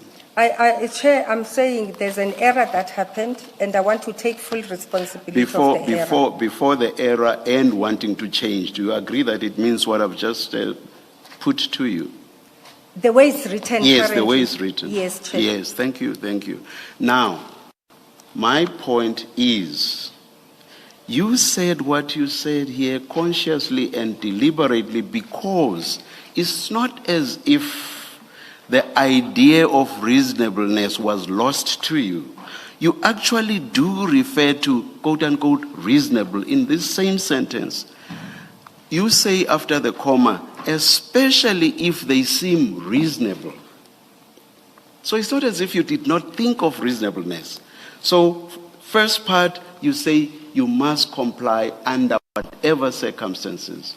But then you make the emphasis that, but you must especially do so if the instruction is reasonable. But you're basically saying otherwise, once an instruction comes from the accounting officer, you comply. Chair, I don't agree with that, Chair. I think, hence I said earlier on, is the interpretation. And I don't like the statement that I'm going to use. I've seen people using it, and it's probably going to be the first time I use it. Yes. I think in the law space, you will probably have to do communications and English as part of your curriculum. In other areas, Chair, we really struggle with English. And what we're learning from this commission and other places, we learn every day, Chair, that we need to continuously improve on business English or language, on legal language. And I'm glad, Chair, that you do mention it, that after the comma, you do talk about reasonable. And I've learned from that. I had an example where we had a legal opinion on the appointment of the CFO Ekurhuleni. When we met with the lawyers in a particular prescriptive clause that was written, they taught us that where a comma, just putting a comma, it means it changes the whole definition. Where there's a full stop and then there's a continuity, it changes the whole definition. Hence, I say, Chair, we learn every day. But I'm glad you raised it, that I did put reasonable. It could have been the way it was said. And as an HR practitioner, I can do better. I'm not undermining my English, but as I say, legally, in terms of how we write, we can learn from that. But I'm glad you mentioned it, Chair, that there is reasonable. And hence I said yesterday, I do debate with the accounting officer. But majority of the time, you realize that they tend to incline on the legal opinion than an HR opinion. In majority of issues I would have advised, we agree, the following day you are told, no, because legal has spoken. Thank you, Chair. Oh, I thought it was my English that you were suggesting is lacking. So towards the end, I see that you are saying it is yours. I wanted to also, when I said you deliberately and consciously said what you say in paragraph 65, you actually do say the same thing, exactly the same thing in paragraph 30. So there as well, you are basically saying, once an instruction comes from the accounting officer, you just must comply. Reasonable or not reasonable. Is it paragraph 30? I hope it is. Sorry. Yes. Chair, paragraph 30 reads, based on the instruction of the accounting officer, my advice and guidance would have been based on that. If the charge sheet is ready to be served and the investigation concludes, there is no need to redeploy the employee to any other position.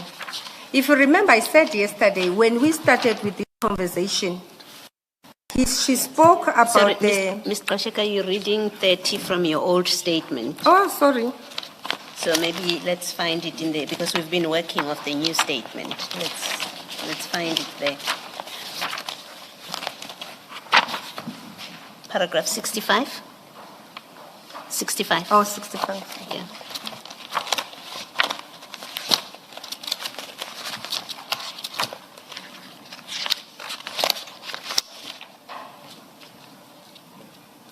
Based on the instructions of the accounting officer, the letter sought to advise and guide where, based on that, if charge sheet is already served and the investigation is concluded, there is no reason to deploy to another position unless dealing with financial related issues. Again, when instructions are given, one has to comply, especially if they seem reasonable. And I think we're repeating ourselves, Chair. As I said that, I would like to rephrase that, to read that just a reasonable instruction. And again, my paragraph, it ends by saying once more, one has to emphasize that my guidance was never directed anyone to stop the proceedings. So even that sentence, Chair, it talks about the procedure, its fairness, and how HR operates. But I will rewrite the issue of the legal instructions or lawful instruction. I will leave it at that. Thank you, Chair. I will just refer you to the paragraph I wanted to refer to in the old statement is paragraph 31. Yes, old statement or first statement. It says exactly the same thing about complying with an instruction from the accounting officer. And it's on that basis there that I say you are quite consistent on this, and that therefore you made a conscious and deliberate decision to say that you must comply with what the accounting officer says. I will leave it at that. Okay, can I just say something, just one? Having looked at the charge sheet, and based on what you say here, that if the accounting officer gives reasonable instructions, they must be complied with, do you accept that it would have been an unreasonable instruction to say don't proceed with the charges, especially bearing in mind how serious the 5 charges are? Thank you, Chair. I accept it will be unreasonable. Hence, now, after there's a new accounting officer, the DC is commencing. It has commenced again. Yeah, but that creates the impression that you were not willing to act until there was a new accounting officer, that you were prepared to wait for 3 years. And if Dr. Mashazi was still there, you would not have done anything because you were scared of her. That's the impression you are creating now. Because you are saying in November 2025, because there was a new accounting officer, we could proceed. But these things date back, the allegations against Mkwanazi. They are February 2023 allegations. We are now in 2026. Just wanted to make that point. Thank you, Mr. Chaskalson. Thank you. We've discussed the failure to proceed with the charges, I just want to clarify two earlier decisions that you were involved in. And I'm hoping to be brief. The first is the decision to uplift the suspension. That is a decision that is communicated in a letter that is sent by you. I understood your evidence to be that was done on instruction of Dr. Mashazi. Is that correct? Did I understand it correctly? I didn't hear the part of the letter that was signed by That the withdrawal of the upliftment of the suspension Yes. was done on the instruction of Dr. Mashazi. Yes, remember I spoke to that evidence leader. No, and he said- I just wanted to clarify that I hadn't confused more than one, but I don't need you to go further there.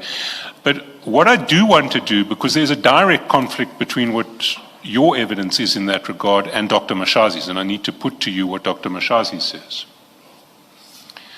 So if one goes to page 31 of Supplementary Bundle 2,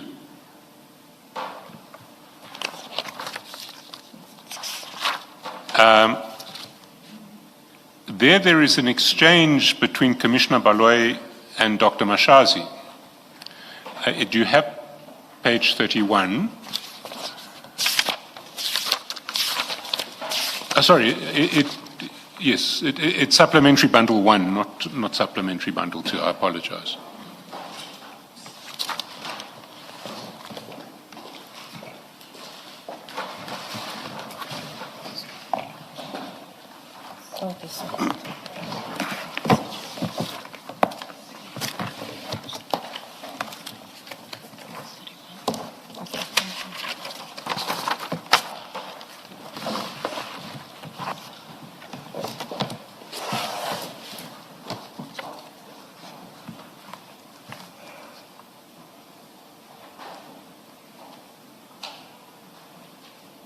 Okay. Do you have it? Yes. So if you see round about page line 11, the line numbers on the left-hand side, Commissioner Baloy says there is also testimony that you were involved in the discussion or in the decision ultimately of Ms. Gxasheka to uplift his suspension and have him return to work. That is why the interest in my questions, at least, that you are copied on an HR matter that involves a junior employee. And there are these allegations that we've had that you had a direct involvement in how the disciplinary process against him eventually was aborted and scuppered. Her response there is, I want to state categorically that I did not participate in the suspension nor the upliftment of the suspension. I deny all the facts that they indicated that I participated. So she is saying she had nothing to do with the decision to uplift the suspension. And that passage should also be read with a passage on on page 22 of the same file.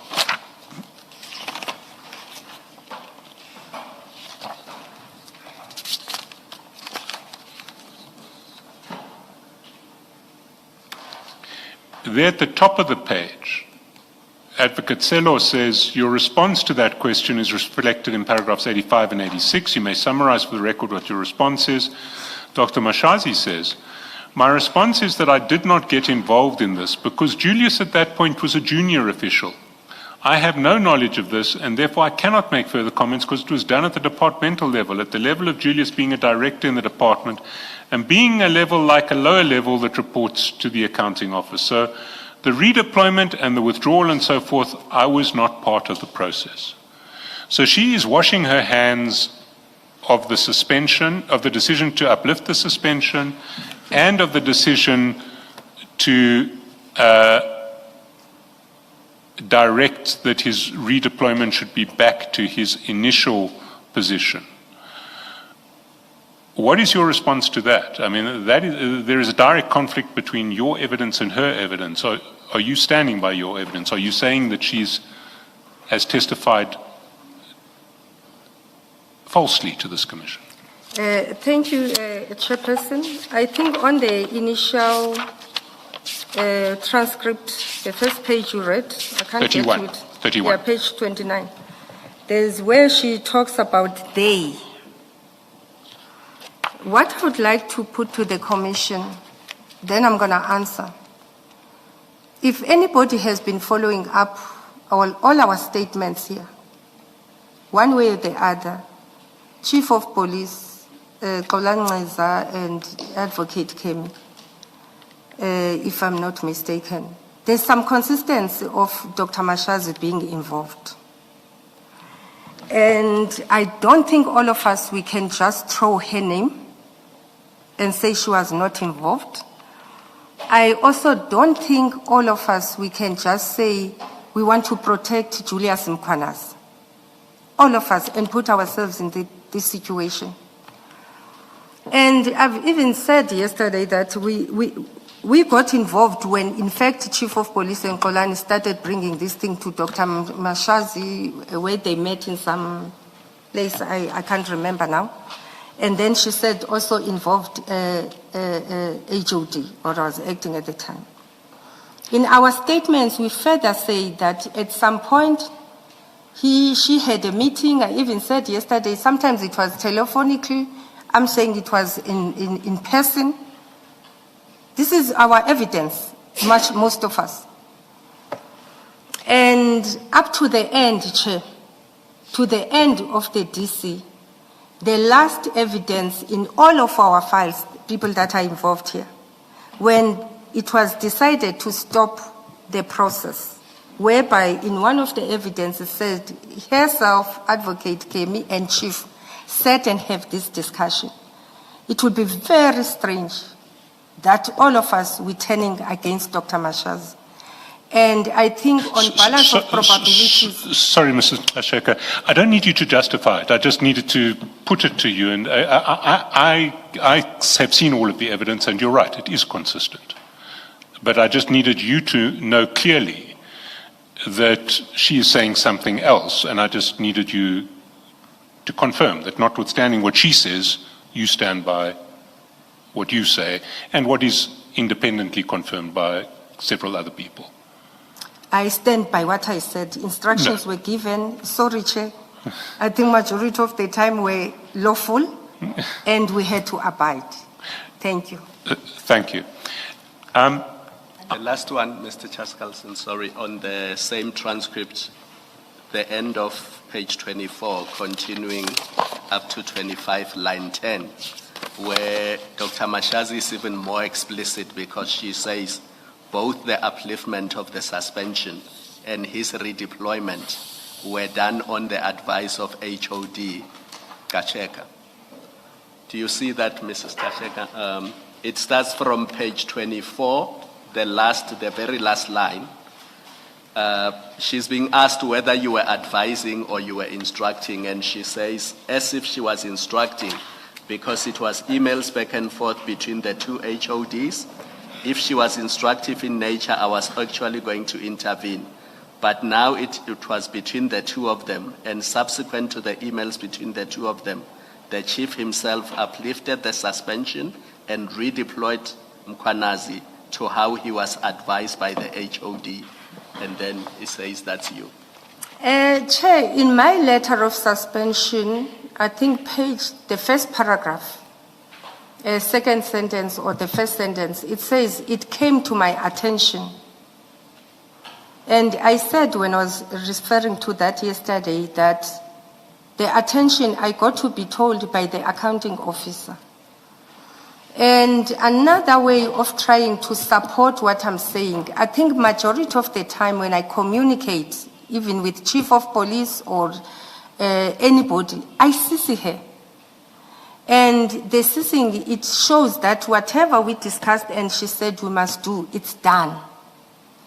It's going to be difficult and it's a bit disappointing where we are in this situation because of the instructions of the accounting officer, and then she feels she must exonerate herself, and all of us must take the brunt. It's a very disappointing situation, Chair, but I'm sticking by what I said.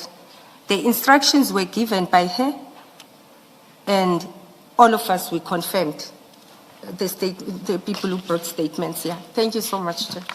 Mr. Gxasheka, in your discussion with the chairperson, you were talking about complying with, and you comply if it's a reasonable instruction.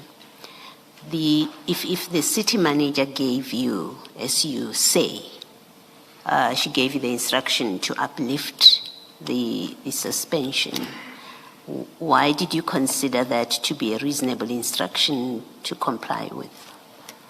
Thank you, Chair. I read yesterday the DPCA 16.4, and I said it gives you either or.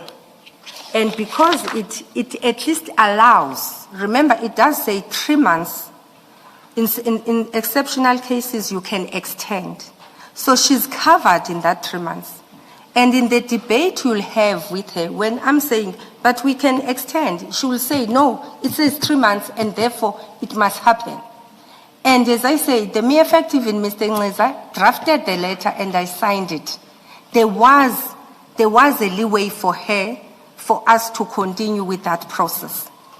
You agreed to extend the suspension, so you obviously would have applied your mind to the request to extend the extension, and you considered it appropriate and within the prescripts. You now get a call from the city manager, who is not an HR person. She's not an HR. You are the HR boss in Ekurhuleni. She's not that. She's your client when it comes to matters of HR, right? You're nodding, yes. You've considered and you found there is merit to extend. That's what you agree with, Mr. Ngeza. You were prepared to do it.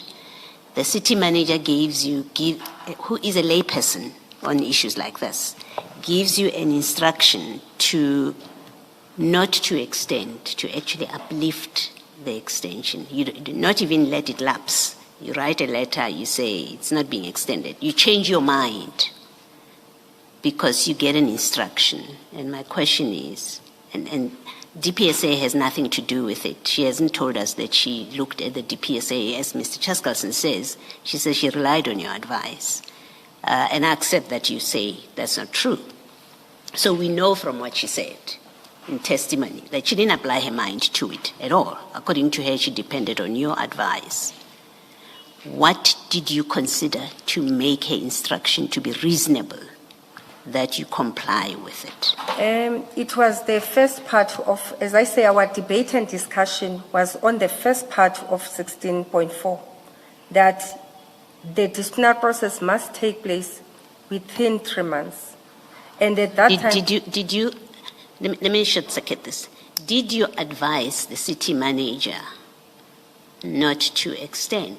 Because that's what she says. No. Right, so it can be both. You have to choose that, yes, I advised her that it's okay not to extend, or I was acting on instruction.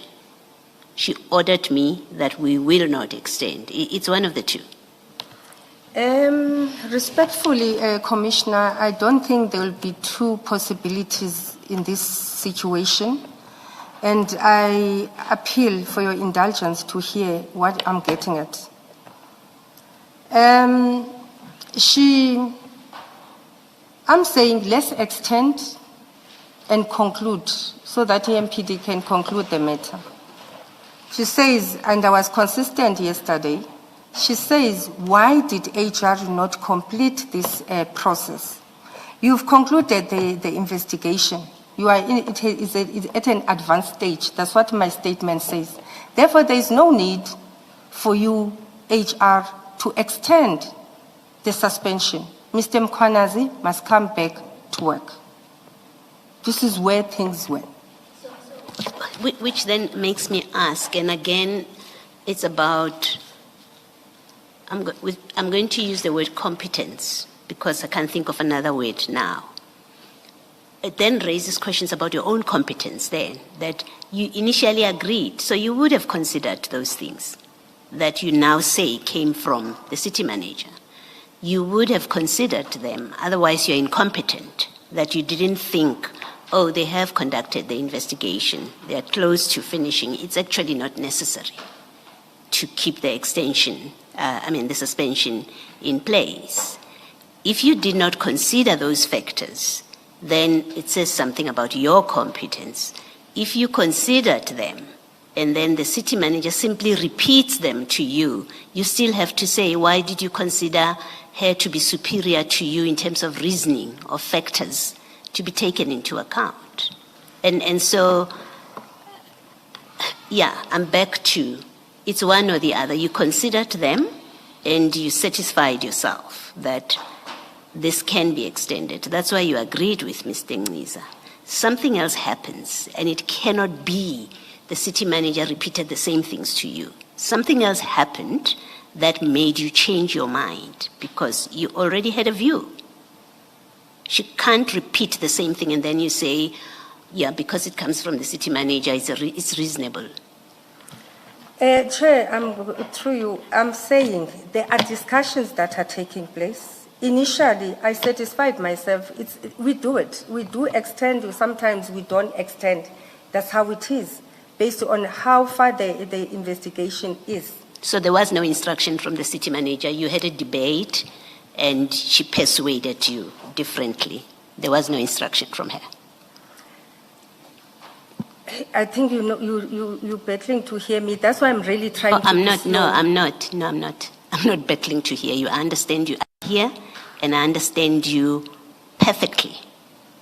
You either had an instruction from the city manager or you did not. You now speak about a debate and I say, well, you either acted because of an instruction, which you say I must comply with, or you debated. You had formed a view, you debated, and she persuaded you differently.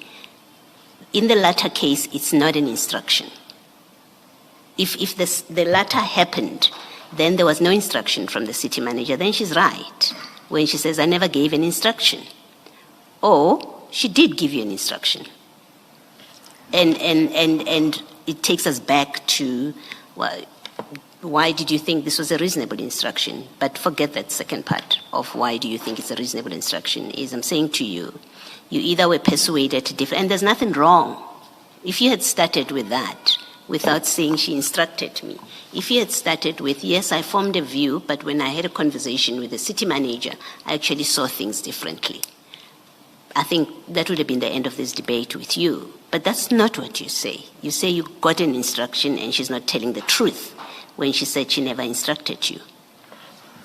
Thank you, Chair. I've said from yesterday, I'm really trying to be slow because I think maybe yesterday I was rushing and I was not heard properly. You will debate issues with her. She will give you any instruction. And if I was not competent, I'll just say, yes, boss, and then move with it. I will advise against the instruction where I'm uncomfortable. We'll engage, and I've said most of the time you find out that legally she's equipped. After the debate, she will still say, I am saying to you, do this and that. And I wanted to talk to the competence issue because now you've raised it. And hence yesterday I've said, before and after the instruction has been given, I engage on issues because you cannot be at my level where you are told, do this, you say yes, but I've been very consistent on that. Instructions are given, I debate, and I'm still told you're going to go and do it this way. And I wasn't trying to be disrespectful when I was saying you can test her character to the highest level. She will allow you to debate, but after debate, what she has said must happen, must happen. I don't think, I'm finishing, between me, Chief of Police, Xolani, Advocate Kemi, we don't even know, I don't know Mkhwanazi. I started knowing Mkhwanazi during this case. I don't think all of us would want to shield Mkhwanazi, and I don't think we had any reason to shield Mkhwanazi. The suggestion is you were shielding him to please the city manager. That's the evidence. That's a complaint against you. It is, you may not have known him. Maybe you met him for the first time at the city of Ekurhuleni. That's not even the conversation.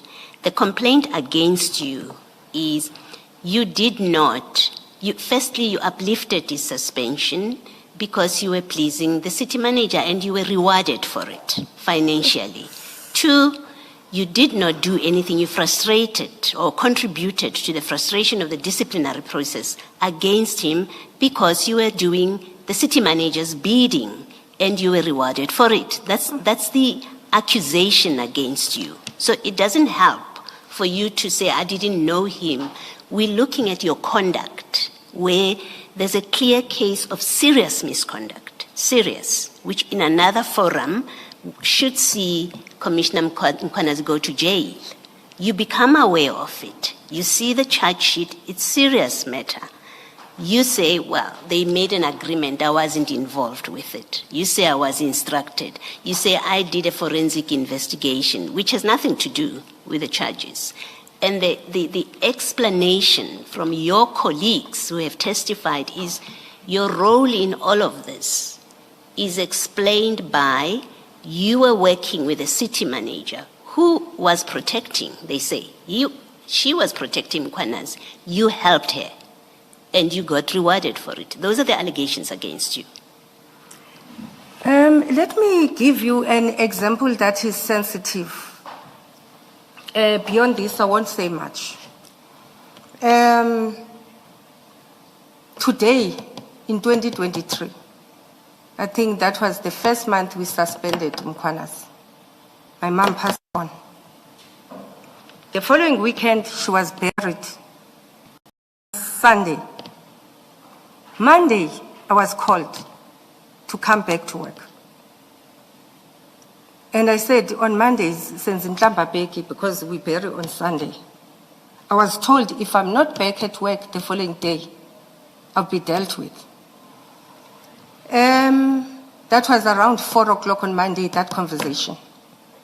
I had to drive from Queenstown to here, to Joburg. Didn't sleep, I'm a firstborn at home. Never slept. When we were driving, my husband had to stop me while we were sleeping at Bloemfontein. Because you are tired and the car keeps on getting out of the road. The following day I was in the office doing interviews. I've never mourned my mom. On top of that, 5 days were deducted from my salary for burying my mother. So in that period, accountable in everything that is done. And I'm refuting anything that says, in that year, I was loyal to Dr. Mashazi, whereas I went through what I went through. What I'm saying to the commission, we debated on matters. We debated on instructions. Ultimately, she will hear you. Hence, I'm saying, get somebody who's not involved. Leave all of us. Bring another witness who's going to tell you that after debate, she will still have her word done. I really, hence I said yesterday, even on the issue of our increases, she came to me and said, why is Meral supporting you? You know, she pushed it because maybe she had no choice. We did a motivation. It went to the remuneration committee. It went to Meral. That is the loyalty issue. Maybe we're loyal to the authority, the position, not the individual. And lastly, Commissioner, I want to leave here with a clear tone. Instructions are given. I advise. After advising, if there's an ultimate instruction given, you have to comply. And it's 4 of us, against her or against Julius Mkhwanazi. You know, you have to understand the complexity, and the only way you're going to be assisted is to bring somebody else who is not involved in this matter to deal with it. Thank you, Chair. I think the issue, the Chair earlier on raised it as someone at your level of seniority, that you're executing instructions like this. And hence my question earlier to you, what is reasonable about the instruction? Because you say, I comply with reasonable instructions. Now, if an instruction is unreasonable and you still comply with it, it makes us ask questions about you and why you would do that which you did. So that's the context or the prism within which you should look at this, that you are employed, you are a Section 56 employee, as I understand. The decision to employ you is not the city manager's decision, as I understand these things. You can correct me if I'm wrong. The decision to fire you is not the city manager's decision. Ultimately, she can lay a complaint against you and you get disciplined, but it's not her decision. And then you are making these decisions, you become party to decisions that do not make sense, because it does not make sense that you ordered the upliftment, and you ordered it because it's in your letter, it's in your handwriting, in the same way that you keep saying, well, Chief Mapia wrote the letter, and therefore it's him. It applies to you too. You wrote the letter uplifting the suspension. It's not good enough, is the point at least that I'm making. For someone of your seniority, it's not good enough to say, I acted on instruction. It's not.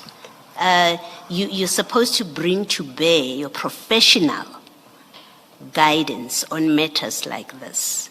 Nowhere does it record you disagreed with the city manager. Nowhere.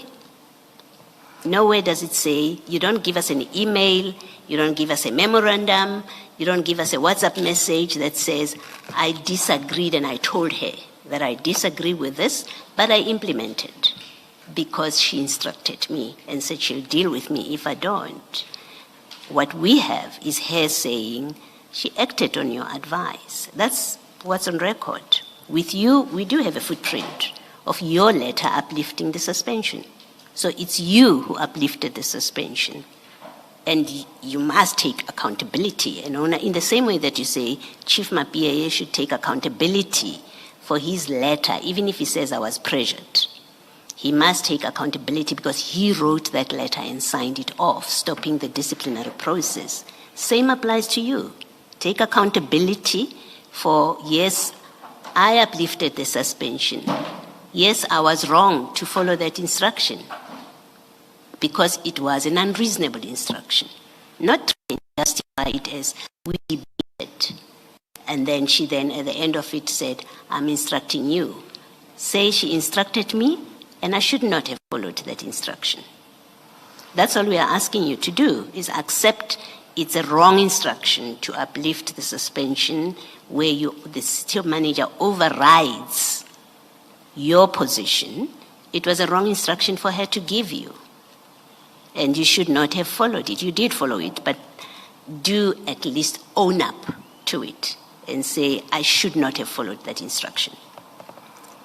Chair, through you, I think it becomes very difficult when we have to concede on issues when you contemplate them differently. And while you put your statement here, I've been very consistent that instructions are given, I do advise, and I do debate on issues. Ultimately, if it's reasonable, and the reason I'm saying it's reasonable to me, extending for 6 months, it's the right thing to do. But where the problem is with that clause, it says 3 months, within 3 months, finish the disciplinary process. And if you don't finish it within 3 months, the employee must come back to work. In exceptional circumstances, you can extend it. And I signed the first one, I agreed to sign the extension. It was based that at least you can stay up to 6 months. And there are circumstances where we say employees come back because the process has advanced. And I've said yesterday, I want the context. I will accede where I have to accede, but I really want the context to be given. Chairperson, in the sense that 3 months was concluded. And HR did, in our space, have irregularities. I'm taking that Dr. Mashazi is wrong. If you want me to say I could have done things better, I will do so. But we also played a critical role on that process not being concluded. And I'm not sure then when I was testifying here if all this will be integrated and before decisions are made. But I'm appealing to the Commission that when utterances are made, can we at least also talk to the context of how the matters have been discussed? You know, the process was frustrated, I get that. And I'm saying we could have done things better. And it's really a pity, I'm gonna repeat before I concede to this, that Dr. Mashazi wouldn't know all these things. As we decide to wake up and protect Julius, what for? What for? And I wouldn't want to get to a situation where my competencies are being challenged without me trying to put a context on my side, Chairperson. I wouldn't want to. Hence, I keep on saying, whereas instructions are made, are discussed, a person is advised, but ultimately, if you are a decision maker, you can even override what I'm saying and write your own letter, or I assist and write the letter. Kolani drafted the upliftment, and I signed it, and 3 months have passed. Kolani decided when the 3 months have passed to still think, do I discipline or I don't discipline? Those things must be taken into context. Thank you. I'm appealing with you. Thank you, Mr. Gxasheka. Can I just ask one follow-up question? I mean, you know the prescripts that apply in the municipality. You've told us you spent many years in the city of Joburg. You are now in the city of Ekurhuleni. Is it lawful and appropriate for a city manager to involve herself in issues of suspension and discipline of an employee at a level where Julius Mkhwanazi was in May and June 2023? Is it appropriate and lawful for her to be involved? Chair, according to the delegations, as much as, remember, ultimately delegations are hers, accountabilities, she's the ultimate authority here. There's sub-delegations into these matters. But it doesn't mean because there's sub-delegations, she cannot still assume her delegations. I've said earlier on in my statement, this matter is the Chief of Police and Kolani who brought her into it. If in the beginning they wouldn't have said, okay, this one has got proximity to the accounting officer, let's go and consult her. That's where this whole thing started. And then she started following it up. Remember, if you read their statement between Henny and Kolani, while Kolani has not yet disciplined, is still contemplating, they might go to jail, they might not go to jail, let me not discipline. Henny sensitized them that the time is moving. And by the 23rd, when he sensitized them, the 24th is the last day of the 90 days. You know. What do they do there if you read their statement? I want to finish, Chair. I really want to, Chair. I'm going to come to it. Is it appropriate? Yes, it is appropriate. No, it's not appropriate. I don't want to hear about what Kemi did or what Nisa did. I just ask a simple question. Is it appropriate for a municipal manager to involve themselves at that level with the suspensions of employees at that level? If it is appropriate, you can say, yes, it is. If it's not appropriate, you can say, no, it's not. And that's what I'm asking you to do. Assume we've read these laws, assume we've read the records, assume we've heard your statement, assume we've heard what you said yesterday. All I want for now is it appropriate, yes, or it's not appropriate? Ideally, Chair, a city manager should have said when they said, we want to discipline Mkhwanazi, and say, it's your role.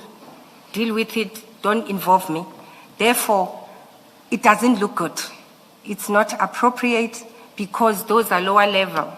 And the contradiction, remember, when we're discussing recruitment, Chief complaining, she says to Chief, below this level, don't be involved because you are dealing with a higher level. It's the same as her. Exactly. But all I'm saying, Chair, I know even my legal team, I'm sure they're going to reprimand me. I'm not trying to over-explain myself as if I'm hiding something, but I'm trying to refute the statements and the allegations Dr. Mashazi is doing against all of us, that she should not have involved herself from the beginning. You see, now you've answered me. You didn't have to take that long route. Thank you.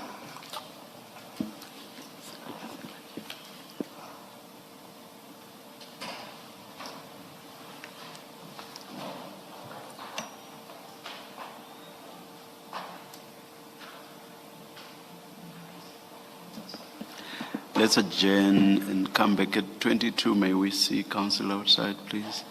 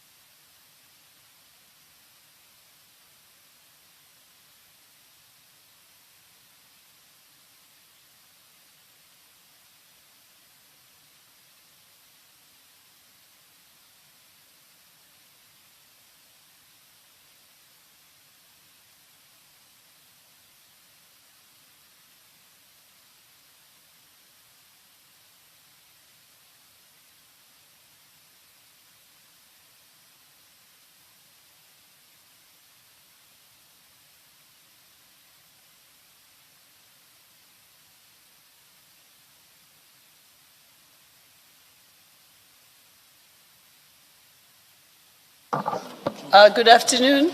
We're just about to resume. Please kindly have your cell phones on silent.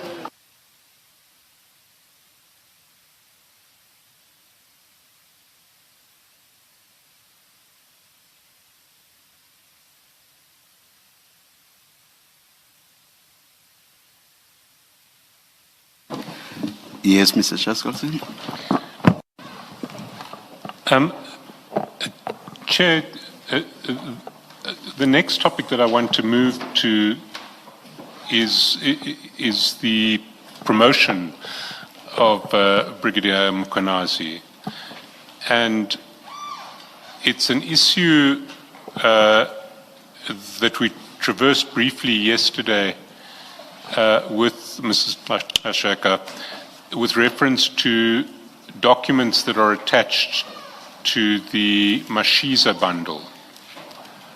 And the promotion documents they start at page 59 well actually 58 of the annexure bundle, to Dr. Mashazi. I had merged two witnesses. It's late in the day and in the week. I apologize. So it's page 58 of the Mashazi bundle, and through to pages, and then the next document is 59 to 62. And 58 is the... Certainly, sorry. May the attorneys please assist Mrs. Gxasheka.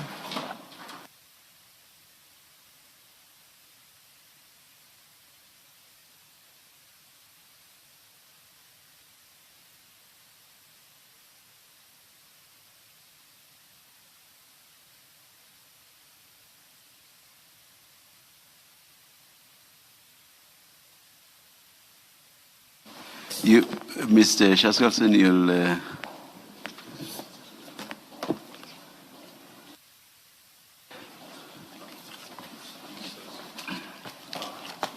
you'll please take us through what you want to. Oh yeah.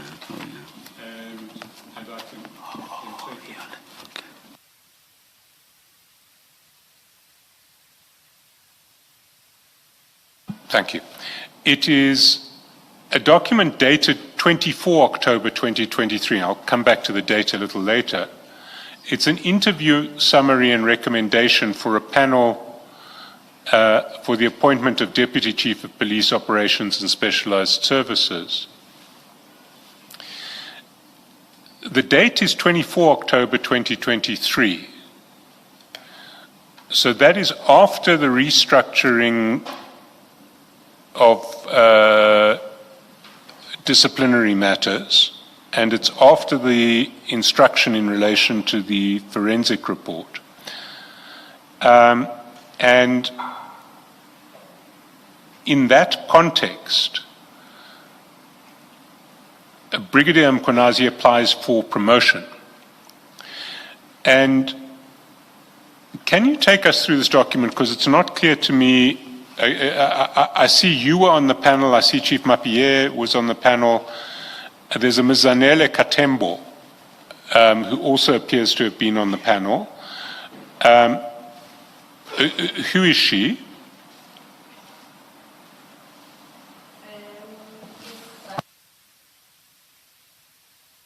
Your mic, please. Zanele Katembo was an HOD for Shreke, that it's sports, recreation, arts and culture. That was her role, I think, at that time. Thank you, Chair. And Advocate Behari was also on the panel, although it seems that he wasn't present at the interview. Is that correct? That's correct. And there was someone from HR Secretariat, but she didn't play a role in the interviews. The upshot of the interview was that a recommendation was made that Brigadier Mkhwanazi should be promoted to the post of Deputy Chief of Police Specialized Services. Is that correct? That's correct. Now, I simply want to ask you, in a context where charges of the nature that had been laid against Brigadier Mkhwanazi were still out there, hadn't been resolved, why did you see fit to recommend him for promotion to a more senior position? As I say, by that time, Chair, it was clear that the process of the DC is not going to continue. And obviously the employee has been exonerated, given a letter that the process is not continuing. Sorry, And can I interrupt there? The employee was never exonerated. No one ever said you have been found not guilty of any of these charges. At best, what happened was that the process of proceeding with the charges was frustrated through a series of, well, at best, gross inefficiencies, at worst, deliberate sabotage. There was no exoneration. Let me rephrase. Remember, this is an employee who's sitting with a letter that says we're no longer continuing with the investigation process and whatever and whatever.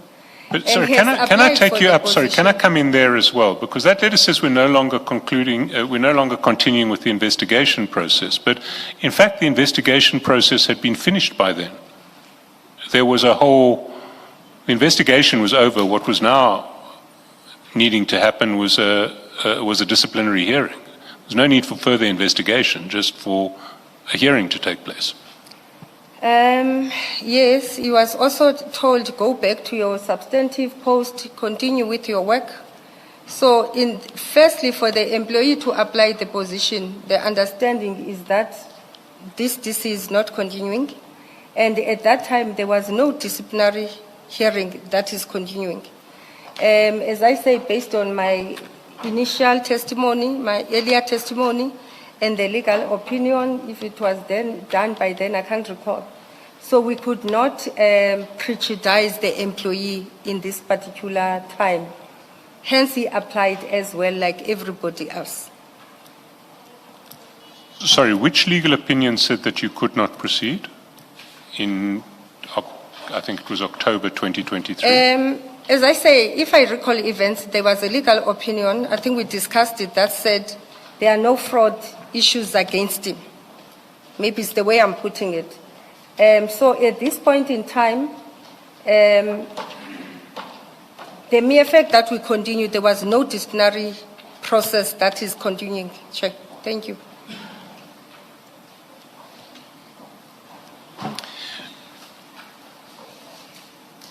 You see, whether or not there was a disciplinary process pending is a separate question from whether this applicant is a fit and proper person for this promotion. And I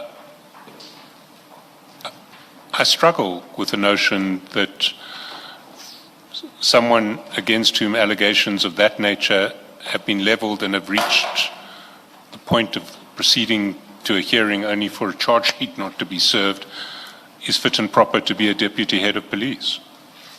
So what's your response to that? I hear the inference on your side. On my side, in terms of the procedure, there was no DC that was happening, and therefore there will be no reason to say we are not shortlisting you because you are not meeting. I mean, there's a pending DC, because clearly there was no pending DC. There was a directive by IPID that he should be charged. And that directive is binding on the city of Ekurhuleni. So I didn't see it that time. But you say the opinion exonerated him. That opinion is the opinion that said IPID must be disregarded. Which other opinion are you referring to? That's what I'm talking about. Yes, so that's why I'm saying there was a directive by IPID, and that opinion was responding to the directive. So you cannot say there was nothing pending. There was a pending directive by IPID. The fact that Ekurhuleni did not comply with it does not mean there was no pending directive by IPID that Mkhwanazi should be disciplined. I hear you, Chair. Thank you.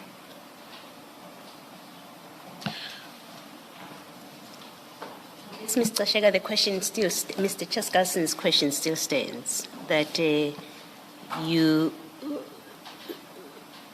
disciplinary process is not complete, it's not shut down, not by the letter from Chief Mapie, because he as Mr. Chaskalson says, he speaks of an investigation. You then recommend the candidate, and the question is how in your judgment is it appropriate for you in particular to recommend such a candidate for a promotion to Deputy Chief of Police on such serious charges? Chair, thank you. I'm still saying that at that point in time, halted or suspended the DC, it would have been a prejudice not to give him an opportunity to complete with other candidates. The issue is not why did you interview him, because competing with other candidates is at interview stage. I mean, even the worst of, we've got a list, so I need to explain what I'm going to say next. We know from your vetting results, that some people were found to be rapists, but they're in the employ of the city. So even that person who is found to be a rapist, when they apply, you would have looked at, do they meet the requirements for shortlisting, right? And then you would shortlist them. And that's a fair for them to come and justify to the panel why they are suitable for appointment. So we are past that. You've shortlisted. You, head of HR, are aware that there are these unresolved charges, serious charges against this individual.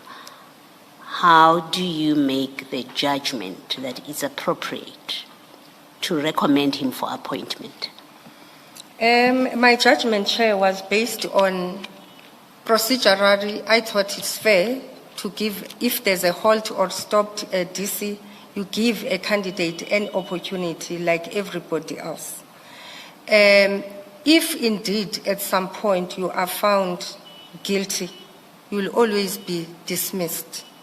No, he was never going to be found guilty because the city manager has given you an instruction. Remember that earlier conversation? Yes. So you say the city manager gave an instruction, and that's why that explains your inactivity about further disciplinary steps. So that has ended, but he's never been exonerated of these serious charges. He's never been. Here's the HOD of Human Resources. The what do you call it? The one who gives direction, supposedly, on matters of discipline and how people should behave and what is tolerable behavior. You recommend his promotion. That is a problem. Do you accept that? I said, Chair, that it is an oversight. We could have done better. I advise on the other side that procedural. In fact, it's just that the reason I don't want even to talk to it because it was not recorded. I said after the shortlisting, because no employee at EMPD met the requirements, it was only these two. I then said, let's not proceed, let's re-advertise. And because we already didn't extend the contract of Mr. Mzolo, the chief pushed that we do interviews.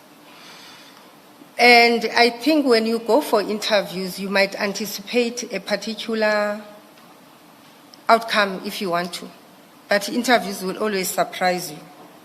And then once it's recorded, and we made this recommendation, it's difficult to go back. If we could have restarted the process, maybe we won't be here. But I'm taking full accountability that I should have stopped the process when I said, let's stop the process. Yeah. Well, we're at a point where you did not stop the process. Yes. You interview, you know the problem about this candidate. You recommend, you do a positive act. You're saying he's suitable for the position. That's what this conversation is about. So Yes. it's not oversight at all. It doesn't fall in the category of oversight. It would be oversight if you didn't know that there were these accusations against him or you were mistaken about something, right? Here you know this is unresolved. There's serious allegations against him. And we do have evidence here where EMPD conducted an investigation, and you would have seen that. You know that, as Commissioner Khumalo says, you know that IPID has directed that he should be disciplined. You have testified that, well, it was frustrated / there were instructions. Now we come to you personally. Why do you recommend such a defective candidate whose defects are known to you, are recorded in a charge sheet? How do you, head of HR, The process say, oh, he can be promoted, he's suitable for the position? The process was halt, and the employee competed with other candidates, and we shortlisted, we interviewed, and he did well on that interview. I agree that in terms of the character, we could have done better, and I'm taking full accountability that we could have done better. But the process is on its own. It's not even a process that is made only by myself. It's a process that is made by the panel. As much as I've advised, and I'm taking full responsibility, I'm not going to say I'm instructed in this one. If there were instructions, they were not given to me. The only thing that we did was to score, and the person who scored him higher, and therefore was recommended. So is it fair to say that you saw nothing wrong? The short answer, at that time, now with hindsight, maybe you say, well, yeah, I shouldn't have done that. Maybe that's what you're saying. I don't know if that's what you're saying, but I'm asking, in the moment when you recommend that he's suitable for promotion, you did not see any problem with that? You considered him... It was a red flag. It was a red flag. And as I say, I think what was left is how you debate it. Remember, at the time, as much as I can recall, there was not even a criminal record against him, but there were pending allegations against him. And unfortunately, we didn't get to test them to the end. No, you may not have tested them as a panel. And the conversation really... We've had the same conversation with Chief Mapie and raised our concerns about his own conduct with this interview, rather with recommending Commissioner Mkhwanazi. It's exactly the same concern with you. And this is not a panel concern, it's a concern about you individually, you as a person who knows the problems that have been raised about this candidate, who knows that there's either an aborted disciplinary process or suspended disciplinary process, whatever language you choose for it. He's never been exonerated, and you have to accept that. I think you've accepted that yes. He was never exonerated of these serious charges. You sit there and you determine he's fit and proper, notwithstanding he's fit and proper to be promoted to the position. That's a difficulty I have with you about either it's a sign of poor judgment on your part, at least from where I'm sitting, or it's something more serious, that you were prepared, because it's Mkhwanazi, you were prepared to overlook the problems, the red flags, to use your language, about him. You overlooked them because it is Mkhwanazi, or you simply failed in your job to properly assess a candidate. Chair, I think the inferences sometimes are biased, and because it's based on a particular situation at a given point. My judgment would have been based on that the allegations have not been fully tested. And until found guilty, you are innocent. I think where Ekurhuleni we failed, I'm still going to agree, is how poorly we managed the matter of Mr. Mkhwana's. If it was well managed, again, won't be here. If the DC continued timelessly and charges were served, maybe even he could have been exonerated and won't be here still, or will be here for a different narrative. Aren't you being unfair to the other people, considering that you explain your inaction to pursue this disciplinary process on the basis that you were given an instruction? And when it suits you, you say it's the fault of the other people. It can't be both. It's you were given an instruction, you have told us, and you've tried to explain it by saying the atmosphere in the room was clear that the city manager doesn't want this disciplinary hearing to proceed, and your position was informed by that. So you acted, you explain your inaction in this aborted disciplinary process by saying there was an instruction from the city manager, and then when it comes to the others, you say, had they done things on time, it would have happened. But if we go with your version, this DC was never going to happen because there was an instruction. Thank you, Chair. Chair, if you follow events, if we acted within the 3 months, we might have a different narrative. Chief of Police submit a tribunal, request for a tribunal to take place in March already, I think around the 23rd of March. HRER division says, I'm applying my mind. IPD says, we can get these people arrested, so I don't want to spend money on attorneys. Come now while we're waiting. 24th of May is there. This matter is taken again by HR and EMPD, HRER division, to the accounting officer, and the accounting officer says, all of you put this thing to rest.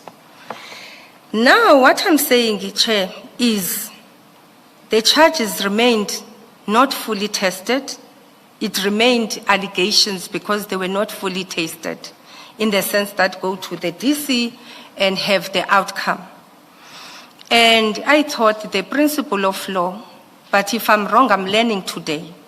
You are innocent until you are found guilty. I think I was fearful of the fact that now that we continued, if we don't appoint him, he might take us on. Ekurhuleni, Chair, you hide documents, they find them. I'm telling you, if Mr. Mkhwanazi found this document, let's say we withdraw that, we didn't see he's going to perform in this interview, we say let's withhold and not fill the position, and he get hold of this document. I don't know if we went to courts how it was going to be. I might have not understand the principles of law, but I've learned a lot from this commission. And I think the person will continuously improve themselves and improve myself wherever I'm going. I've learned a lot. That my judgment, Chair, I'm saying the red flag is there. But when I'm thinking of the rule that says you are innocent until you are proven guilty, I could have done and consolidated those two statements or notions and come with a better judgment. I want to suggest to you that it's not available to you or open to you to rely on that principle of innocent until proven guilty if you contributed to the disciplinary hearing not happening. It's not open to you. You can't have it both ways. You can't agree with the frustration of a disciplinary process and then later on rely on that it didn't happen and say, well, I couldn't hold it against him. It's a correct principle of law that you are quoting, but it's not available to you. Chair, if you can clarify when you say I contributed to the disciplinary hearing not taking place, so that I can able to answer in terms of my role.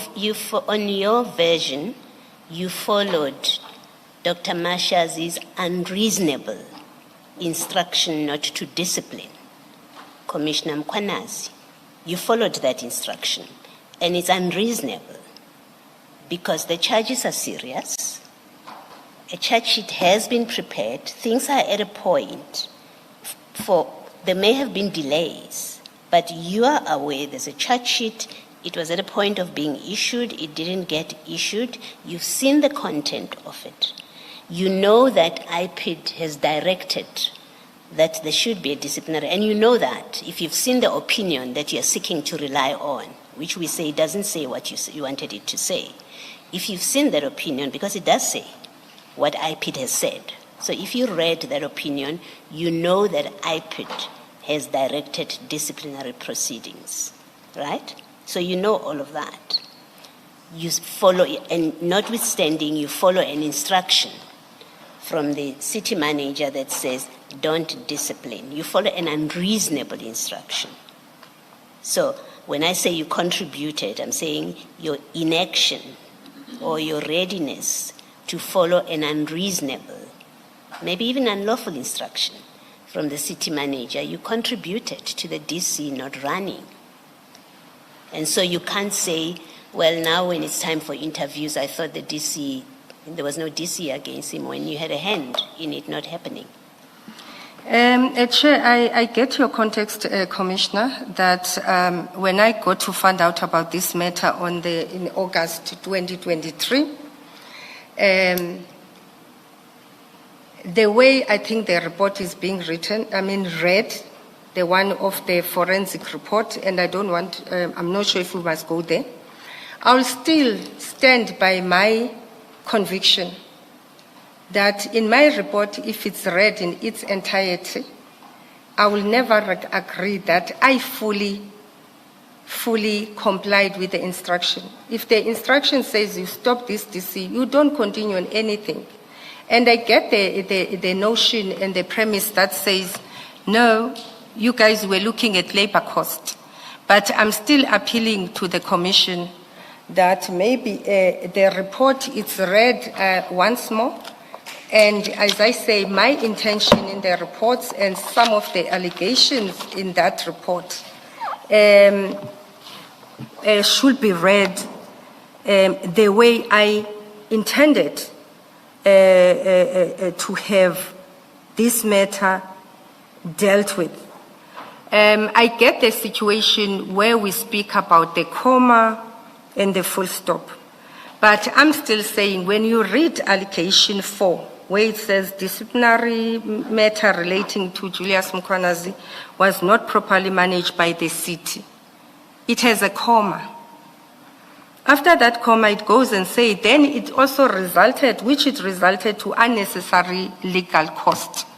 I'm taking that. While I'm taking the brunt that we shouldn't have been here, but I still appeal to the Commission that the notion, you will make your determination, but the notion that says we're trying to protect Mkhwanazi, I don't think it was necessarily the case. We could have done things better.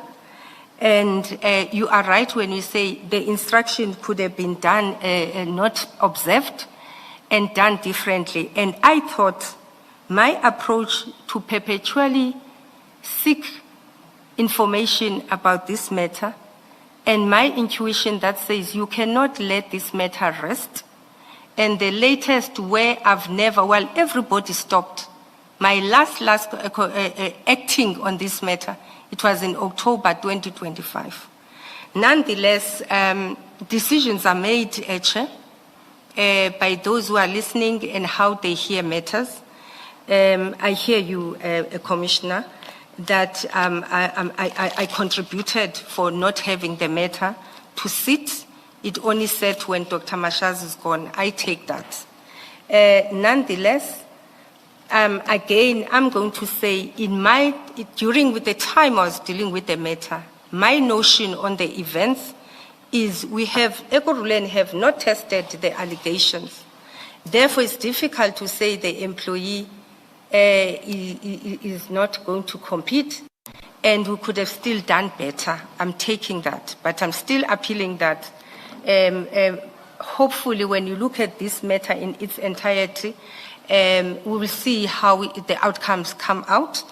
And also, one can say that this is a process where continuous improvement are going to be taken seriously, and we can do better next time. It's just difficult to agree that you just fully contributed, you had an intention not to discipline. It might look that way, but I want to say it was never my intention. Thank you. And it's not a case of just Julius Mkhwanazi being protected. It's a case of him also being advanced because he was promoted. And with that promotion, there was you motivating that his salary be increased by 200,000 rands. So it wasn't just being protected at the position where he was. It was a case of you knowing that there were serious allegations because the forensic people who conducted the forensic investigation, they say one of the documents given to them is the charge sheet, which means by August you knew what the charges were against Julius Mkhwanazi. In October, when you support his promotion, you are aware that IPID independently has found that he's guilty of fraud and corruption and must be charged internally. And knowing those things, you still say this person is suitable for promotion to Deputy Chief of Police and an even better salary, some 200 plus over and above what he earned before. Now that is serious. Let me make a correction. I'm not sure when I got to know about the IPID reports and the legal opinion. I said earlier on I didn't have the dates. But one thing that came to my attention in August, it was obviously the charges and the stopping of the DC, and I said already I'm taking brunt of that. We could have made better judgment. Despite that there were instructions that were made, we could still have made better judgment. On the promotion, I'm still going to say that when the charges are not proven, it becomes difficult if you already shortlisted and recommended the person for promotion. On the issue of the salary, on the issue of the salary review, when an employee is a permanent employee, he's got certain benefits, employer contribution. So when you count the breakdown, it becomes different. And when you now put them on a total cost, when you FTC, you are putting a total cost. And number two, what we normally consider is the issue of the risk embedded, that now we are on a 5-year contract. Deputy Chief of Police Mkhwanazi was not the only person who has requested his salary to be looked at when he becomes a divisional head, convert from permanent to be a divisional head. Majority of divisional heads, if I'm not mistaken, they do make that submission. And it does get considered, I'm sure 99% of them. And one thing we've picked up as an anomaly in the city is that the gap between the senior executive manager and the divisional head, the salary. In fact, in other instances, the senior executive manager will earn more than a divisional head. It's an anomaly that we're dealing with right now. So his salary review, it goes with a promotion that we could have done better. But again, you could not prejudice him in terms of the salary review. As I say that, even Rivers Peace got a salary review. Xolani Nxesa got a salary review. I got a salary review, and so many people. And I say main issue, it must be noted, is because of the overlap in the salaries between that lower level and the divisional head. What I remain with Allegations, I got to know about them in August. October, we did interview, but they were not concluded. And we're learning from that we shouldn't have even shortlisted, we should not even interviewed. I did say, let's re-advertise. But because Chief didn't want to extend Mzolo, if you check the events, the way I was trying to assist, I'm saying in November, I think we interviewed, we shortlisted in September, we interviewed in October, I can't remember now the dates. In November, I'm saying, Chief, let's extend. Because there's so many processes to be followed. Even the forensic process, Chair, I wouldn't have known it will take that long. So I have this thing that if maybe we did extend the contract of Mr. Mzolo, maybe again we won't be here, Chair. Can I stop you there, because I think the question was limited. Now you are dealing with issues you've already dealt with. My last point on this issue is that you will recall that there was that meeting of 18 August 2023, and arising from that meeting was that document that you prepared, which now conferred upon you the power to institute disciplinary proceedings, because it was no longer Nisa. The city manager had said, you're not managing your department properly, these cases are not managed correctly. The power was now yours to say, I've looked at this charge sheet, these charges are serious. I know they were withdrawn before, but I think these charges should be pursued. It was within your powers to start that process, and you did not do so. Am I correct? Chair, I'm going to repeat what I said. Despite that, instructions were made, and it's a pity that we're not understanding each other, and I'm taking that. I've never not continue pursuing this matter, despite how it sounds like I pursued it. And I'm not going to go again and read that allegation that I read with a comma, that surely I was talking to Mkwanazi. While talking to Mkwanazi, I also talked to the legal costs. Chair, I still want to convince the Commission that I've never stopped.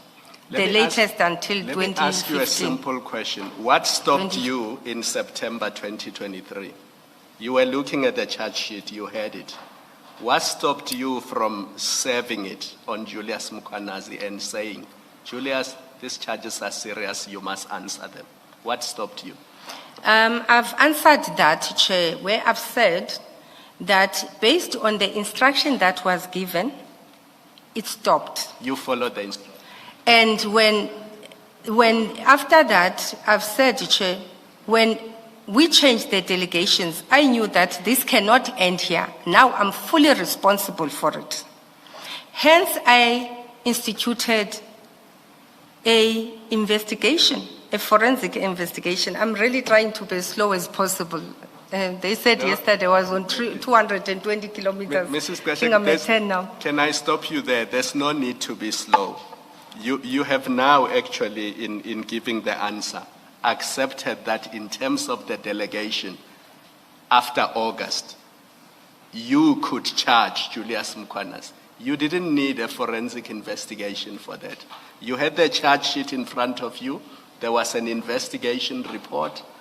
You did not need a forensic investigation that takes a year to conclude. You could say, these charges are serious, Julius Mkwanazi. They were withdrawn because Mapiea said he was pressured. I now have the power in terms of this delegation. I'm serving you this charge sheet. I want you to answer to these charges because this is an HR matter that falls within my jurisdiction.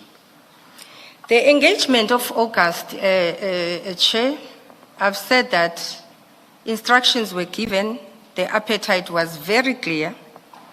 Despite that, there was an instruction and the appetite that we will stop this process. I still went and said, let's look at what actually happened on this matter.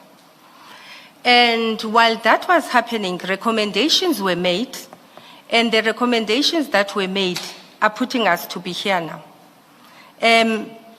Saying I didn't act, I might not have expected the way Commission expected the standard of an HOD, HR would have happened. But on my competency and how I know myself, I did the best of my ability. And it could still be done better. I don't think anybody is perfect in any world. And hence I've said, we all taking blame that we could have done better here. All I'm saying, Chair, while everybody else stopped, that must be noted, I never stopped. How the report is read, I'm still appealing. Let's read it in its entirety before you make a final discussion on this matter. Thank you so much. Thank you. Thank you, Mr. Mrs. Gxasheka, I want to raise a slightly different take on this issue. When I look at that promotion panel and their recommendations, and particularly the fact that both you and Chief Mappieri recommended the promotion, it seems to me that part of what was tainting that process was fear. And it seems to me that there were two possible fears that members of that panel confronted. The one was the fear of Brigadier Mkhwanazi, and you've spoken about that in your statement. You mentioned that when the issue was first raised with you in February, the chief said to you very quickly, you were wanting to discuss the evidence, and all he could talk about was how dangerous Brigadier Mkhwanazi is, and you got scared, and you wanted a threat and risk assessment, and he didn't give you the threat and risk assessment.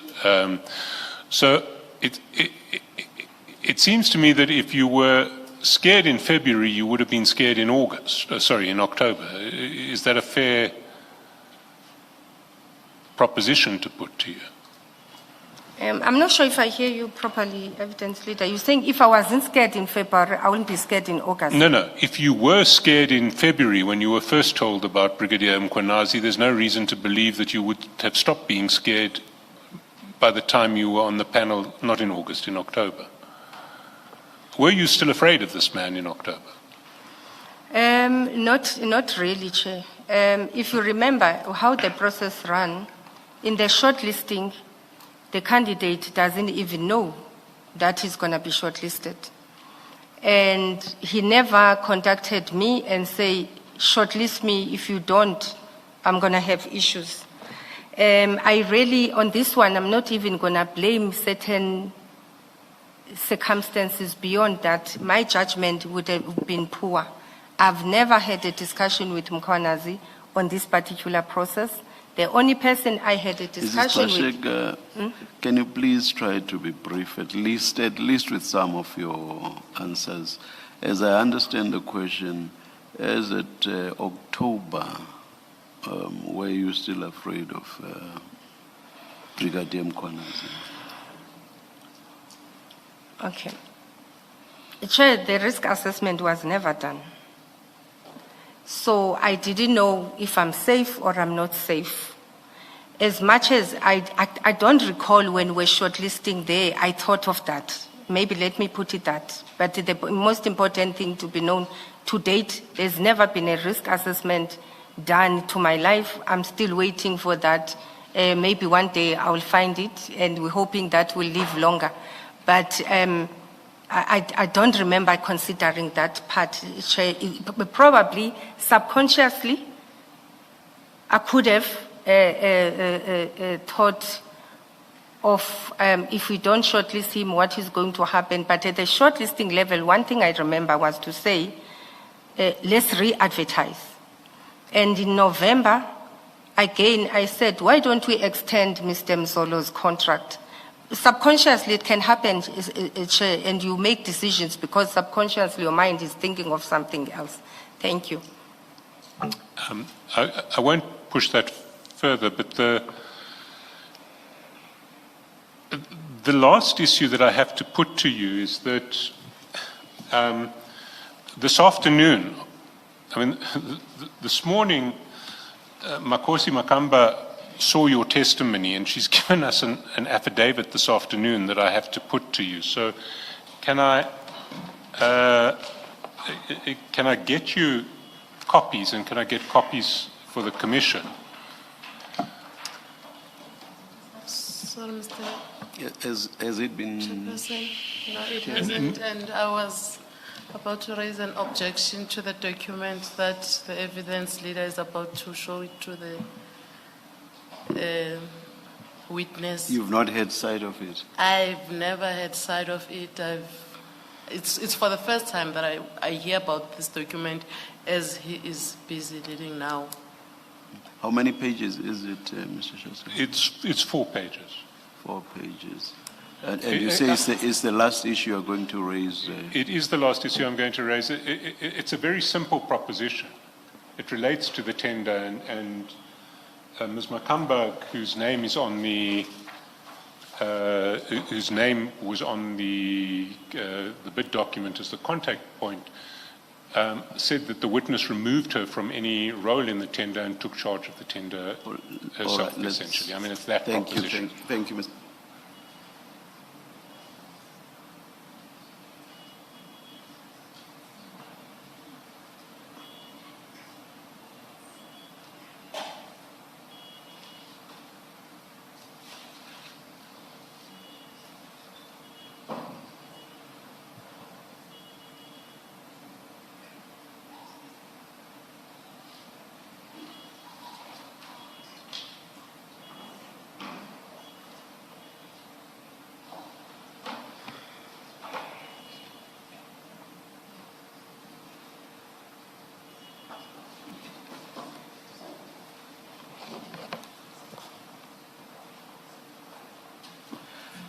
If it's only 4 pages, what, 10 minutes would be enough, Ms. Mabula? Yes, 10 minutes will be fine, Mr. Chair. Yes. Let's adjourn for 10 minutes.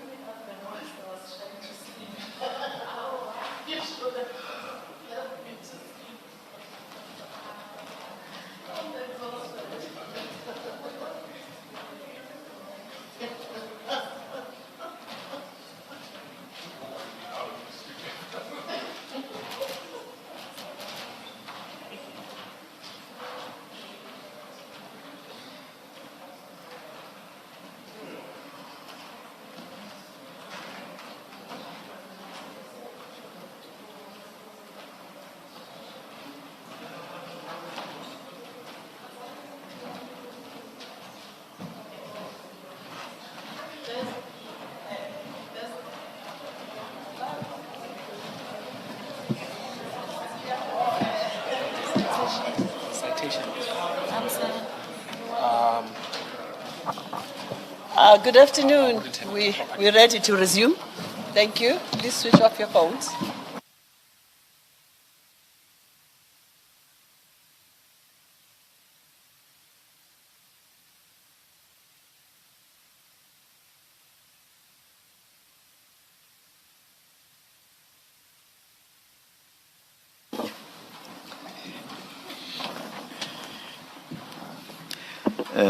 Ms. Magula, we may proceed on this now. Mr. Chairperson, I have an objection for this document to be used. As for now, I would like to highlight some few aspects. Why do I have an objection in using this document? This document that was just given to us now, and we're told that it's in a form of an affidavit. It's not a proper affidavit. The reason why I say so, Your Worship, Mr. Chairperson, it's fine. The reason why I say so, it is because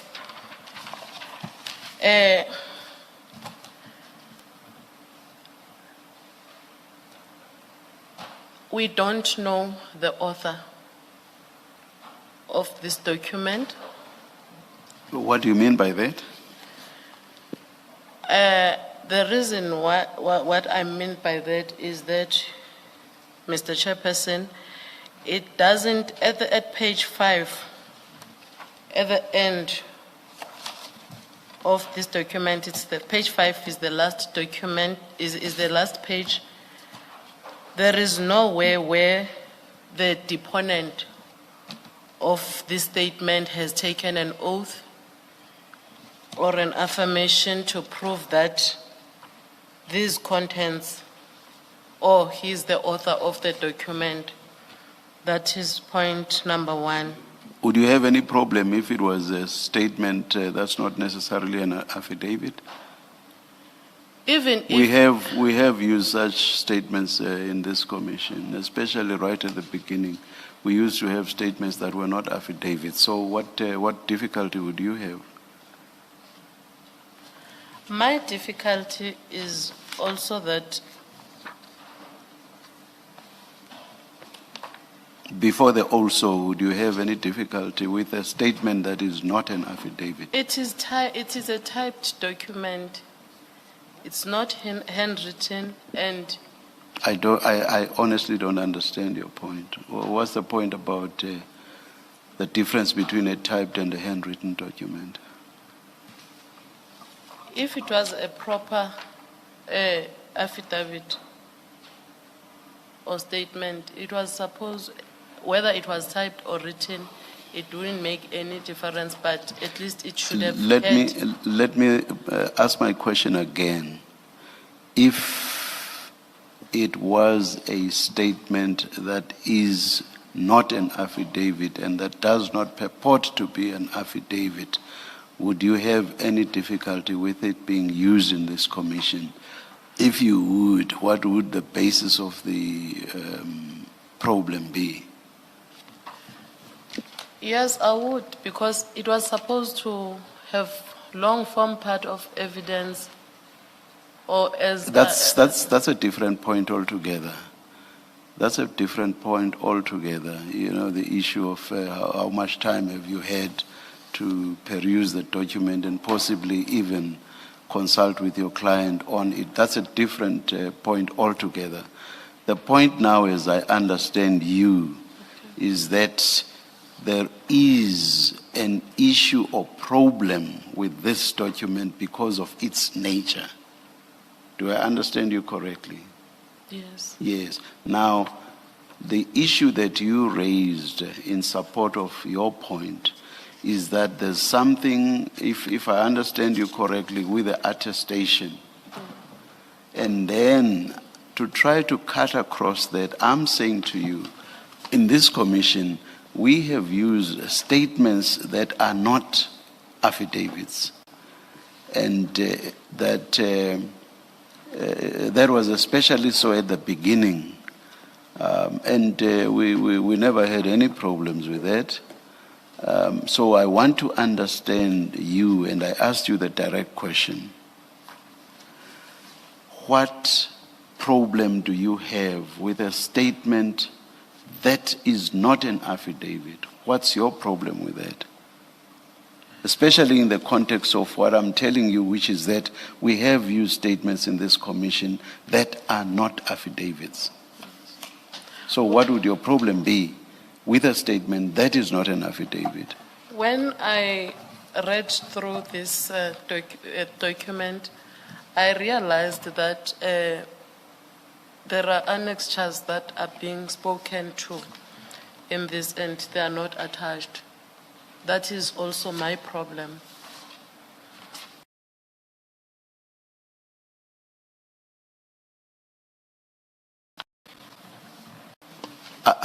Please take me to the relevant paragraphs. I read the document very quickly outside just now, but I don't remember any reference to annexures in it. But even if you are correct, what always happens between legal practitioners is for legal practitioners to say that you refer to such and such an annexure. Can you please share that? And then you decide whether you are able to proceed or not after you've been finished with the annexure. But it cannot be, or at least I do not think so, it cannot be a basis for saying, I object to this affidavit because I've not been finished with the annexure referred to. Of course, it's something that I say all the time, and people who watch proceedings before this commission, I have repeatedly said that is the last thing that I would want to see, that is to prejudice any one of the participants before this commission. So if an issue is with annexures, the annexure must be shared with you. You must get sufficient opportunity to peruse the annexure and also to consult with your client on it. That I will definitely give you time for. So, but now, please take me to the paragraph that refers to annexures. Just a minute, Mr. Chairperson.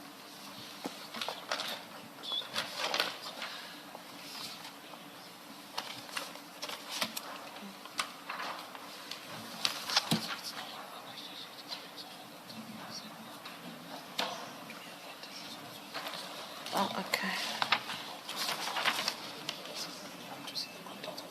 Okay. If I may, Yes, Mr. Ms. Chairperson. Magula. If I read through paragraph 9.5 and it's 9.5 and 9.6, the deponent of this document is talking about a letter, and the contents of that letter are not attached to this document. Then if I speak of an annexure, I was speaking about the said letter that maybe it was supposed to be attached to this document. No, not that it's an annexure. It's a document that you feel should have been shared with you. Yes, So you misspoke when you said it refers to an annexure. I concede. Yes. Mr. Shaskalsin? Chair, I haven't consulted with Makosi Makamba. Yes. This arrived unsolicited this afternoon. Yes. But if one looks at paragraph 10, she says, I left the services of the municipality in November 2023 due to irreconcilable differences with Mrs. Gxasheka's management style and interests. So she has not, she's no longer, she hasn't been employed at the council for over 2 years. An instruction issued from her superior to her would be If it still exists, it will be in the email archives of the council. If Mrs. Gxasheka can still access her email, I don't know if she can, it will be there. We will try and obtain it from the council, but we have no way of obtaining it through any other means. All I propose to do is to ask Mrs. Gxasheka to respond to what the witness to this statement says in paragraphs 9.1 to 9.9, just to understand whether there's a dispute or not. Thank you, Mr. Chaskalson. Ms. Magula, I direct that Mr. Chaskalson should put the questions that he's minded to put to Mrs. Gxasheka. All endeavors must please be made to source the letter, is it one letter or letters referred to, and to furnish. We will. Yes. Thank you. Thank you. Mrs. Gxasheka, if you go to paragraph 9 on page 3 of this document, there Ms. Makamba makes a number of specific allegations. The first one is that she raised the challenges that existed with regard to the training tender coming to an end during the departmental senior management team meetings. And then she says, I had several engagements with Ms. Gxasheka during the period leading up to December 2022 for her to approve the bid specifications in order for the HR department to commence the process of issuing the tender. Is there anything there that you would dispute?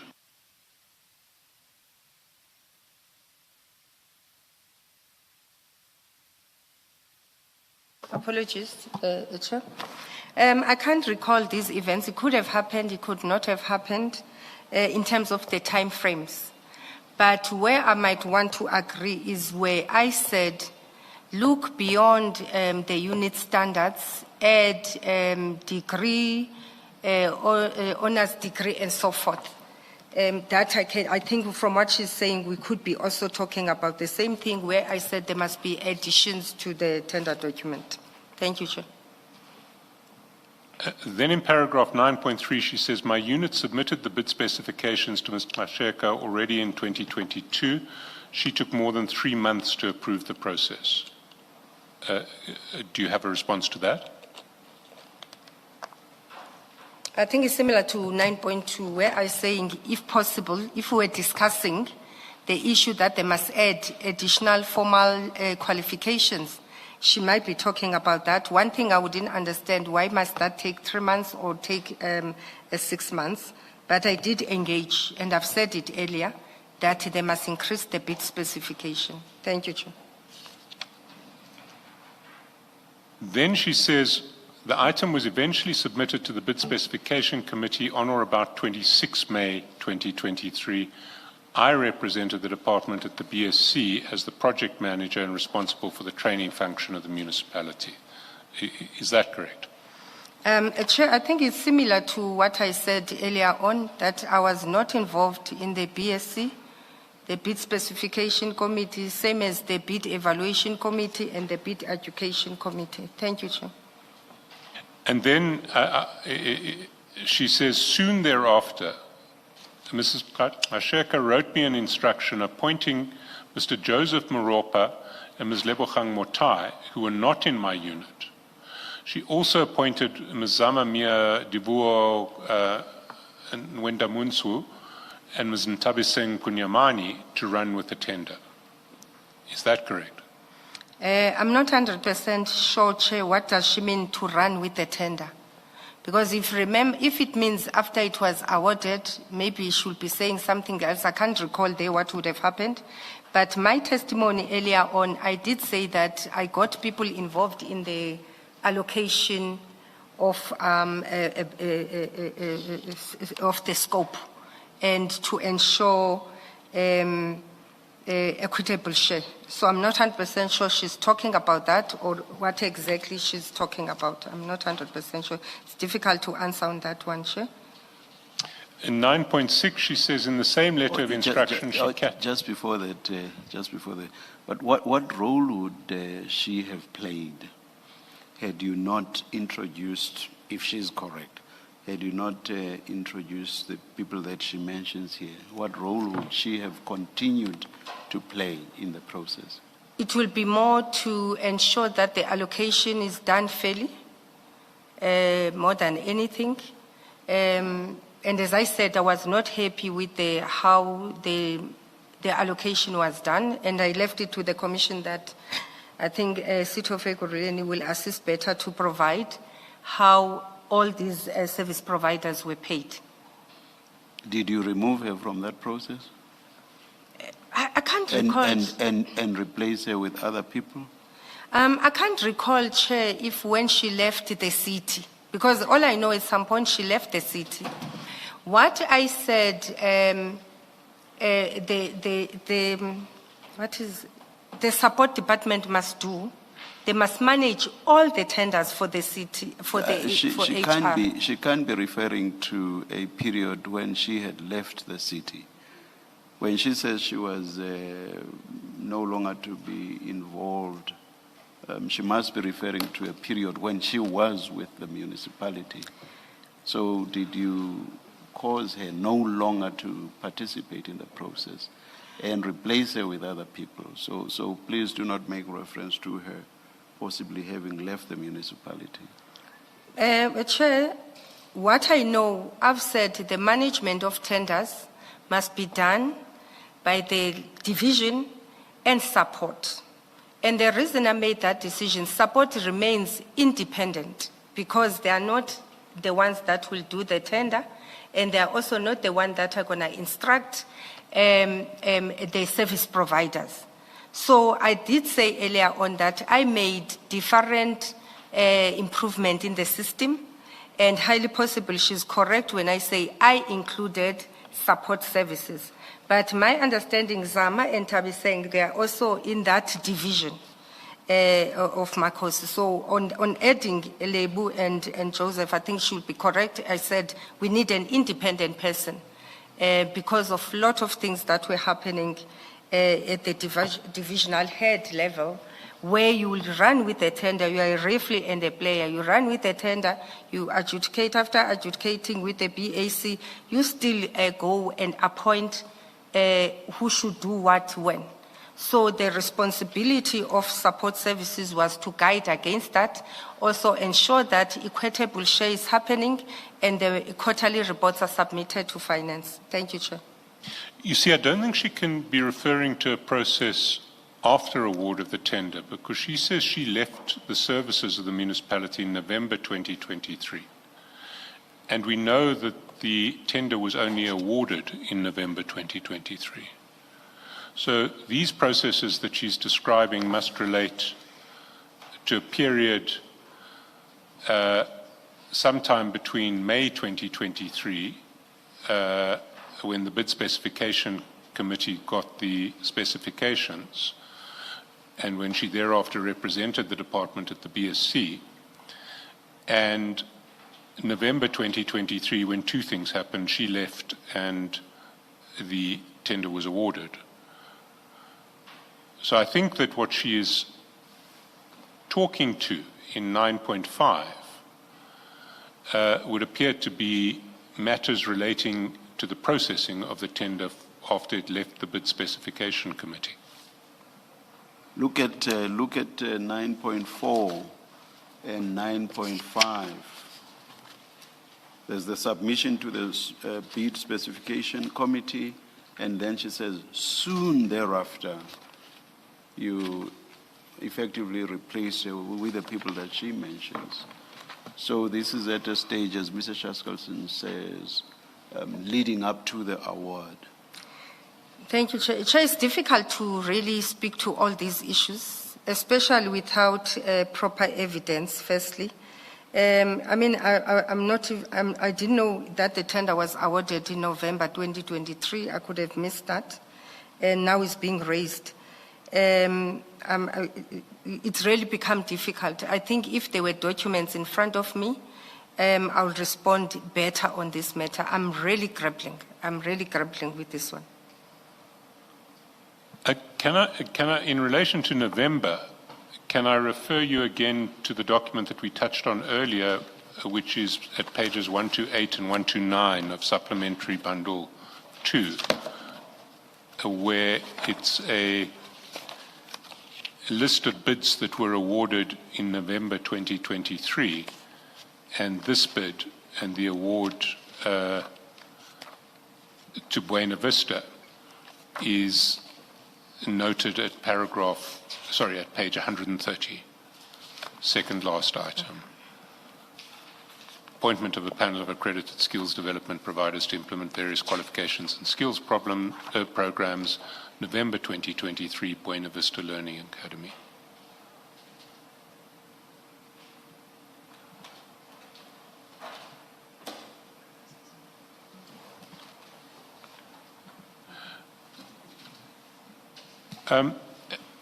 What she does say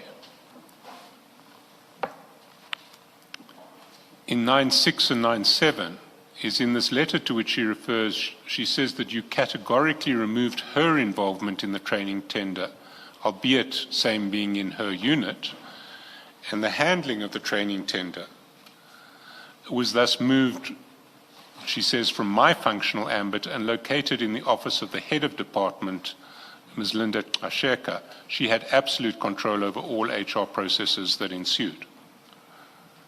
Would that be correct?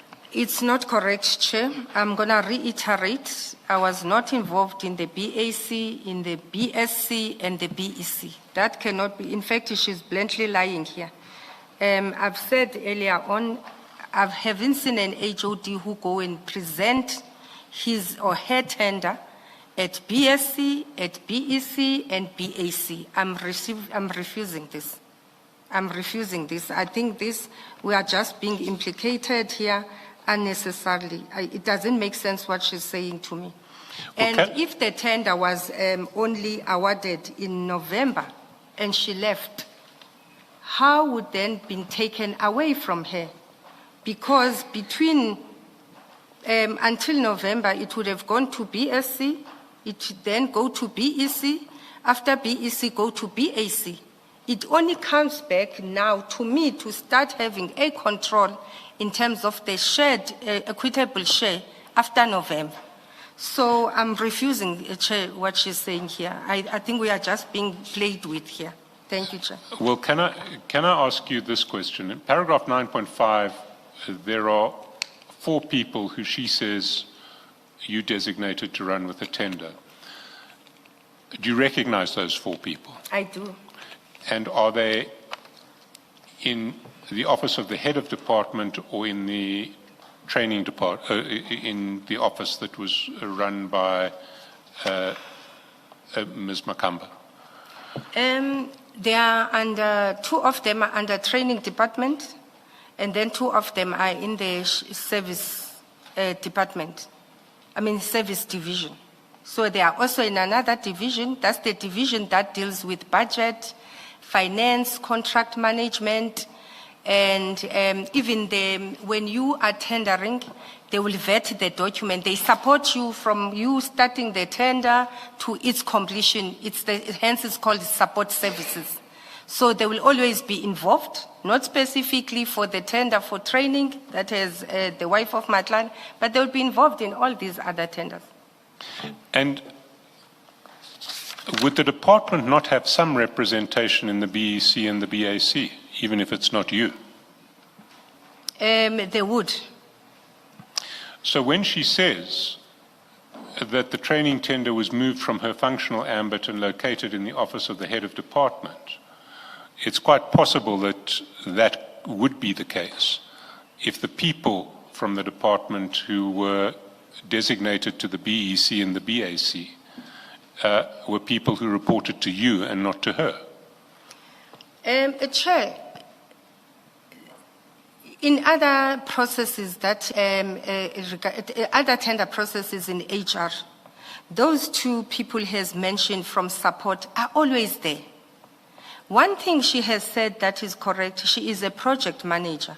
But on top of that, there's other people that you work with to assist you to conclude this process.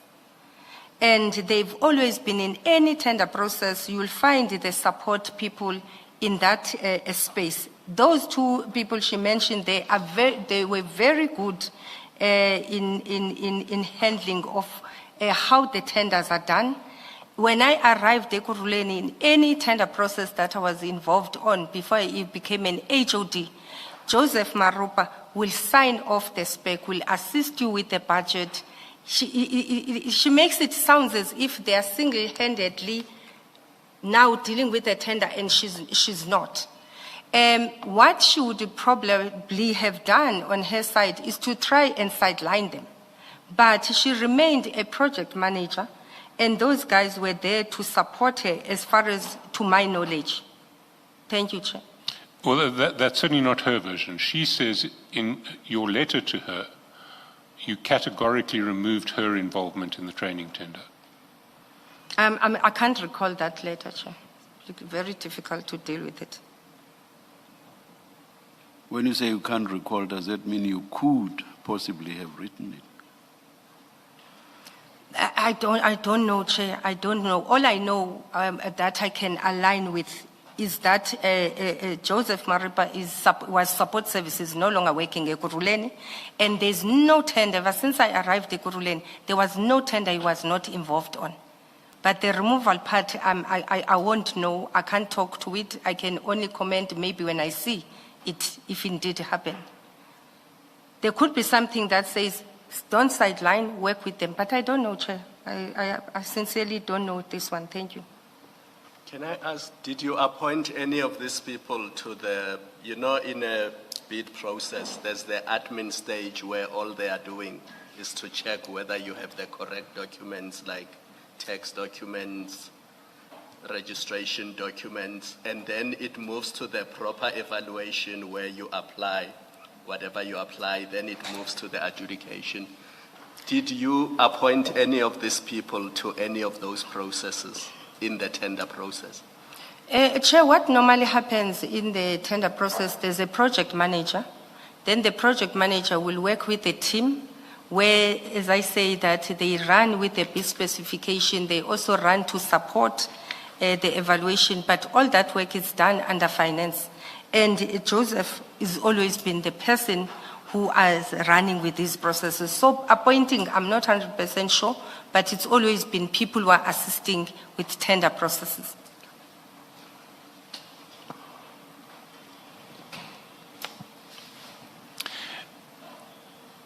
And then in paragraph 9.8 and 9.9, she says it's factually incorrect for Ms. Gxasheka to attempt to dissociate herself from processes that involve the training tender and its award. Ms. Gxasheka was the process owner and thus accountable for the tender. What's your response to that? Chair, I'm going to repeat what I said. I don't see it in the bid specification. I've said my role was to say add formal education, mostly degree, masters and so forth. That was my comment. BSc, I've never went there. Bid evaluation, I was not there. Hence I said maybe get attendance registers, if possible, also get minutes of what transpired in those processes. Chair, I doubt you will not see my name. You will not see my name. I doubt that. I was not involved. Clearly, this is somebody who just wants to leave everything to me instead of allowing that the key stakeholders who ran with the tender must account.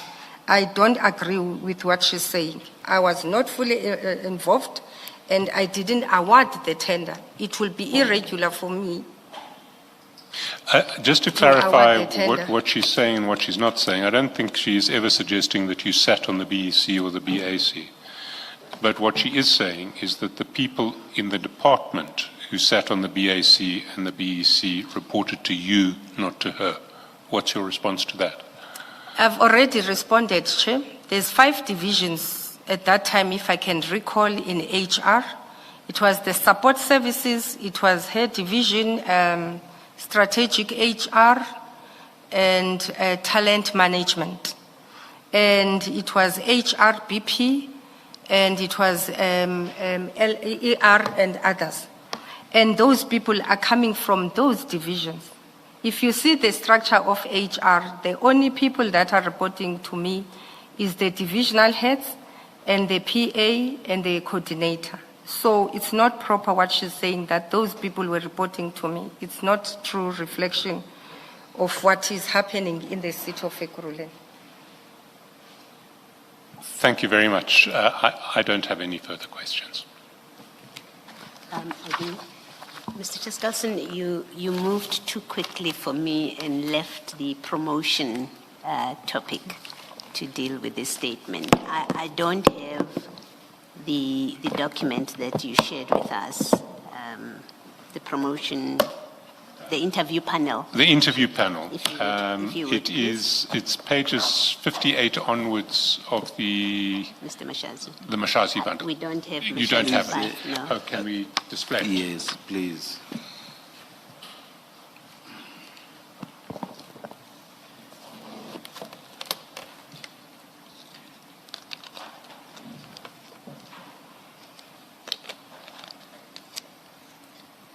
Oh, thank you. Ms. Gxasheka, you have in front of you there that summary that we discussed earlier. And the panel, you went through who comprised the panel, and there's 3 people eventually, because you confirmed that Mr. Behari did not partake. So instead of 4, you now had 3 people. Now, can you just explain what it means that the HOD SRAC does not indicate whether she approves or disagrees, and what is the consequence of that? Chair, again, it's part of continuous improvement. You will realize in majority of documents that will have, sometimes a person won't tick, sometimes you will find out it ticks, doesn't even put a signature. But sometimes when we audit, we follow those things up. But one thing I can tell you, it didn't mean that she was not recommending the candidate.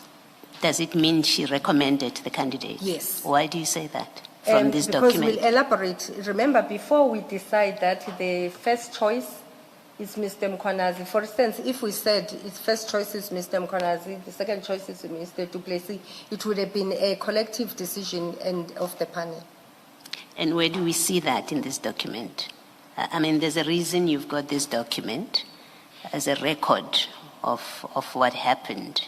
Now, it doesn't tell us on this record what her position was on either candidate.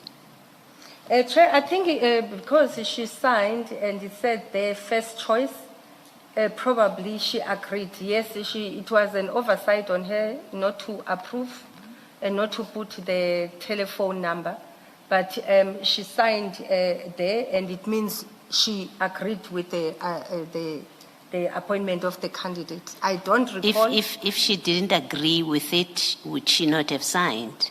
If she had ticked not approved, are you saying with that explanation that therefore she would not have signed this?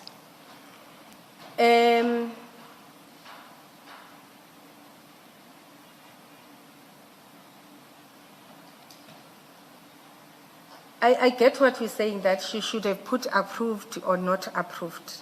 No, she didn't put that. Yes. You say her signature signifies that she approved. And I'm saying the inverse, if you're correct, then the inverse would be true, which is if she had disapproved, she would not have signed.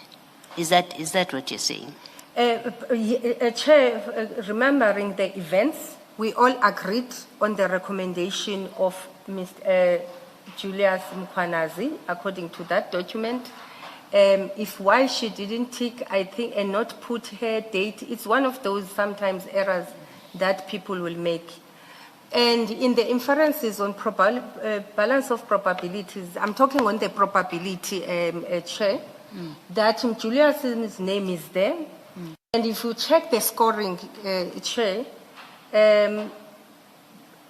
Isaac Mapia scored Mr. Mkonazi 21, Ms. Zanele Katembo scored Mkonazi 20, I scored Mkonazi 21. Okay. So you can see there, and then Duplessis, Zanele scored Duplessis 17. Yes. So on balance of probability, should have agreed here. I think that does answer me, Thank your you. reference to the scoring. Now, a different question relating to this promotion. Brigadier Mkonazi was being promoted to obviously a senior position with different responsibilities. You're nodding? Yes, it will be. Okay. And do you not, when I say you, I mean the city, does it not conduct competency assessments for now he's moving to a completely different position? Is that not part of what you do? For the divisional heads, and the deputy chief of police is also at a divisional head, Chair. And we do conduct psychometric assessments, and they were also conducted for Julius Mkonazi. Okay. The evidence that we have is none was conducted. Chair, I did see that. I think in the chief statement, Yes. or one of the statements, they did say that. And you don't address it in your statement because it's quite a serious thing to say, because effectively it says the appointment was the promotion was an irregularity. That's the effect of it, that it was an incomplete process. In fact, let me remind you what Chief Mapia said in his evidence. He said the panel conducted this interview, you scored the candidates, there was the next step, which is a competency assessment, which you've just confirmed would happen. And according to him, once the results are out, then the panel finally makes its determination depending on the results, because the competency result may well say is unsuitable for the position. And that whole step of a competency assessment and further process did not happen. And yet, you wrote and recommended his appointment to the city manager. Chair, there's so many articulations that the chief made in his statement, and if I didn't address this part, it must have been on different versions that we keep on changing. I should have addressed it. Chief, we even says he's the only appointing officer. I couldn't understand what he says that, because with different documents that the city has, that's not true.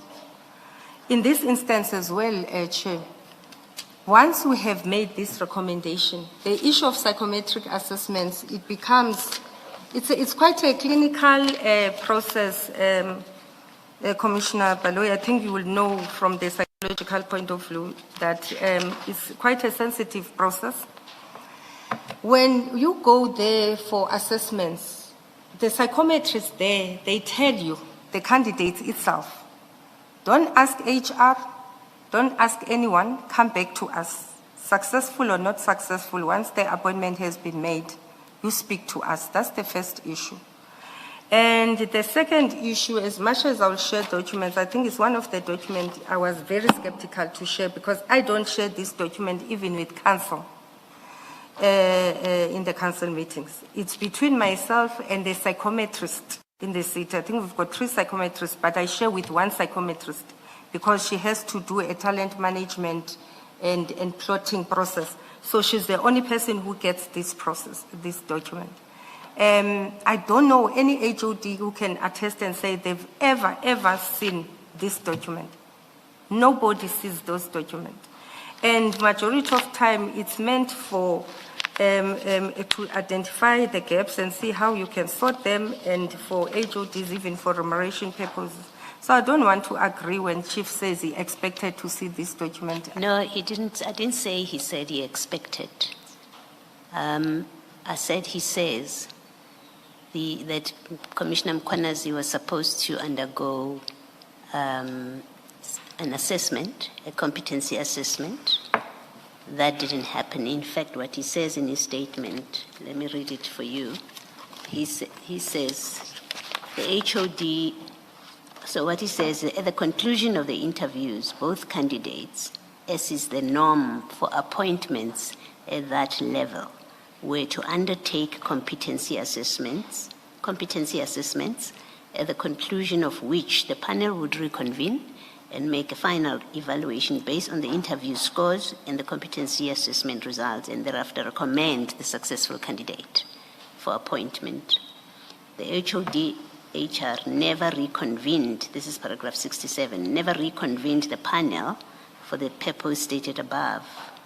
And of course, he does say, I have never seen the competency assessment result of either candidate and do not know if either undertook such assessment. I can confirm that the interview panel thus never completed its task and never did it recommend the appointment of any of the two candidates to the post. So first, let me correct myself where I said to you, he never said that he did not see he has not seen the competency assessment results. He does say that.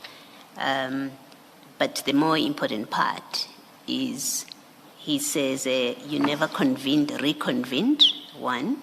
And then two, he says, the panel would have taken into account the interview scores and the competency assessments, and then on the basis of both, a recommendation would then be made whether to appoint the person to the position or not, and that never happened in this case. Thank you. We're looking at this document. If you see in this document, there is no first and second choice. There's only one choice. And if the intention was to recommend that both candidates would normally, sometimes you recommend even 4 to go for assessments, depending for whatever reason, if they scored the same. In this instance, one person is recommended, Julius Mkhwanazi. There is no second choice. And number two, I'm still reiterating. In the document, there's no recommendation. Let's represent it properly. All that the document contains is the scores of the candidates. It doesn't say any one of them unless I'm not seeing it. Chair, this is the first document. Choice. You say first choice. You say your first choice is Mr. Mkhwanazi. Yes, that's what you say. Chair, if you read the document from top, it says interview, summary, and recommendation. Yes. Then just before first choice, Chair, it says recommended candidates or applicant's name, okay. Right? Then below that table, then it's the reason it's there is to ensure that whoever you recommend, let's say they scored the same, you then put them there. Then from the psychometric assessment, you can make a decision that both on these two candidates who got the same, who do you take? Yes. In this instance, and who makes the decision about finally taking into account the psychometric? You've just said you would take into account the psychometric results, right? The competency assessment results, and then you would say we appoint. Who makes that decision? Chair, the decision is made through this process. This process is concluded, right? Then you say you take the candidates for psychometric assessments. And the reason for that is, I'm saying if there's two that's got the same, you can recommend and say, this is your first choice, this is your second choice. And then from the results of the psychometric assessment, then you are able to look at the gaps. But we never reconvene. It's the decision that is made based on this. Appointment is based on this. So maybe let me ask more directly. If General Mkhwanazi, Commissioner Mkhwanazi, scored 0, I don't know what are the scores of psychometric testing. I think we know from another forum, discussion in other forum, not City of Ekurhuleni, that there is a negative and a positive outcome, and flippantly referred to as pass or fail. Now, if the psychometric assessment of Commissioner Mkwanazi, which you say is known only by you, not the other members of the panel, if it comes back and it's negative, which means it's not supportive of his elevation to this new position, what happens in that case?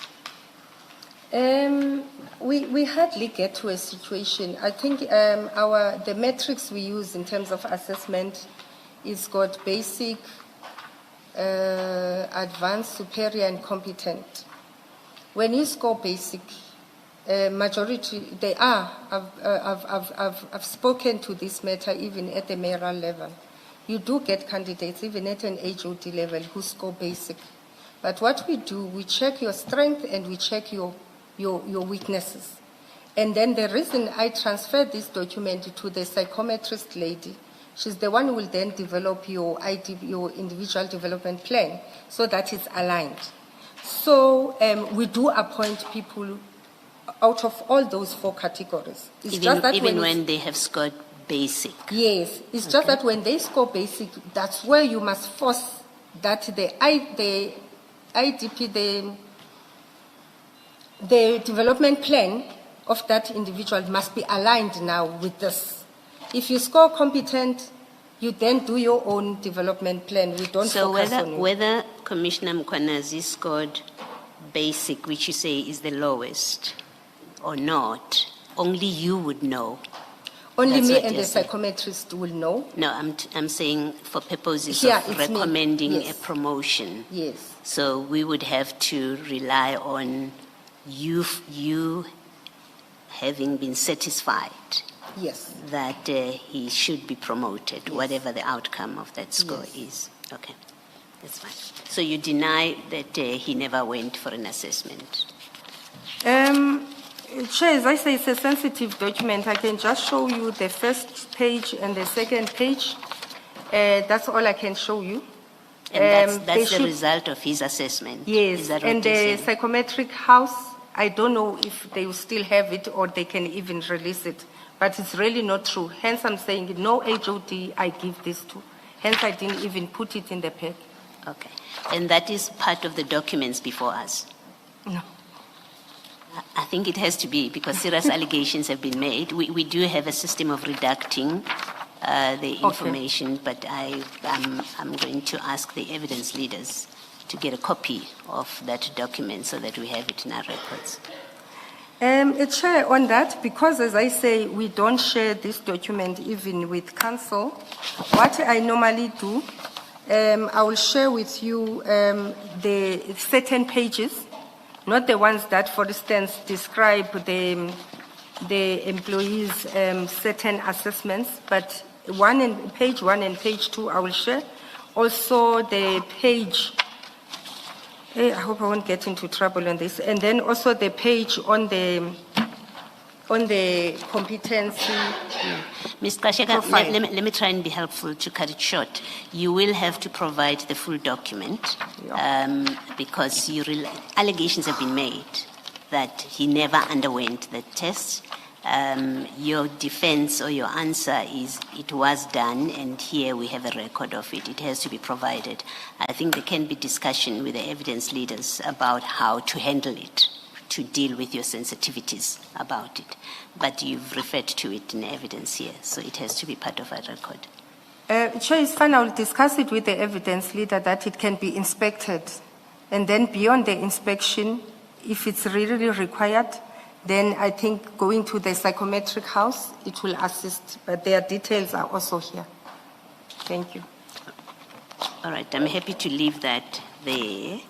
I do have other unrelated questions. The earlier discussion about extending suspension periods, can you just remind me, Mr. Ngqiza, he was suspended for how long? I can't remember, Chair. Did you ever have to extend his suspension? Yes, You did? yes. Okay. And what was the reason that you extended his suspension? We were looking at the allegations of the labor His relations qualifications. cost. His qualifications. No, it was the labor relations cost-related cost, labor cost, basically. Yes. Yes. And why couldn't he be at work? And maybe let me first explain that the reason I'm clarifying this for the record is because you did not extend the suspension of Commissioner Mkwanazi, even as Chief Mapie responded and said he will interfere with witnesses. You have told us how fearful you became when you were told about him, and you didn't extend his suspension, and yet another employee you suspended, you extended his suspension, and the 3 months, 6 months debate that you were having earlier on, that you were starting, doesn't seem to have been a relevant factor. So maybe just explain what on the face of it appears to be an inconsistency and feeds into the suggestion by witnesses that in fact you were terrorizing and harassing witnesses who wanted to act against Mkwanazi. And then this is one of the references that you for no reason, no valid reason, extended the suspension of Mr. Ngqiza when it was unnecessary to do that. Commissioner, can you respond? There's a witness who says I was terrorizing them. You were part of Dr. Mashazi's scheme to harass witnesses and pressure, to harass Ngqiza, Mapie, and Spies. But in this case, we are talking about I would like to Ngqiza. see that, Chair, because I want to refute that. Yes, you can refute it. I'm putting to you what the complaint is. The complaint is Mr. Ngqiza makes a number of instances where he says that's evidence of you harassing him, sending EMPD vehicles to his family to deliver documents when it was unnecessary. And when he asks, why do they come in 4 vehicles? They say it's Mr. Gxasheka's instruction that when we come and serve at you, we must bring all the might. We must come in 4 cars. He says that. And then when you sent him your termination letter or something, there were drug enforcement people that came to deliver documents at his house. All of it unnecessary, but meant to intimidate and harass him. That's the sum of his evidence. So, Thank you, So my conversation for now is confined to the extension of his suspension in circumstances where someone else facing far serious charges, who is very close to the city manager, that you say you got scared when they spoke about, you did not extend his suspension. Yeah, Chair, I'm not sure now if I must complain formally. Initially, when we briefed yesterday, and there was an agreement here that certain allegations would not be, implications won't be dealt with. When I wanted to deal with the issues of Mr. Ekurhuleni Municipality, I was cut short here. And I did say that it did look bad outside. But I still complied when it was said cut short. That implication, if I'm not mistaken, is a separate implication. And from evidence leader and from the commission yesterday, there was an agreement that we will not deal with that. And it was concerning Commissioner that it was not dealt with, because I really wanted to deal with it. Okay, because you are reminding me now of the implications No, let out me correct you. Let me correct you. You have no agreement with the commissioners about what you will be led on and not. The only thing yesterday that we were told you would not be led on was to do with the tender. You don't have an agreement with us as a panel. Having said that, allegations were made against you. I would expect you to be happy that I'm putting this to you to answer. Because if I don't put it to you to answer, it remains the last word on this. So I'm quite surprised that you would complain when you are being given an opportunity to respond to what a witness has said about you. Absolutely don't understand it.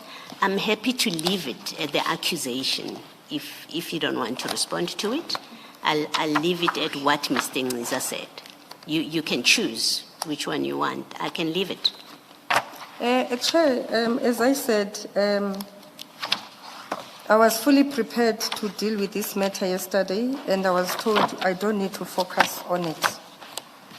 In terms of that implication, I think he quoted 40-something cars or 86 cars that were taken to his house. And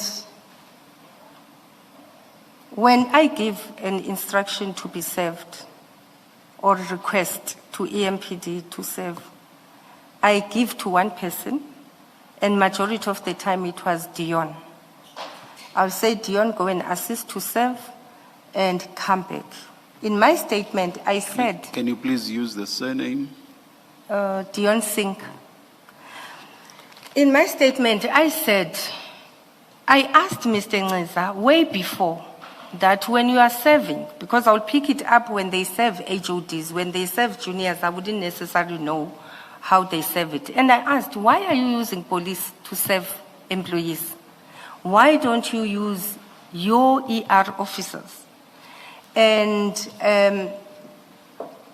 he then said, ideally they're supposed to use sheriffs, but it becomes expensive to use sheriffs. That's why he's using EMPD. And the reason being that they can trace employees down. There are employees who run away who don't want to be served.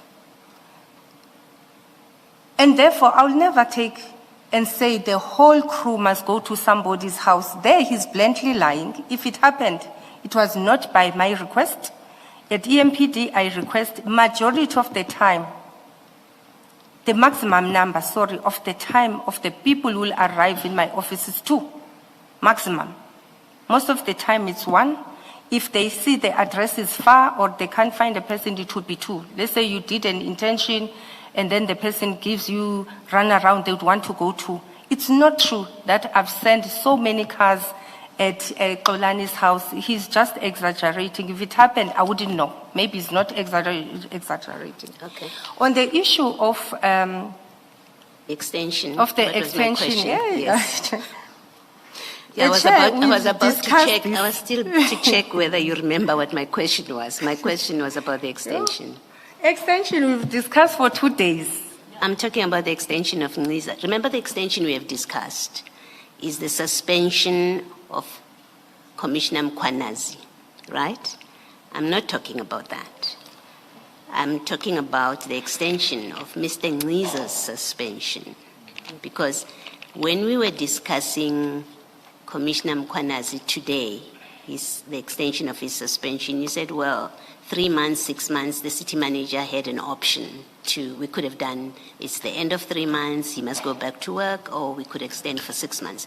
You don't seem to have made the same consideration when it came to Mr. Ngiza. You extended, and that's why I'm asking, why did you treat him differently?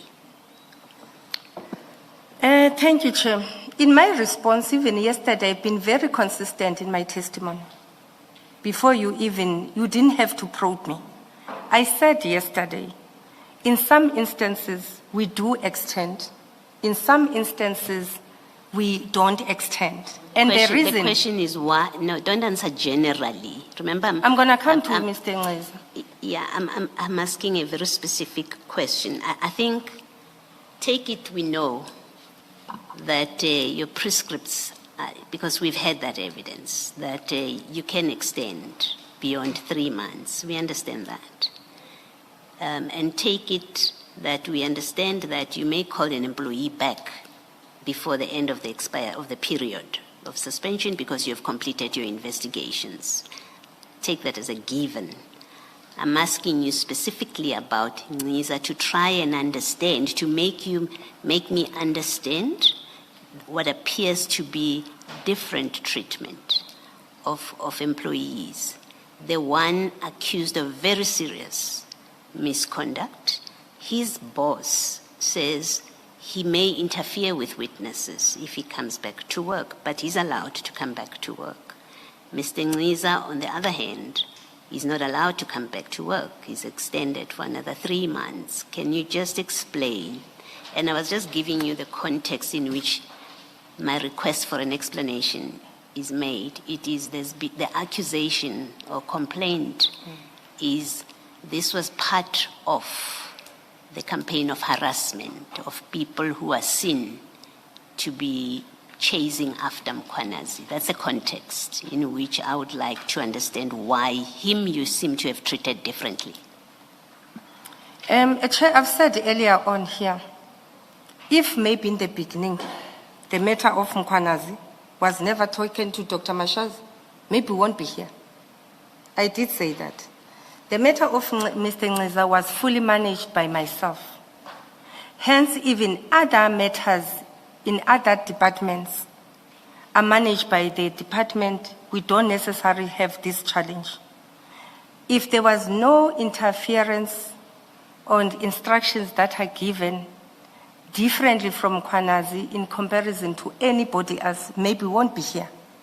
So normally departments, they decide through our guidance to extend or not to extend, depending on the circumstances. So in this particular manner, I was fully involved, and therefore I made that determination. I didn't need to consult anybody. One mistake we're learning from this, probably me and Chief of Police, is when you are given delegations, fully deal with them. Okay. Chair, it's highly possible, even if you are maybe Chief of Police didn't go to the city manager, she might have still heard about it and she would have still intervened. But at least one thing we must learn, when we are given full delegations, run with them. All right. Until you are stopped. Another question. Why did you become involved in the Chief of Police decision to redeploy Commissioner Mkhwanazi when you lifted his suspension? His boss, who we understand is in charge of deployments and promotions and movements in his unit. Why did you become involved with that? I've said in my testimony from yesterday and today, if you read, I think the first or second sentence of that upliftment, I said it came to my attention. And I said, I meant that I was told by the accounting officer that once more you are not managing, and therefore, why is this happening? Whereas I've made a decision that Mr. Mkhwanazi must not be, his suspension is uplifted. Why you are not following this? Okay, so the city manager instructed you to intervene here and make sure that Commissioner Mkhwanazi is returned to his substantive position. Is that how we should understand what you've just said now? Yes, that's how it happened. Okay, all right. And then my last question, I think. Yesterday, there are two things, in fact, to it, and I think they are unrelated. I'm going to ask very quickly and hope to get a quick answer. You, yesterday, and in your statement, you say that, I don't have it in front of me, you say something to the effect, we must look at city of Ekurhuleni with a fine eye. You remember you say something like that in your statement. And then in your oral evidence, you said what we have seen or heard is the tip of the iceberg. Now, taking into account our terms of reference, you know what we are investigating, like infiltration of criminal syndicates, cartels into law enforcement. What do you say we haven't heard, which makes you say so far what we have heard is the tip of the iceberg? Chair, because, and I ask you not to put you in a spot, but because we are that commission that is tasked to investigate this, and you spoke in different in different terms. You said we should look at this carefully. Chair, I've made examples, and firstly, I want it to be recorded. In the absence of the risk threat analysis not being taken serious, I don't want you to have escalating statistics here. It will be a very sad situation that by the time the commission is concluded, the statistics of how certain lives are managed out there have increased. But because I've put the issue in the commission, I've said, firstly, there's about 20 to 40 forensic that are not yet brought to the fore. When I said... And they are relevant to our terms of reference. Remember, Chair, I said, because others, I don't think they are relevant, I said before I suspended to the OCMOL, that they must look at having perhaps a mirror task team that would look with issues of Ekurhuleni, where they can give every HOD an opportunity to come and raise their challenges. In the absence of those 40 documents and not forensic reports not being brought to the fore, it's concerning. And people were doing runaround. After doing runaround, I was then ultimately suspended when I keep on pushing that bring these files, let's see them, and where possible, let's close them. There's so many media engagement information that is being shared out there, especially Jeff Wicks and I think News 24, that this commission should be aware of. And because they have not been brought here, Chair, hence I said from the OCMOL, and if they take it up, in fact I was reprimanded when I said that. They said I'm out of order. If I remember, one councillor said,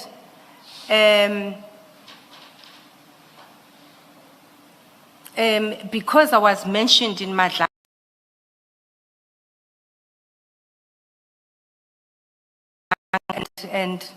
and protest against me. So I'm being out of order to say there must be a task team. Those were articulations, those minutes are available where I was reprimanded. And I was trying to assist Ekurhuleni to say, are we always going to have this commission for the institutional reform to happen? Is the long and short of what you're saying that there are matters that have not yet served before the commission with the witnesses that have come, which are relevant to the terms of reference that the commission should look at? Is that the long and short of what you're saying?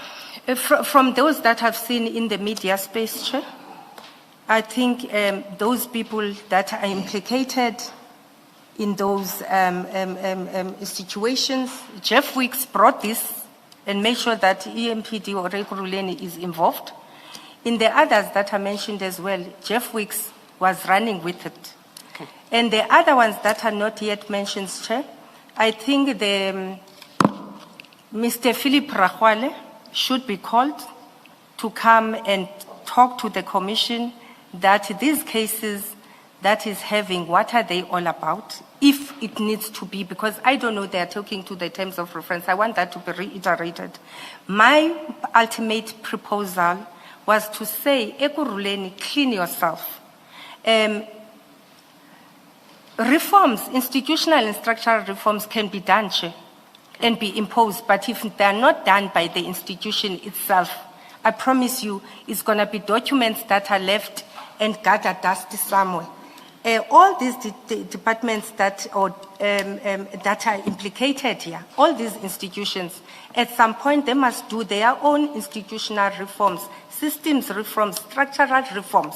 Okay. And maybe it's something that the commission might make as a decision that says, after 12 months or 6 months, bring back what we have done to change. You will impose, but I guarantee you, if it's not done by the institution itself, there's little that is going to come with your recommendations on the institutional reforms. That's what I was articulating to the OCMOL. Thank you.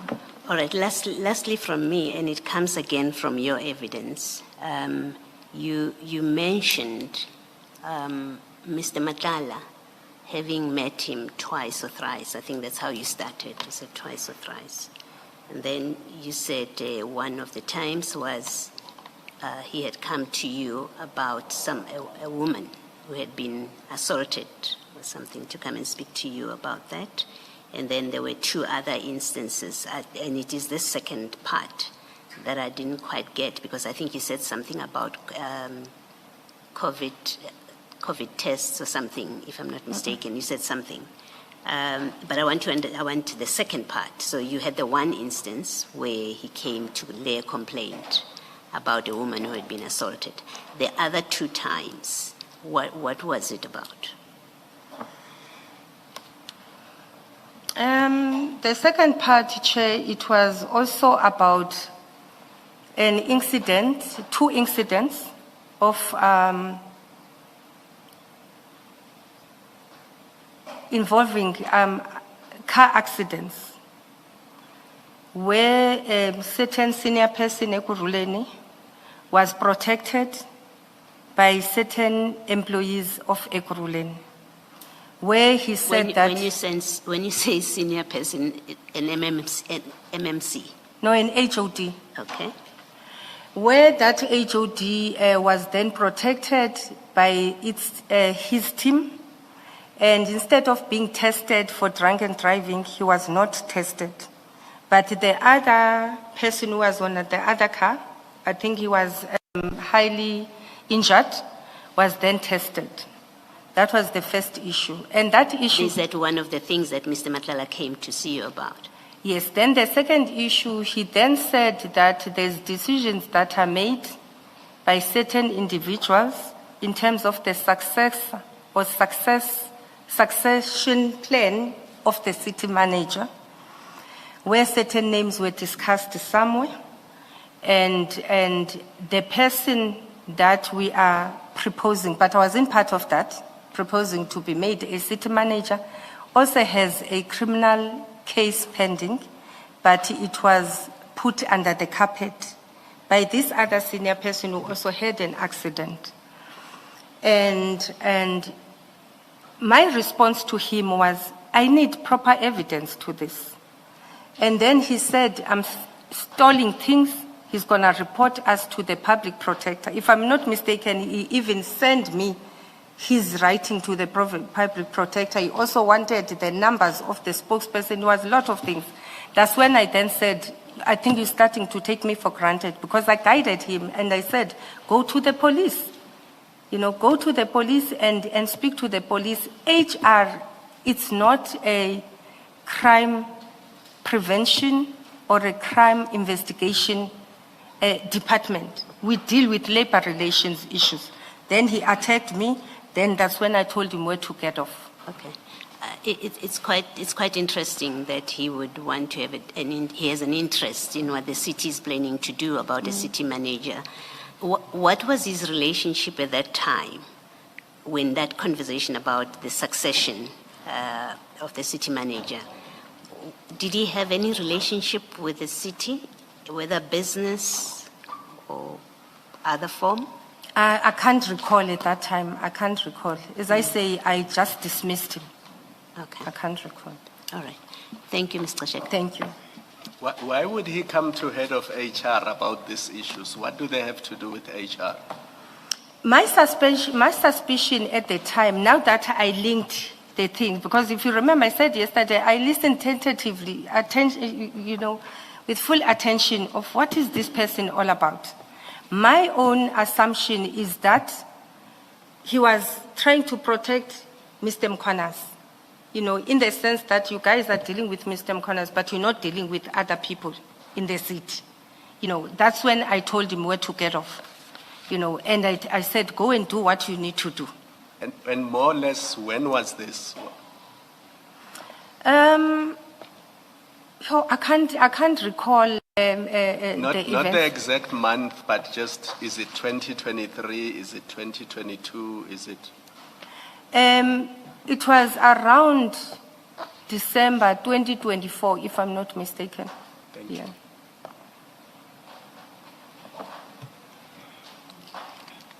Not December, sorry, Chair, not December 2024. It could have been around August or September, October.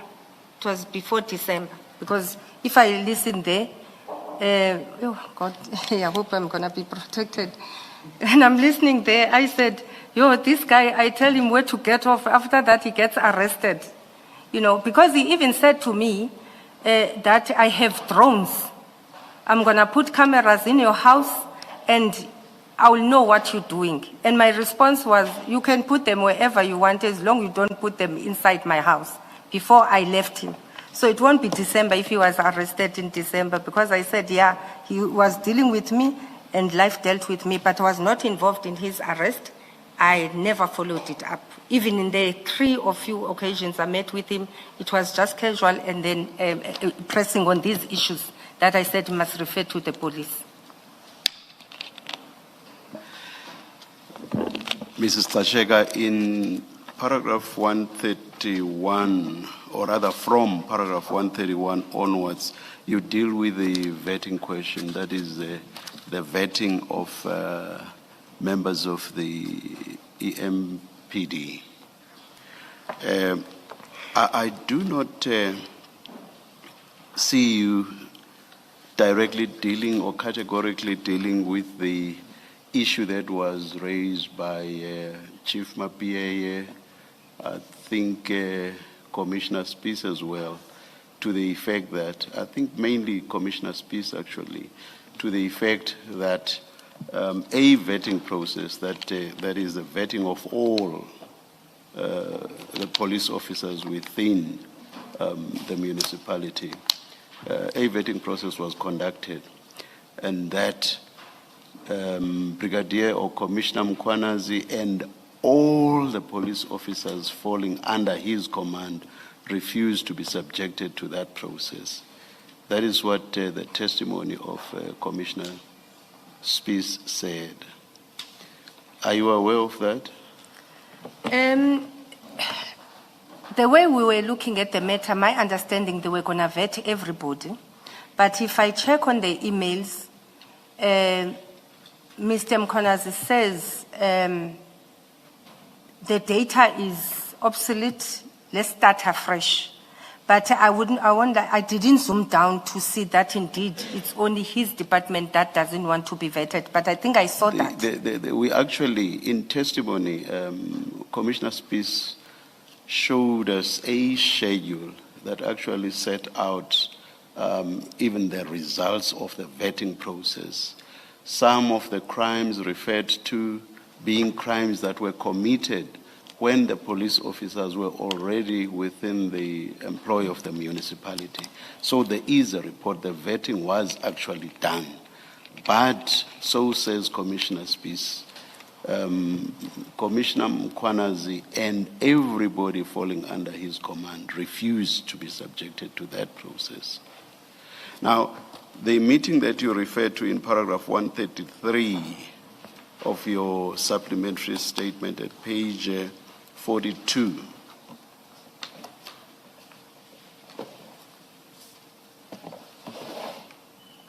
Did that meeting not deal with this subject?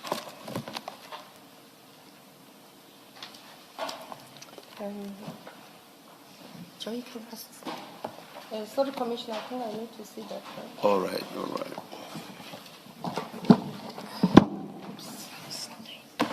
A supplementary statement. Yes.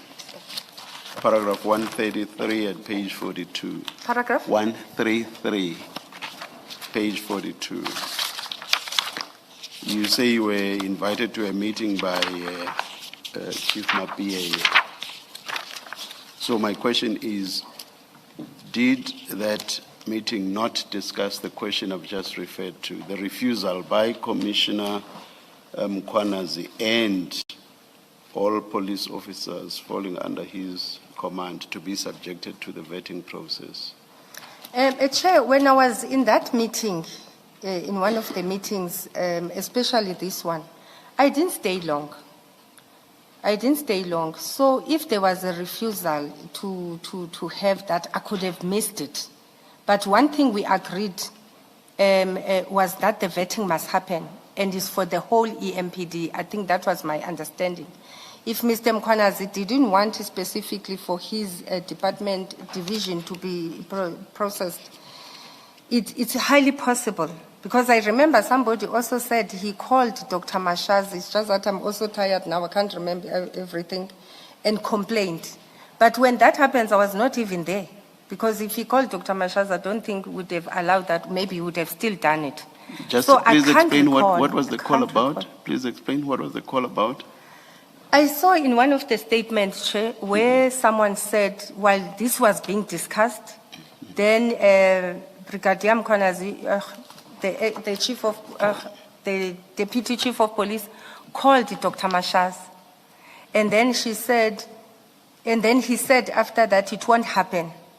But I can't recall. I don't think I was still in the meeting when that happened, and highly possible it did happen. That is exactly when Commissioner Mkwanazi was allegedly refusing to be subjected to the vetting process, and he was basically appealing, allegedly, to Dr. Mashazi not to be subjected to that process. In my recollection of the testimony, that was the purpose of the call. Yes, Chair, as I say, I did see that, but I don't think I was still in the meeting when that happened. I did see in the statements. Can you tell me why, let me ask this question first. Did you not consider the question of the vetting of the Ekurhuleni police to be a very important subject? It was a very important subject, Chair. Hence Okay. I said, Why did you say that, but I did not stay long? Why would you not have stayed long for such an important discussion? I did provide a direction, Chair, and I even said, let's go and seek a legal opinion. So to me, the key issues I wanted to deal with and the understanding of the issues I've dealt with, I provided a direction and the legal opinion was sought.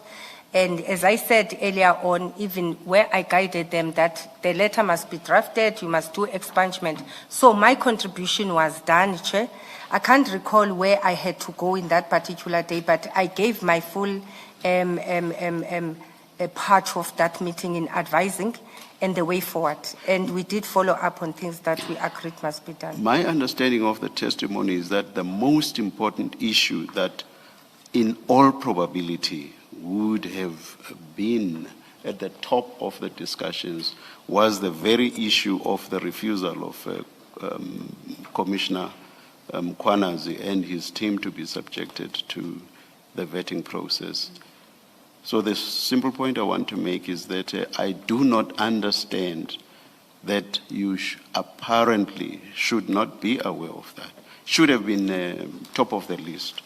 That was the main thing, because on my understanding, everybody else had agreed to the vetting, had been subjected to the vetting, and results had been obtained. And I've referred you to what some of the results were. Chair, So I fully agree I find that. it a bit improbable that you should not be aware, as you suggest you are not, that there was such an issue. Chair, I think I did speak to it yesterday, that I saw debates happening. What I'm saying, in the meeting, I don't recall. At which point did you see those debates? It was on the emails. Before this meeting? I'm not sure if it was before or after this meeting, Chair. I think it could have been after this meeting, whereby they were saying that the data is outdated, we must start afresh, and so forth. But in that particular meeting, I could have missed it. I could have missed it. As I say, it could have happened after I left, and I thought I would have put that in my statement. Let me conclude by making two suggestions to you, two related suggestions. I think I've already made one. One, this vetting issue relating to the alleged refusal of Commissioner Mkwanazi and his team to be subjected to the vetting was in all probability top of the list in the discussion that was to take place. And secondly, it is very strange, I suggest to you, that you should have left the meeting, or you should, as you say, not have stayed long at that meeting when it was to discuss such a serious issue. Apologies, sir. I did leave capable people.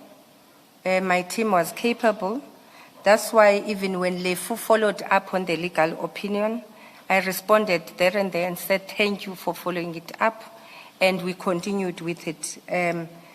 Indeed, I should have stayed until the longest time. I would have picked it up if there's a resistance.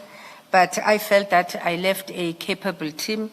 And indeed, we did follow it up and make sure that we get the legal opinion. I kept on following it up.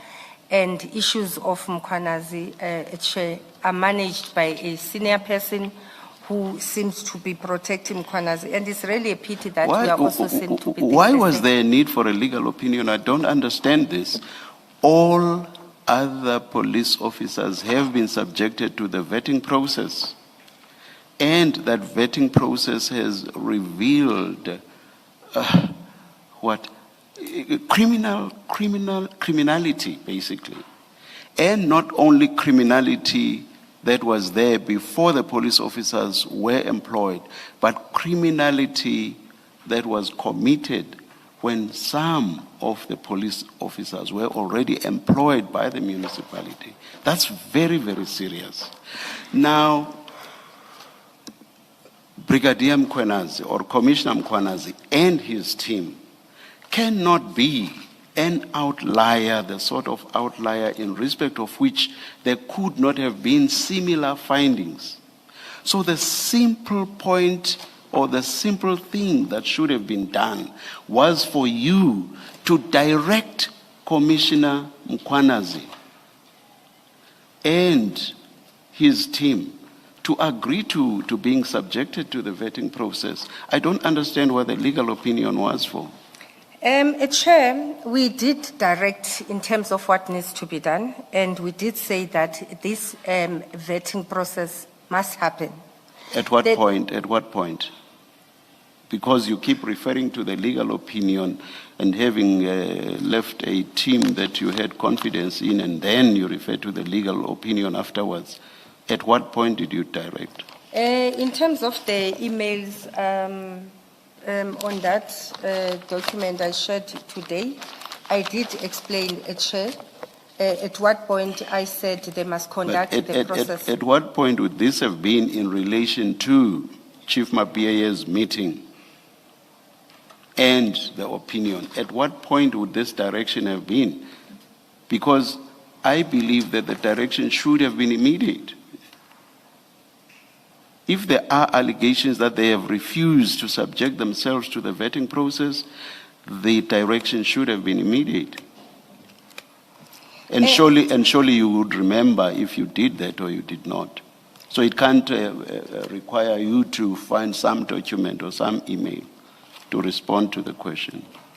Chair, we all agreed that this must happen, and it was just the process to follow. My question is at what point? That's the immediately, question. Chair, immediately. Hence, after the legal opinion, if you saw, we quickly responded and said, let's embark on this. So are you saying you only directed after the legal opinion? No, before that, I said, Chair, they must go and get the issue of the consent. They must draft an expungement. They must go and check the expungement policy, how it goes. They must also categorize them into those different categories. When did you receive a legal opinion? Criminal record. Was it before you were employed or after were you employed? And what was the type of the criminal activity that you were involved on? Thank you. I will ask the question for the third time.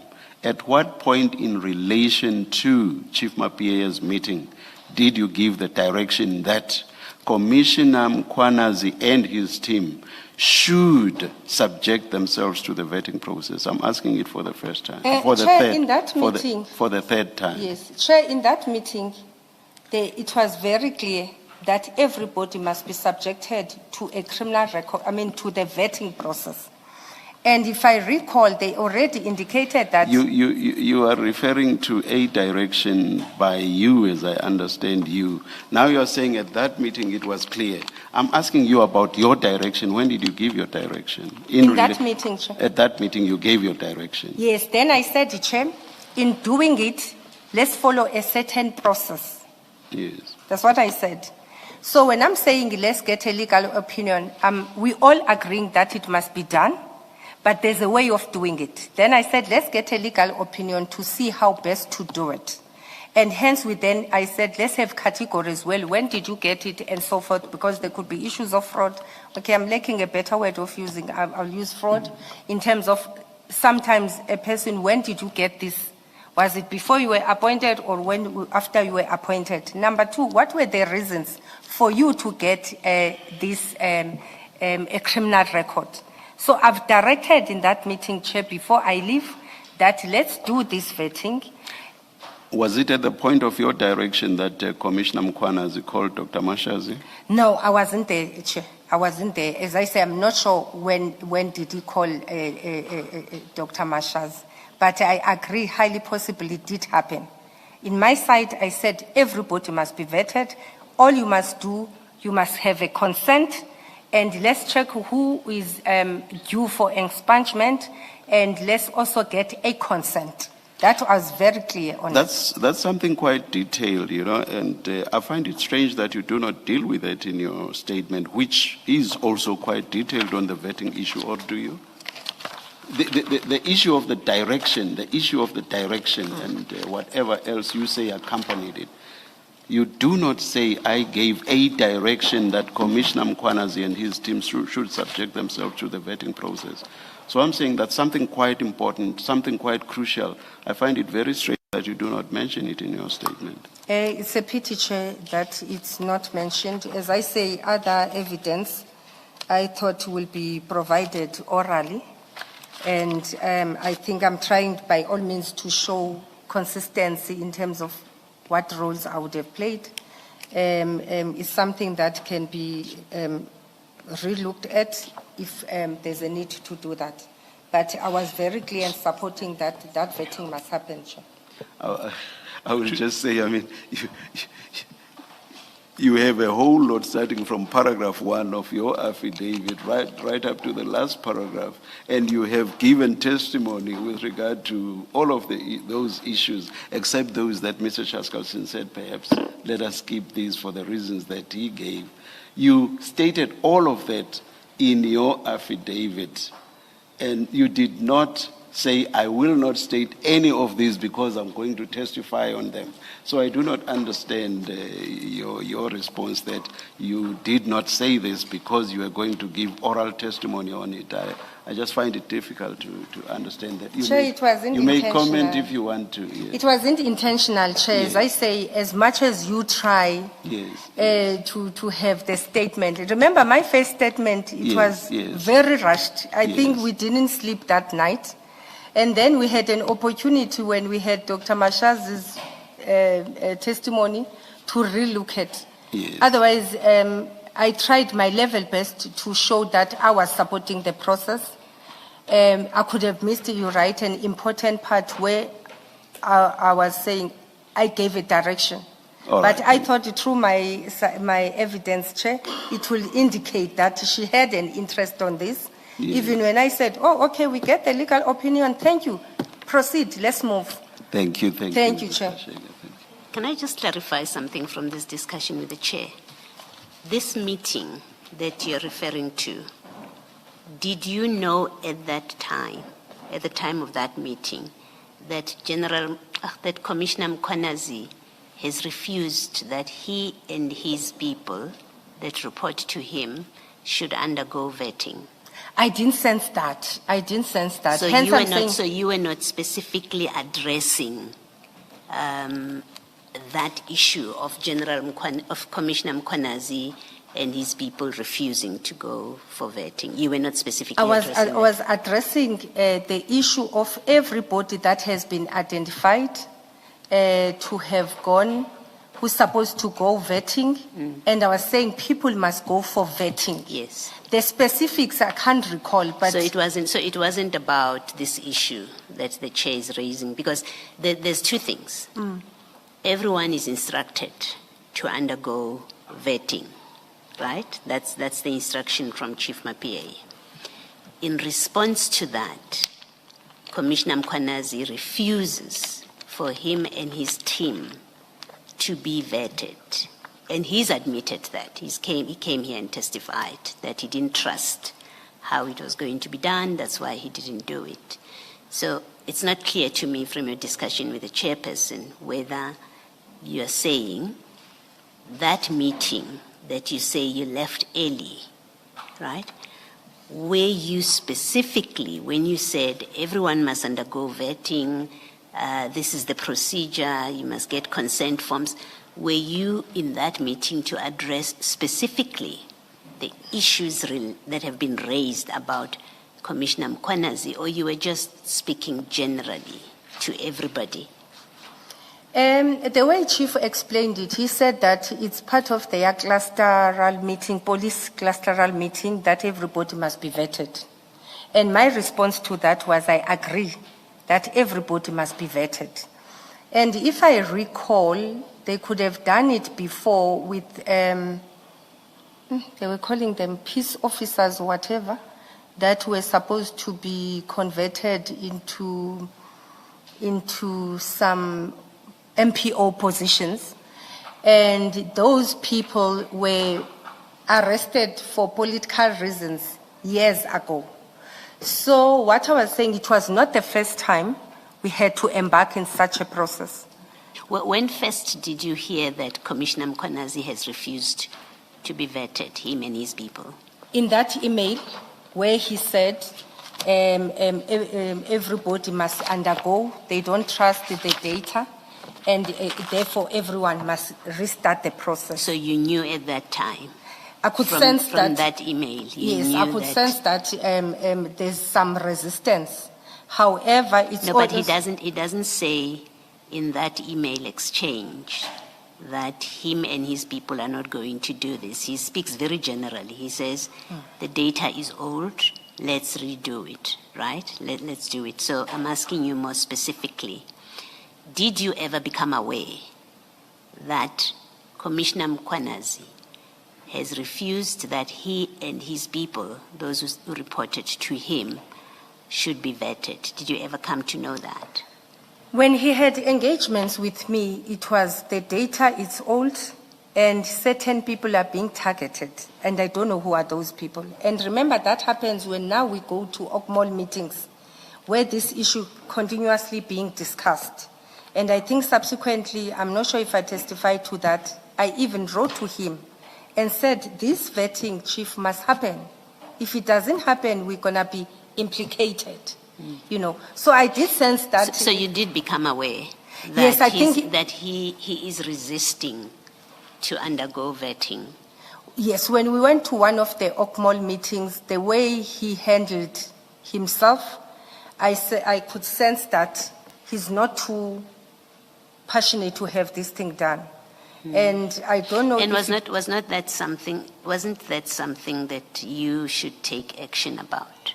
To make sure it happens, because I guided him, Chair. I guided him and said, Chief, please ensure that this vetting takes place. Remember, I think by that time, Chief was not even there when we were getting pressure from OCMOL. That when is this vetting happening? Because the allegation that was out there is that now there's people who have criminal records here. Is there a reason that you did not start a process of disciplinary processes for him and whoever else that was refusing to be vetted? When you became aware that Mkhwanazi is not submitting to vetting, instead of the email that you later send and say, Chief, this is what the councillor was talking about, we better do this, otherwise they will come for us. HRNE MPD, there is that email. Okay. So I acknowledge you sent that email at some point, but I think the question is something else, which is, That's all you did. Why did you not, because it's such a serious matter, at least to us outsiders, that you have people who are not vetted, some of whom have got criminal records. We have a long report that Commissioner speaks with numbers of people who have cases of rape against them, of assault, and. When you learn that Commissioner Mkhwanazi, in whatever way you learn, and however it was presented to you, when you learn that he's refusing or resisting to be vetted, and that his people be vetted, why do you not institute disciplinary process about it? Because it's a simple matter. The rule says you must be vetted. You've provided guidance that they should be vetted. When you realize it's not happening, why are you not instituting disciplinary proceedings? Chair, it's in our discussions, and I could have shared it in the emails. I said it's their capability to have that process done. For the whole city, it's done by them. And EMPD is the same people who says to me, today intervene, tomorrow don't intervene. And I keep on saying here in the commission, my role is to advise them.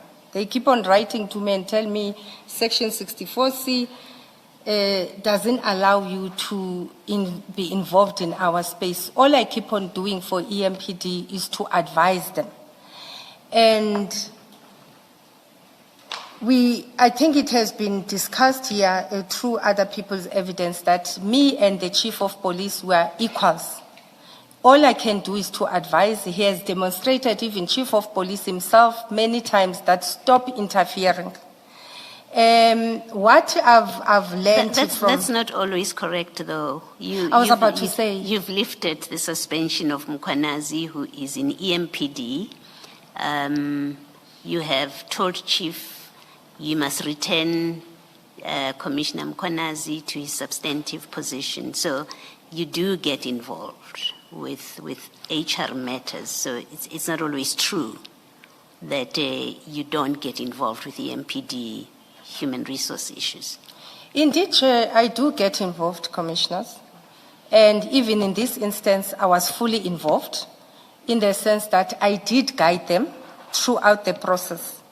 You know, for them, they take my instructions or it's up to them. Sometimes they do, sometimes they don't. I agree with you, and I think my testimony and evidence is very clear that I do get involved. But you get involved to a space that is not clear.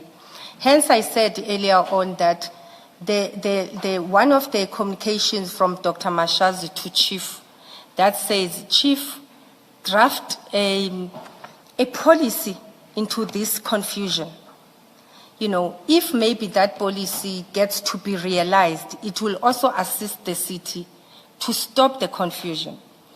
And hopefully, by the time everything is sorted, we can also realize the HRBP model so that we have somebody who's fully involved in that department. But I agree with you. I do assist them. I do try to make decisions, but ultimately, they decide what to do or not what to do. Thank you. Thanks, Thank Mr. Gxasheka.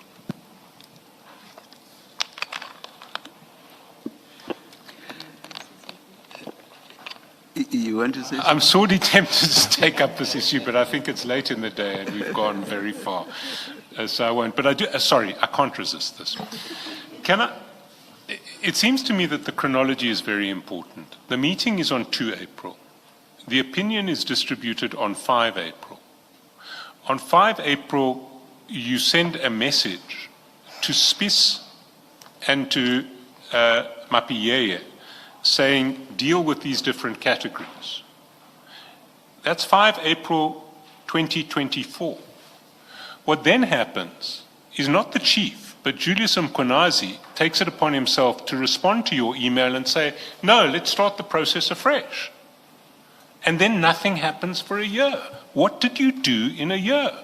And we're not talking just about people who refuse to be vetted. We're also talking about 250 people who have been charged, who've either been convicted of serious offences or awaiting trial on serious offences. So there are 250 criminals inside the EMPD, alongside another 210 who refuse to have their fingerprints taken, and in respect of whom there must be a fairly strong presumption that if they did have their fingerprints taken, some bad things would emerge. What did you do for a whole year? In my email, I said to the chief, if you saw, I didn't necessarily respond to one person. I responded to all of them and said, continue with your process. While you are busy with your process, keep us abreast. And that's the same chief who will say, don't get involved in my space. I do advise. If they want to take my advice, they take it. If they don't want to take my advice, they don't take it. We agreed that they have the capacity, the whole city, when they want vetting to be done, it's done by EMPD. I'm not sure how I would have assisted the chief and say, Chief, why are you not doing this? And subsequently to Chief, when these matters were raised, I said to Mr. Mkhwanazi, conclude this process. No, what you said to Mr. Mkhwanazi was something different. If we go to page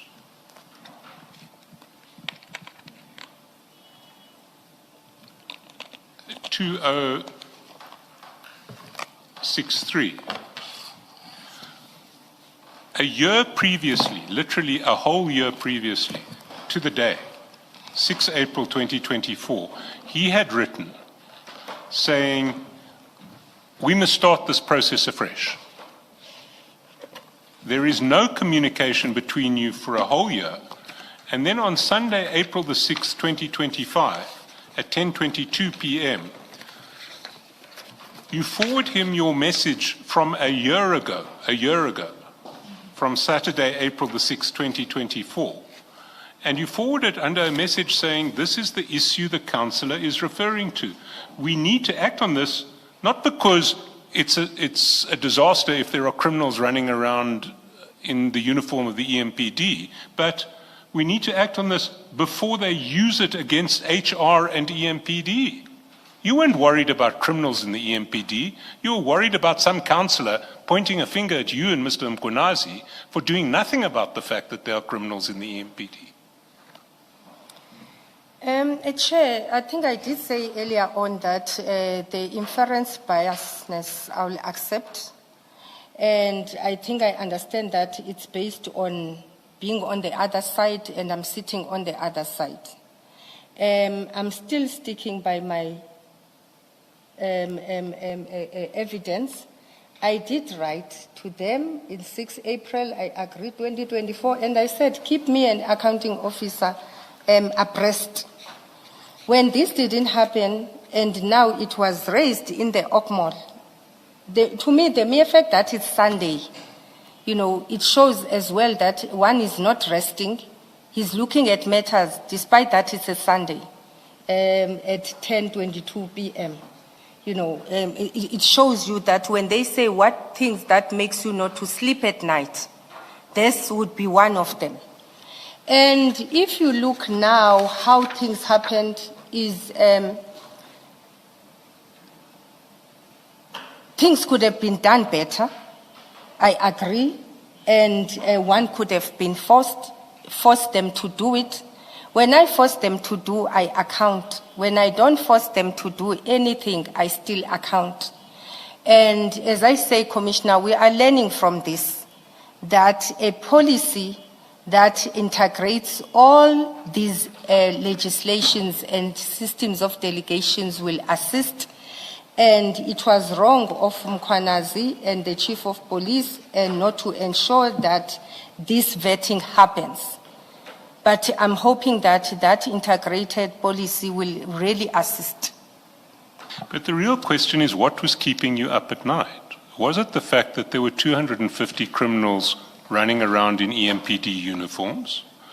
Or was it the fact that someone had discovered that there were 250 criminals in EMPD uniforms and was now taking the issue up and pointing fingers at HR and EMPD for letting it happen? What was keeping you up at night? It's all of those. It was all of them. It was all of them. But then why did it take you a whole year before you started getting anxious about the fact that there were 250 criminals in EMPD uniforms? Some discussions, Chair, they take place different platforms, and I think I did speak to that. It might look like because the email, the only written evidence now is this email. Others might not appear, but we do have engagement on these things, and we kept on discussing them. And ultimately, it's an EMPD issue, not necessarily it was my issue. I am taking up that I should have known better and I should have owned this process and not leave it to them, especially because they were fighting among themselves. Thanks. I don't have any further questions.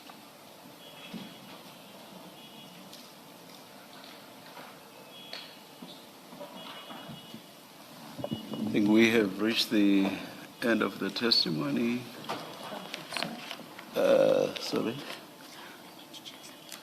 Oh,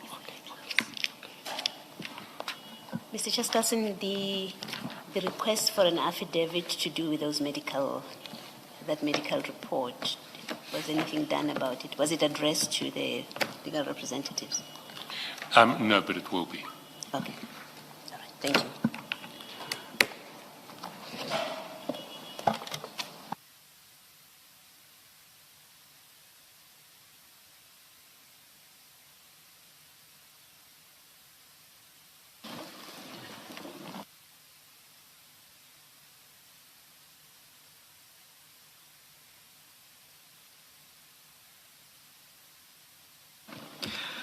There being no application for re-examination, this is the end of the testimony, or is there such an application?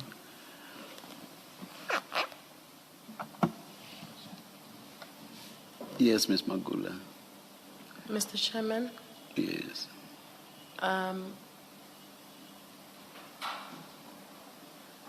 at this moment, I think there are only two aspects that I would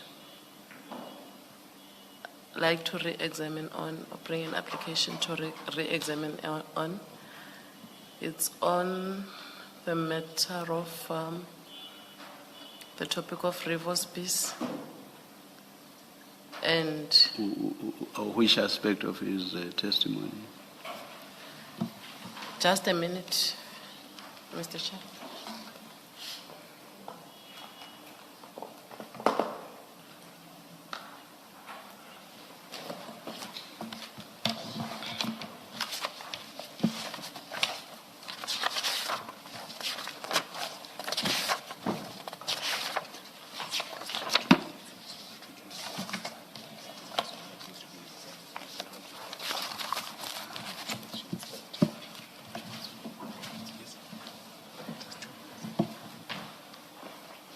The first one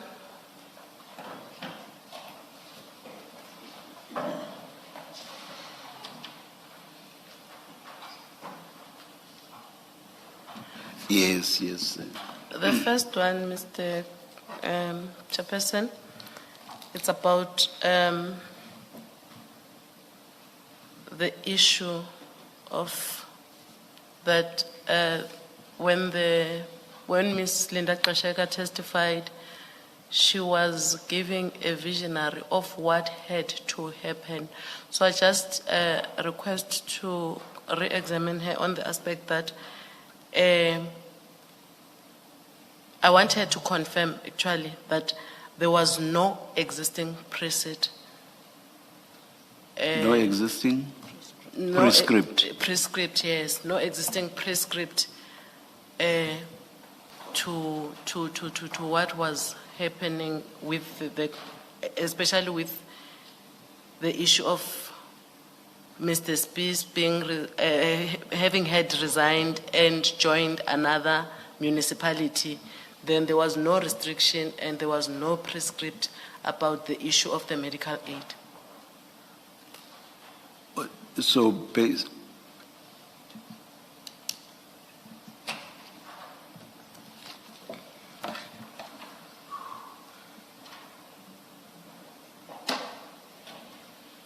yes, all right, we'll allow that. And what was the other issue?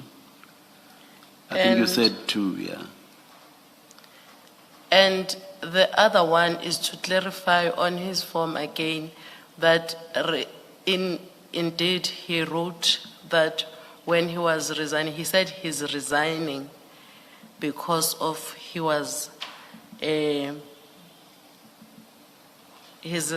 resigned or he took an early retirement.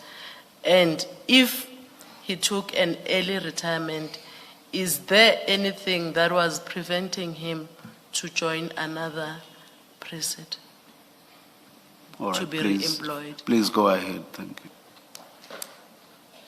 Do I have to repeat the? No, start with the re-examination. Okay, thank you. Ms. Gxasheka, would you clarify to me, especially about the issue of Rivers Peace, as I've already testified, you did not have any policy or there was no prescript in Ekurhuleni which prevents the action that was taken by Rivers Peace?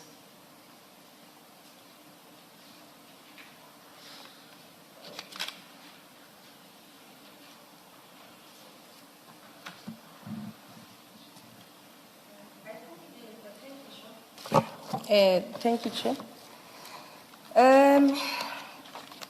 In terms of I think the memo that was read here today and his exit form, the exit form talks to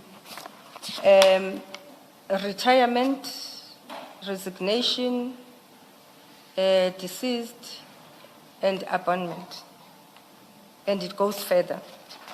In his form, he ticked retirement and then he added early with a pen, and it says 60 years. And then again, in his resignation letter, okay, I'm not sure if this was shared with the commission.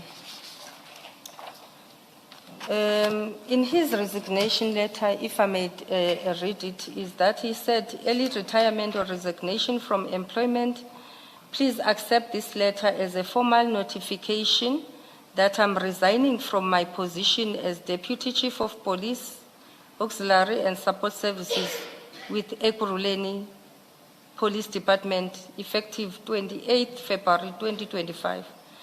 This decision comes after 42 years of dedicated service to the law enforcement profession and 33 years to the city, during which I had privilege of contributing to the safety and well-being of our community. I am incredibly grateful for the opportunity and experiences I have gained through my career. I have reached the age of 60. Sorry, Mrs. Gxasheka. I hope I remember what the question was. I think it was, is there a prescript? Yes, Mr. Chair. Yeah, the question is about the existence of a prescript, Mrs. Gxasheka, not the motivation for taking early retirement. There is a document that talks to when you take early retirement, and then there will be, you will contribute, the employer will assist you to contribute towards your medical aid until upon death. There is a mayoral or council resolution to that effect. So that document, does it state as to whether if maybe you get employment somewhere else whilst you are on those benefits, the previous employer will stop its benefits that it has given to you or awarded to you? Sorry, Chair, I do need to object here because if we're talking about what a hypothetical document says in relation to Ekurhuleni policy and precepts, we need to see the document. or at the very least, we need to have some description of the document that will enable us to locate it. Should we proceed on the, let's hear the witnesses answer, Mr. Shaskalsin, and then endeavors should be made to get the document. I think Mrs. Gxasheka would assist in sourcing the document. Your answer to the question? Okay, thank you, Chair. Yes, Chair, there is a council resolution. I will try and get it through the right channels from Ekurhuleni. And the documents speak, it talks specifically to retired employee, not to employees that have resigned and intend to join another municipality. It just talks about retirement. And early retirement is defined as retirement. Yes, I don't have an issue with the early All right, retirement. all Chair. right. Where I said I had an issue is for you to correct. I'm raising it purely because Oh. you refer to resignation and taking up employment elsewhere. That's why I'm just saying early retirement is retirement. Yes, please proceed. Thank you, Mr. Chair. Nothing further. I think she has clarified it. Thank you. Thank We'll, Sorry, Mr. Gxasheka, one last thing I promise. Would you agree with me that if there was a prescript or a policy within Ekurhuleni that said if you are receiving post-retirement medical aid subsidy from the employer and you become employed by somebody else, the subsidy stops? If there was such a policy, then all Ekurhuleni has to do is to enforce its rights in terms of that policy. Chair, what I said earlier on, or yesterday when I was testifying, was that that policy, it was meant for early retirement or retirement and so forth. I think even the memo that we read today, it mentioned those who qualify. And I said my concern with Revo Spies is, I've changed and said he intended to mislead here. Because in his resignation, he says, I'm reaching the age of 60 during November 2024. I've decided to pursue early retirement, to dedicate it to my time, you know. And I think the debate we had yesterday was, he can take early retirement today and decide tomorrow to go and work in another municipality. Then I said, it's something that as the city we need to look at, because clearly there is a misconstrued or a misleading situation here. There's two people that I've heard of that have done that thus far. And to avoid it continuing beyond those two people, we have to revise the policy. I think I was very clear in my testimony. And when I said because I've changed my wording and said he has misled the council, I further said the reason that made me to be concerned is that a person could be receiving a what you call this, a benefit that he should not be receiving, Ekurhuleni. If I can go, Chair, even the definition of an early retirement versus a resignation. In early retirement, it's a planned departure often before a standard age requirements, whereby an employer consent and allow access to pension fund benefits with favorable to tax treatment. But on the resignation, my definition I managed to have is that it's a unilateral decision to leave and often... Again, I'm very sorry, Mrs. Gxasheka. The question is, if what Mr. Revo's piece did was against whatever prescript, if there be, would it not be within the municipality's power to exercise his rights against him? That's the question. I think it's an easy yes or no question.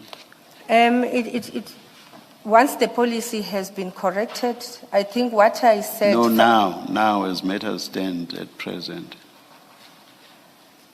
It can be done, Chair, in the sense that if there's a benefit that is happening at Tswane, you can't have a double benefit. I don't think it's fair.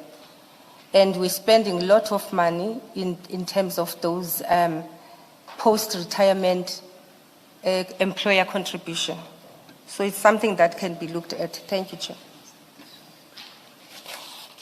Ms. Gxasheka, I think in fairness to Commissioner Spies, who's not able to speak for himself because he's now testified, when you say he was misleading, I note that you withdrew your statement that he committed a fraud and corruption. You withdrew that. Now you use different terminology. You say he misled. What misleading are you saying he committed in this case? I'm saying, Chair, in your resignation letter and in your termination form, you're saying you take early retirement, knowing very well that you are going to another municipality. You know. Is there a rule, whether rule, law, policy, and I tried to get this with you yesterday, that says on taking early retirement, an employee or a former employee of Ekurhuleni is not allowed to take other employment after having taken early retirement? Chair, what I've said is Mr. Rivospis, he left Ekurhuleni still getting 5,700 every month. My question. And he went to Tswane immediately after leaving Ekurhuleni. You're repeating what you said yesterday. It doesn't make it any more cogent just because you say it many times. You know that. I'm asking you a straightforward question.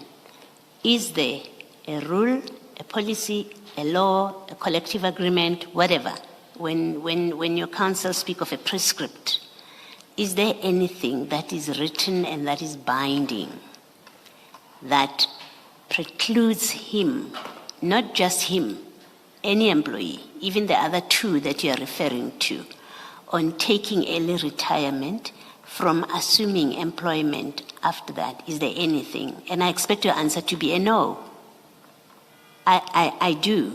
I expect the answer to be a no, because if there was a prescript, you would have said that yesterday. You would have said it. You would have given me that straight answer now, a second ago when I asked you the same question. So I'm putting to you, and maybe let me reformulate what I'm saying. It might be easier for you. I'm suggesting to you that there is nothing, as matters stand now, there's nothing that precludes any employee of the city of Ekurhuleni, and therefore Commissioner Spies, from taking early retirement because they have met the threshold, the age, qualification, and then after that going and working elsewhere. I'm suggesting to you there's no rule that says that cannot be done. Do you disagree with that? Chair, in terms of I think the Pension Funds Act is very clear that when you retire, what do you do?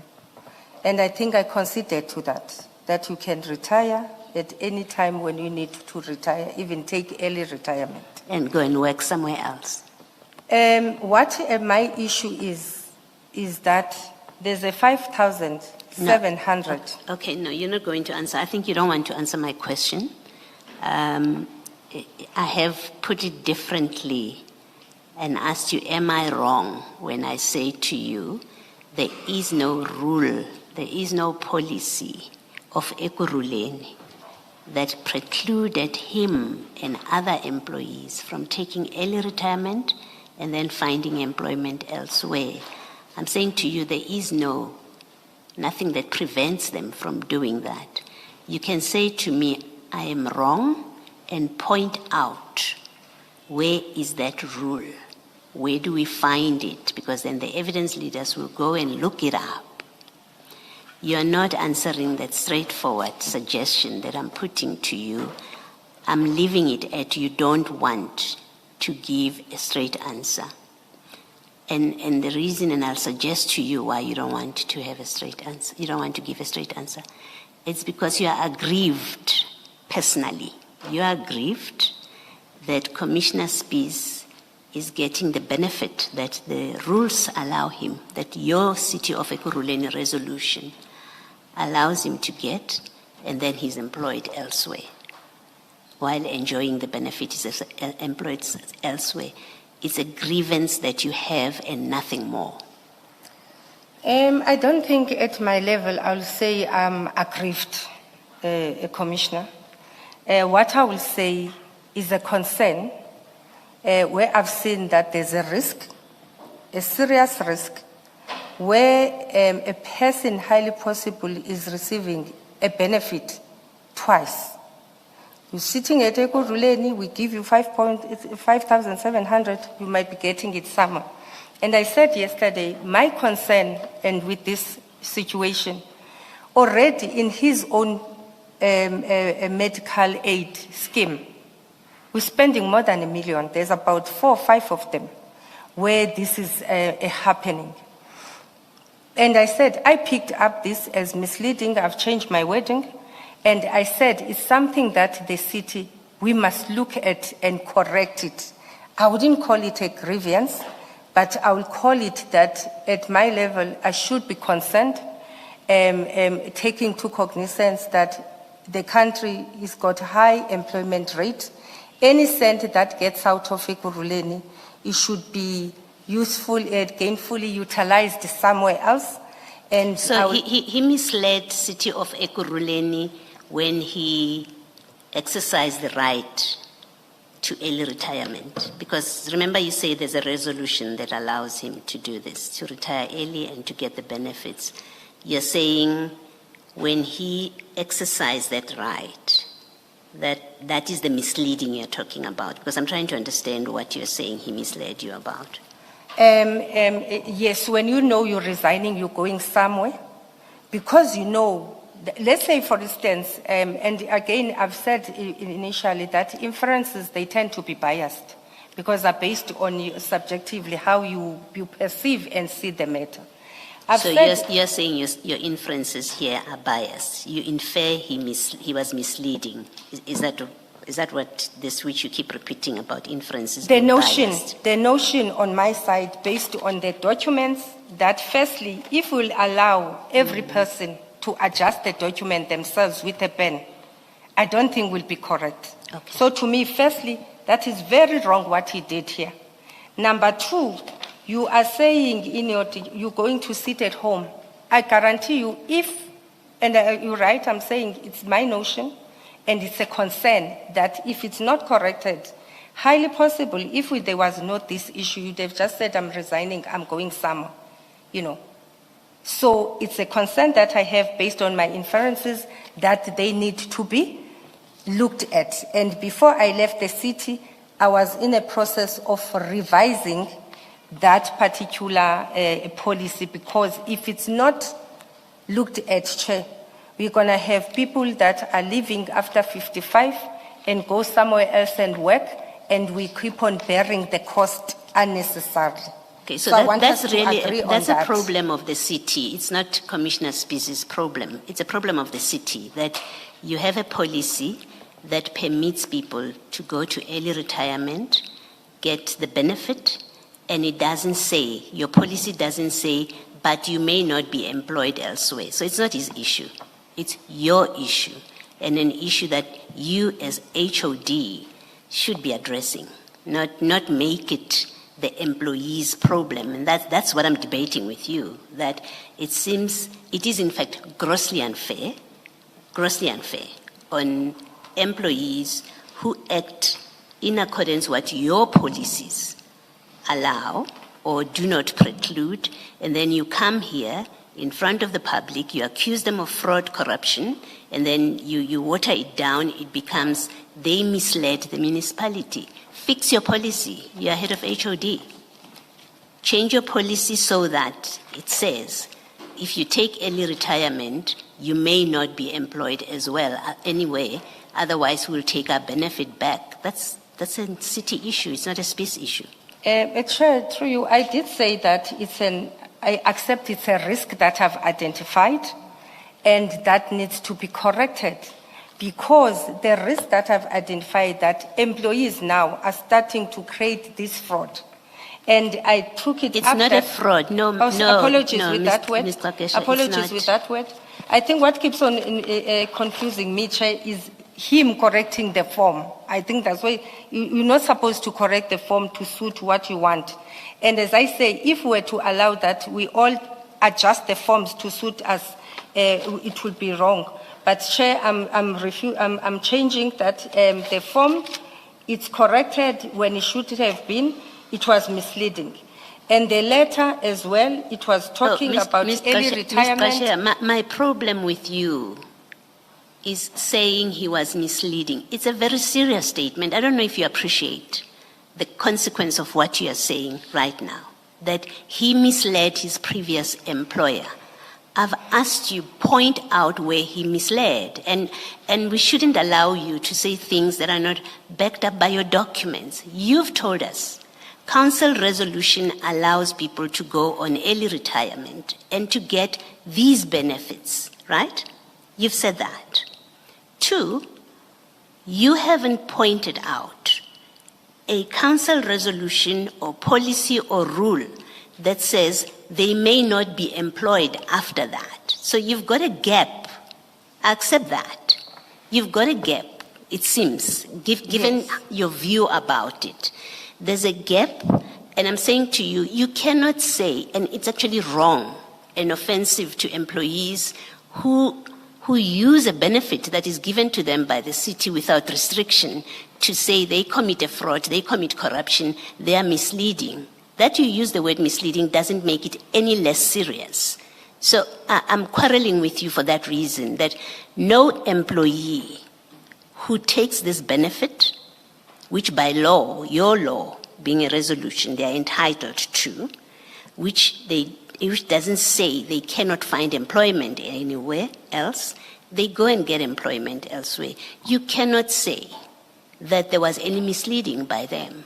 And it's simply wrong for you to do that.